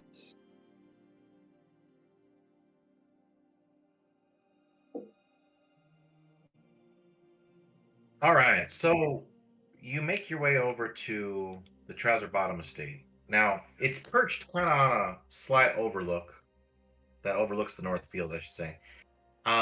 It's proud, but it's a modest ranch. It's built from dark cedar.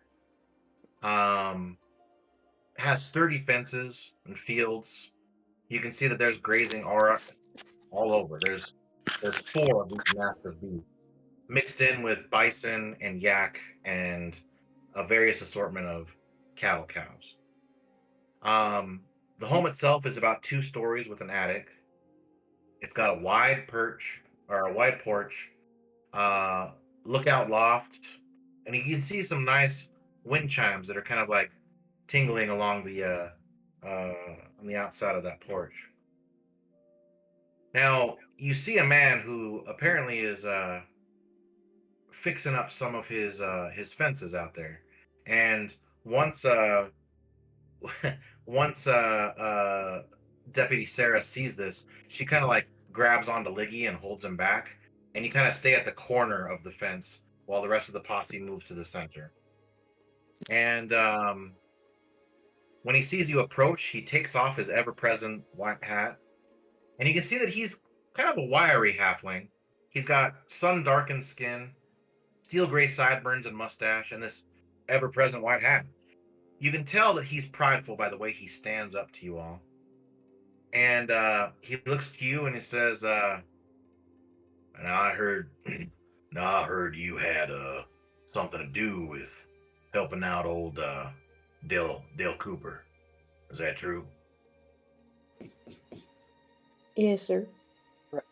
Well, I'm mighty thankful for you helping us out. It's not every day outsiders come in here wanting to help our town. You know what? I appreciate that.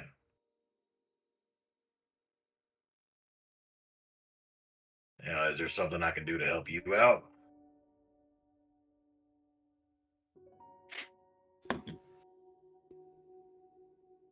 Well, don't Same thing. everyone jump out at once. Joe was looking at Wells thinking he was about to talk, and then he didn't. We were wondering the same, if there's anything we could do for you. No. You're good. Nice seeing you. Thanks for the chat. Appreciate it. And he goes back to hammering nails into the fence. Joe gets intense flashbacks to her father. And she gets a little angry. And she says, "All right, I'll be straight with you. I'm sure you know townsfolk ain't happy that you didn't call a meeting when all this went down. And we're here to help. We're here to figure out what's going on. If something's changed, if someone's been talking to you, we want to know. We want to help." So he sets down his hammer and he takes the nail out from his lip and puts it into his pocket and he says, "Look, now, I did what I've always done, which is follow protocol.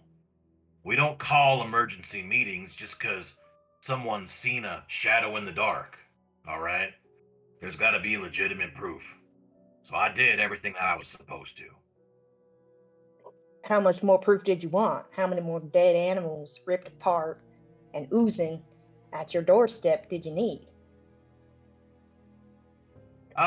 Let's make insight checks for those who are present. Okay.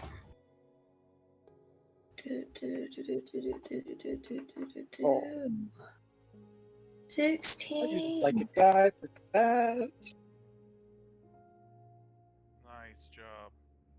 Joe's got a beat on this guy. 16, man.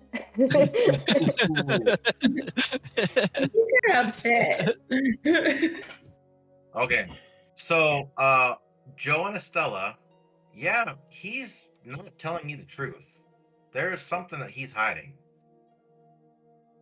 So now that you know, you can attempt to do one of the 3 social checks. You can do, as a group, you guys have to pick one thing each.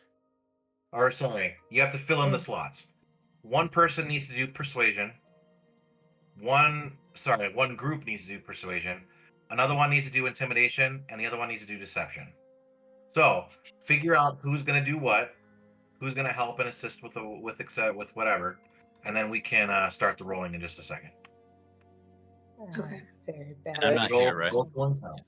I think but friend. you could potentially team up with Wells because you Okay. can talk, you can communicate through, because you're Yeah. hearing all this, I'm assuming, or Right. Wells is kind of explaining it, so Yeah. you could help in that way. I'll help him from like the perspective of ranchers if he wants to do persuasion or something similar. Okay. Wells is good at both deception and intimidation. He gets a +3 to both of those. However, I think friend is probably going to be the one that has the best persuasion. Really? Either that or What? Estella. I have a 3. How? I have a +4 to persuasion.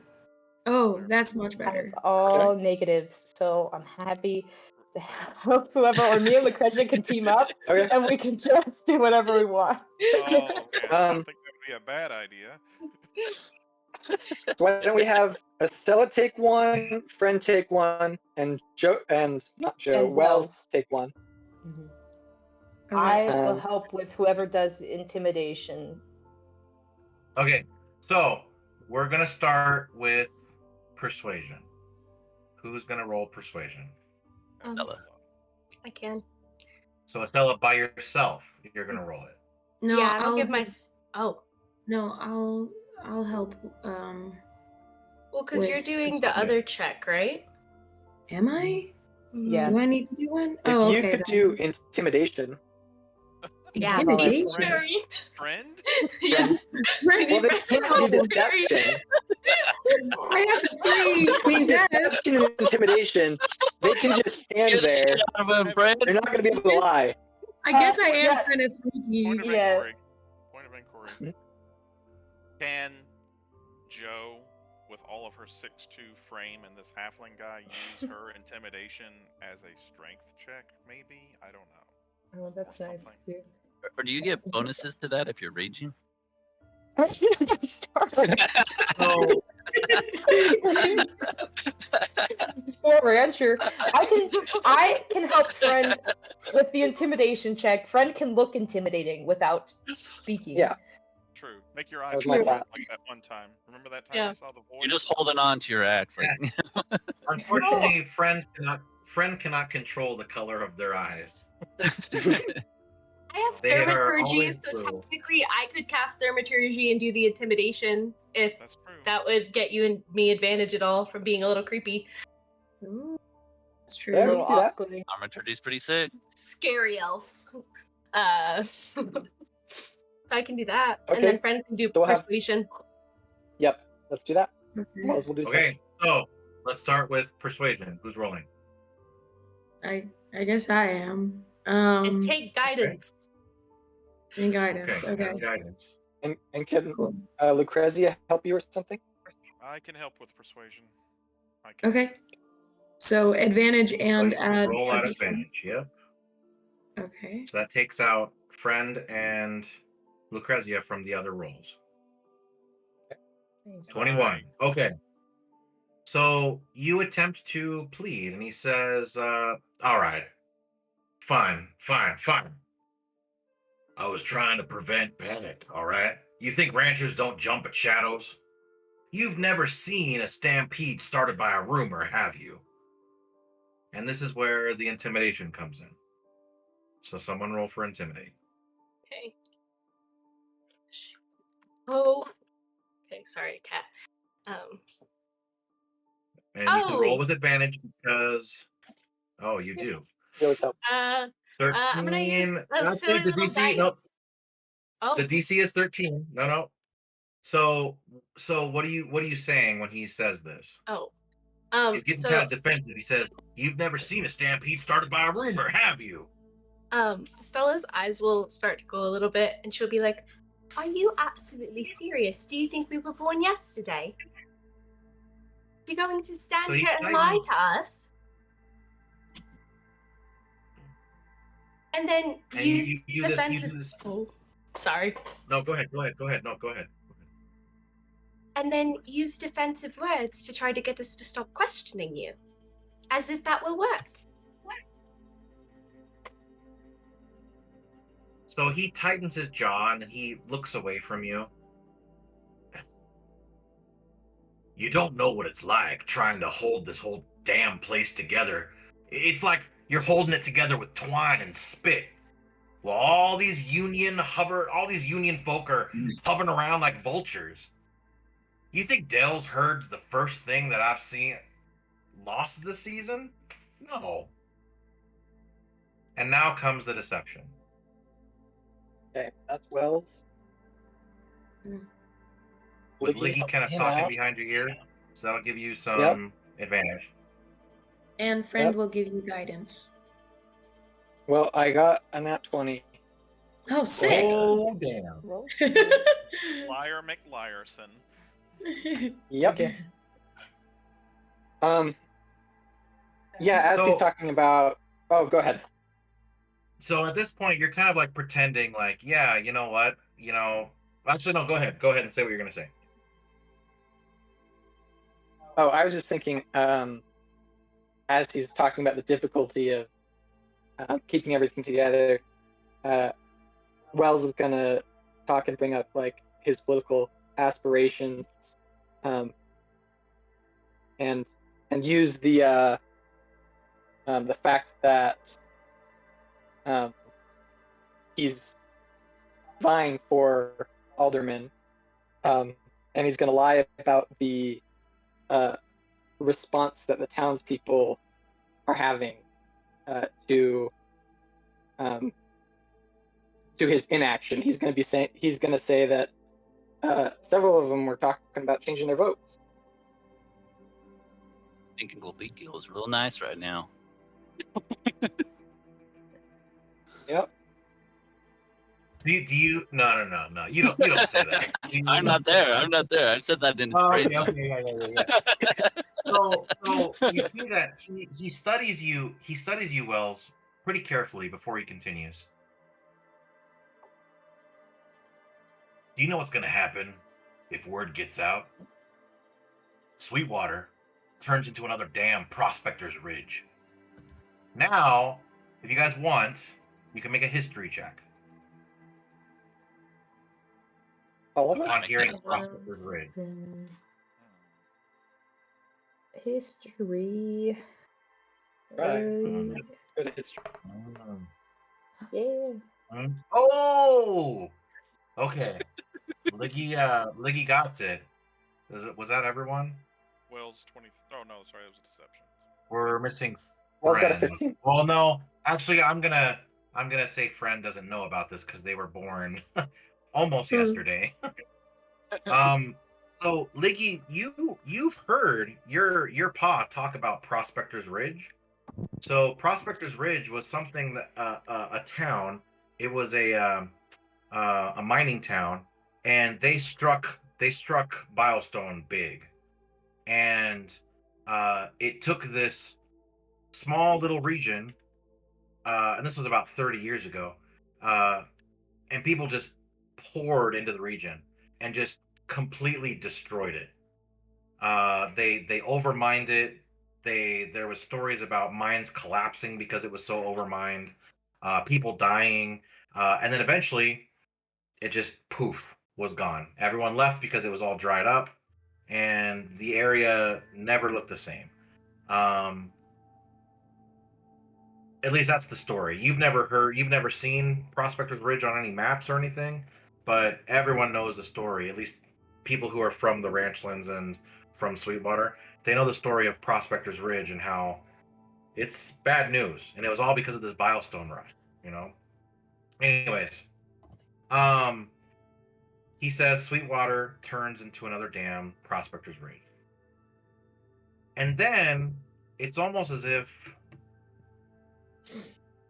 he lets out a sigh, and then he just tells you straight, look, there's Bilestone. It's located under the West Ridge. It's been humming for weeks now. I didn't tell no one, not even Sarah, and I paid off some of the rancher boys to keep folks away from it. Spread a few stories, I thought that if you don't mind it, don't touch it, it won't wake up. At least that's what I thought. Then that damn owlbear came, dug in, used that opening as its lair.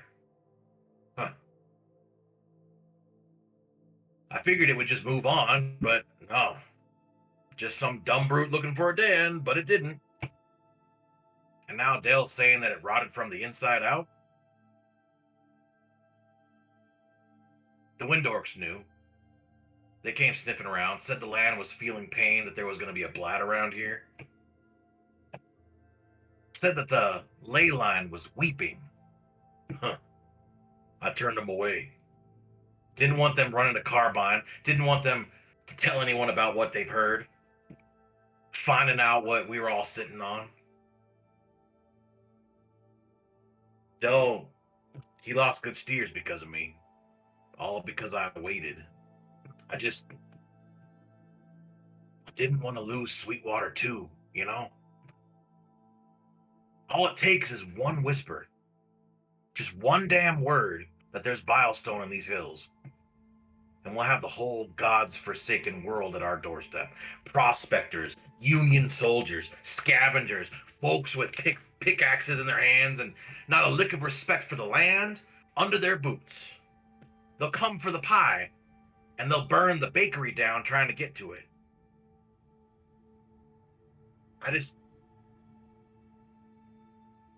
On top of that, I don't trust the ranchers.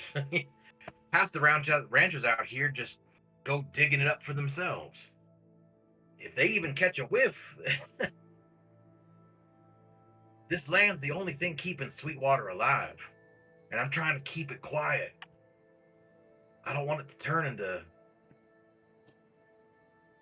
Look, if you want to help, I'll show you where the cave is.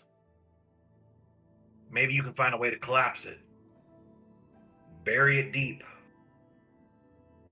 And when that happens, I'll call the syndicate meeting myself, and I'll back you to every single rancher that shows up. And we'll help you out with Carbine. But you say one word about Milestone to the wrong ears, and this whole place goes up in flames.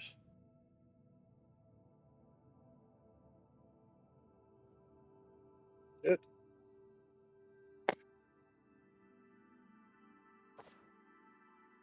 Yeah. We'll keep word of this secret amongst ourselves. But you, sir, are a damn fool.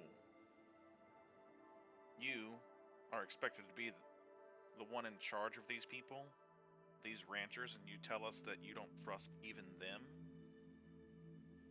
We'll do this thing for you. You don't know me, and you don't know these people. You don't know how greedy men can be. I don't Well know said. how greedy men can be.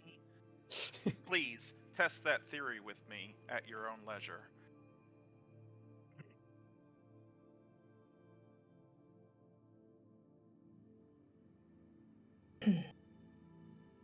If we're gonna do this, let's see it done.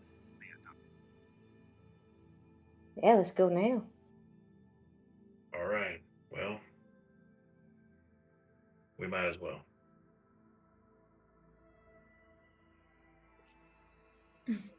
Away. We turn to where Liggy's standing.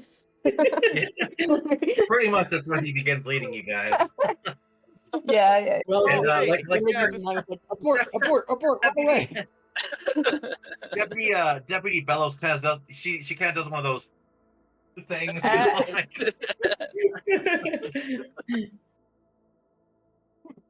just hide behind And, her, basically. I'm smoking my pipe. Tobias stops talking, and the wind seems to go quiet. His working hands. Oh, he already dropped the hammer. I'm sorry. So he takes off his hat and he wipes his brow, and the entire time he's staring at Liggy. And then his eyes begin to narrow, and the friendliness that he had, if there was any, drains from his face like water down a cracked pail. And you hear him shout out, "Vern, huh?" Figures. And he makes his way over to Liggy. Hey, Toby. He gets about 10 feet away from Liggy. And he crosses, he folds his arms, and he's just staring like two laser beams going down into the very soul that is Liggy. I know your pa. Huh. Knew him long before he started his fancy wyvern ranch up north. You know what he is? He's a damn liar. He's a thief. He's a homewrecker. And above all, he's a no-good, yellow belly, two-timing scoundrel. And he spits right in front of you. You want to throw fisticuffs, sir? And I drop my gun and put my arms up. And he kind of raises his fists up as well, and he says, "Your pa's a thief, and he's a liar. He swindled good folk out of this land. Swindled cattle, swindled water rights, hell, even his friends. And then he stole." I punch him in the face. All right, go ahead and make your attack roll. Don't talk about my paw that way. Let's see. Yeah. I need a die. I need a die. Move! I'm using a green die. Use one of those chips. Do I have a bigger die? Actually, let me make sure. Oh man. 1 second. I have to check my fate chart. Where is it? It's here. Wells is about to step into, so I got a red die. That's what I'm gonna use. So D12. Oh, stop. I don't want 6 D8s. I want a D12. Yes! Nice. Holy Oh. crap. Oh yeah, we're on Slug in the fire. face. You slug him.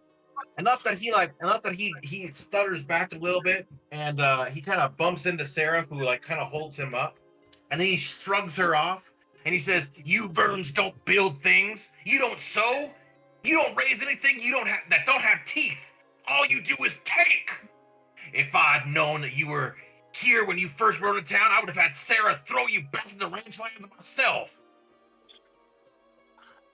What's your real Sir, issue? I don't What? think it's very wise to be taking off me and my friends after asking for our help.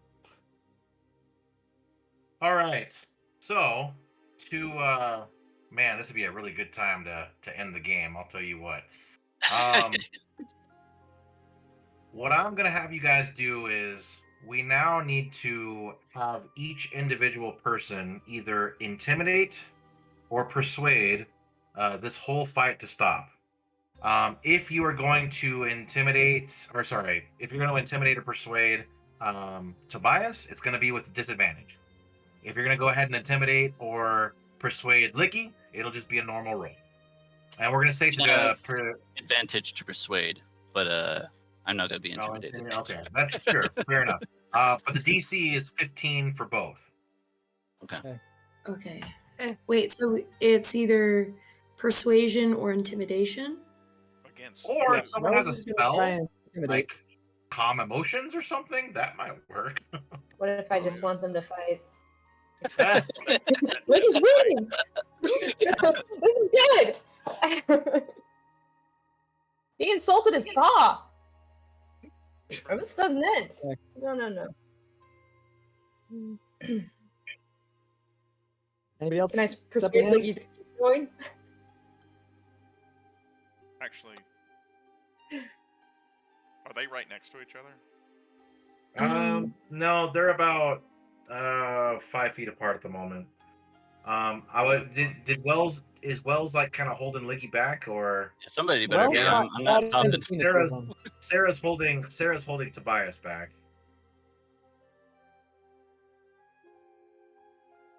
So And they're it's shouting insults back and forth. All right, so who's making the rolls here?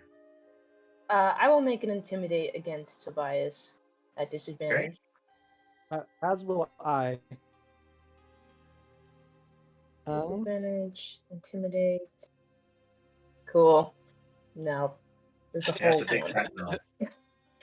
It's because she doesn't really want him to. She wants this fight to happen. She's like, no, Tobias. She joins in. Stop. She's also name calling him.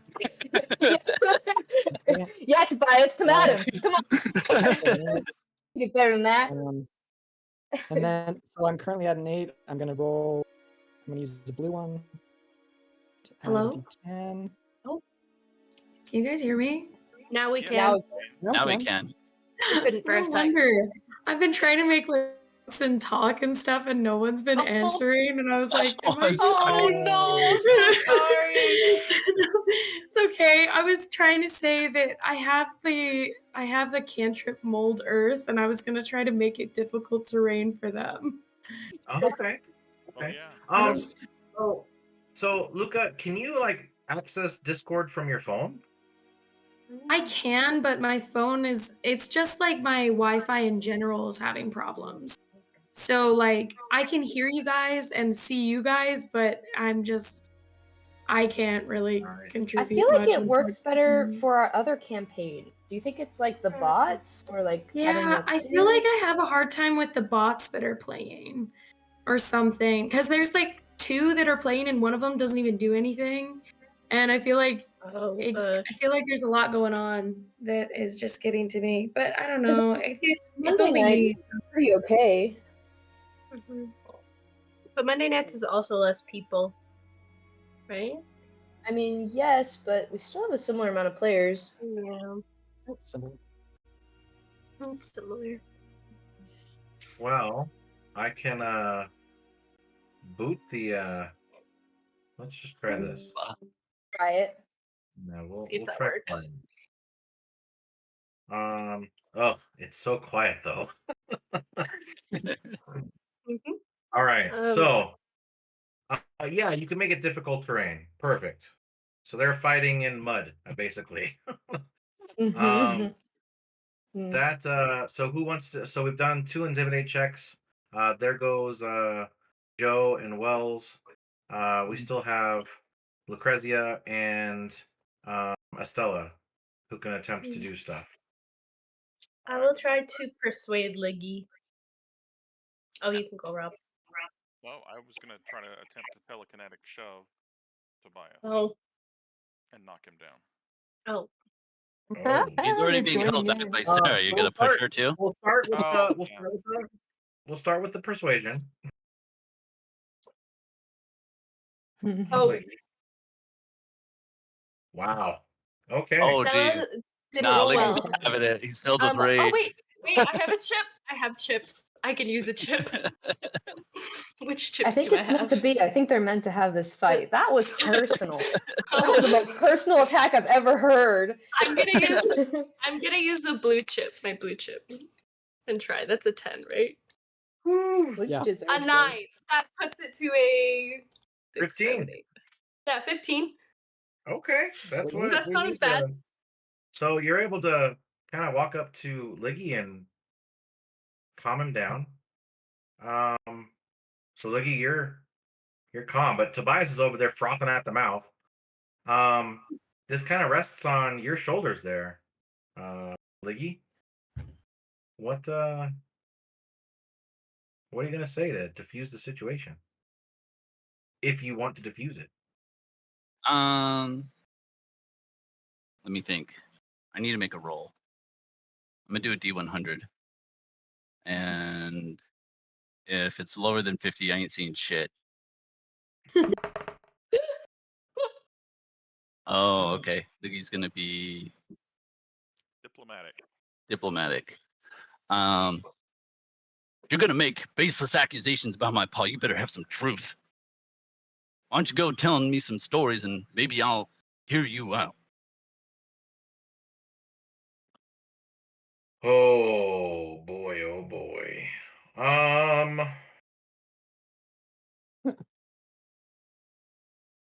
Unless you want me to throw fists again. Okay.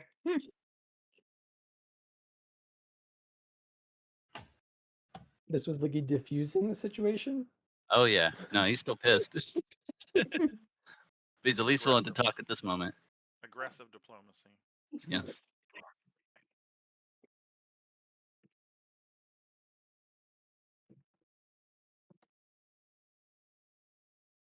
You want the story as to why I hate your pa?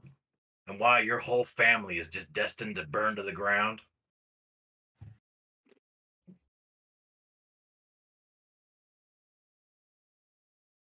You ever lose something? You ever lose something so slow it took years to realize that it was gone? Your pa, Globby, came down from the ranch lands with a wagon full of promises and a tongue slicker than a polished saddle. Said he had a vision, wyvern ranching, specialized feed programs, cross-county trade routes. He made people believe. Hell, I believed. Even vouched for him in the syndicate. Told folks, you guys got to give a goblin a chance. I was younger then. Had plans. Had a girl, Renetta. Ranny. Yeah, Ranny. She was mine. Not on paper or nothing. We grew up side by side, pick apples together, spent summers fishing at Starfall.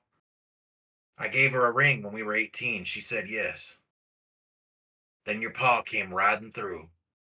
She started hanging around meetings. Said she admired his ambition. Said he was bold. I thought, well, she'd get over it. She didn't. One day I came home and her folks told me she'd packed up and gone north. Said she ran off with Gobby. Or Globby. Pregnant. Just like that. No note, no goodbye. You want to know why I hate him? It ain't because he took a seat on the council. It ain't because of the way he runs his ranch. It's because he took something that didn't belong to him and smiled while he did it. Your pa stole the only future I ever wanted. So don't expect me to clap just because you're not spitting in my boots.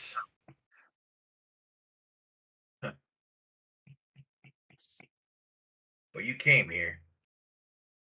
You fought beside us.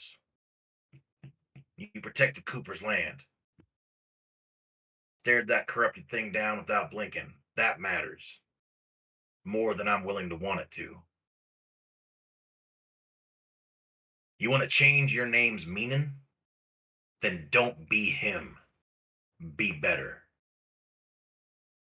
And with that, he kind of waves off in a direction. Says, "You'll find a cave over that way. Close it up and we'll be good." And he storms off into his cabin.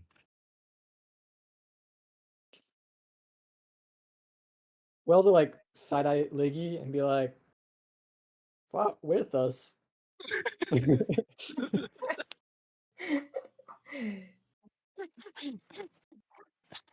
I don't remember him fighting much.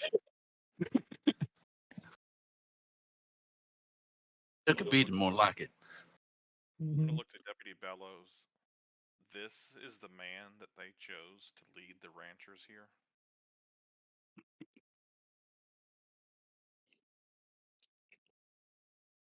You know, for as much as there was a feud, Pa never talked about him much. It was more indifferent than anything.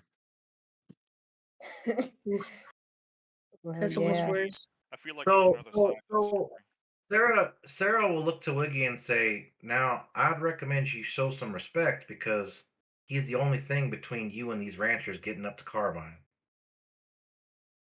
Now, I understand that you guys are having some high emotions right now, and I'll go ahead and let Wells' comment slide as well. Tobias is a good man. He's protected these people more times than I can count. This is the one and only time that I've seen him falter. And truth be told, I can see why he did it. I don't want this land destroyed. I don't want the Union out here with their soldiers and their miners. I don't want industry out here at all. I think that maybe we should, well, I don't know. I'll leave that up to you all. You're the one who's feuding, not me. I gotta stay neutral in this affair.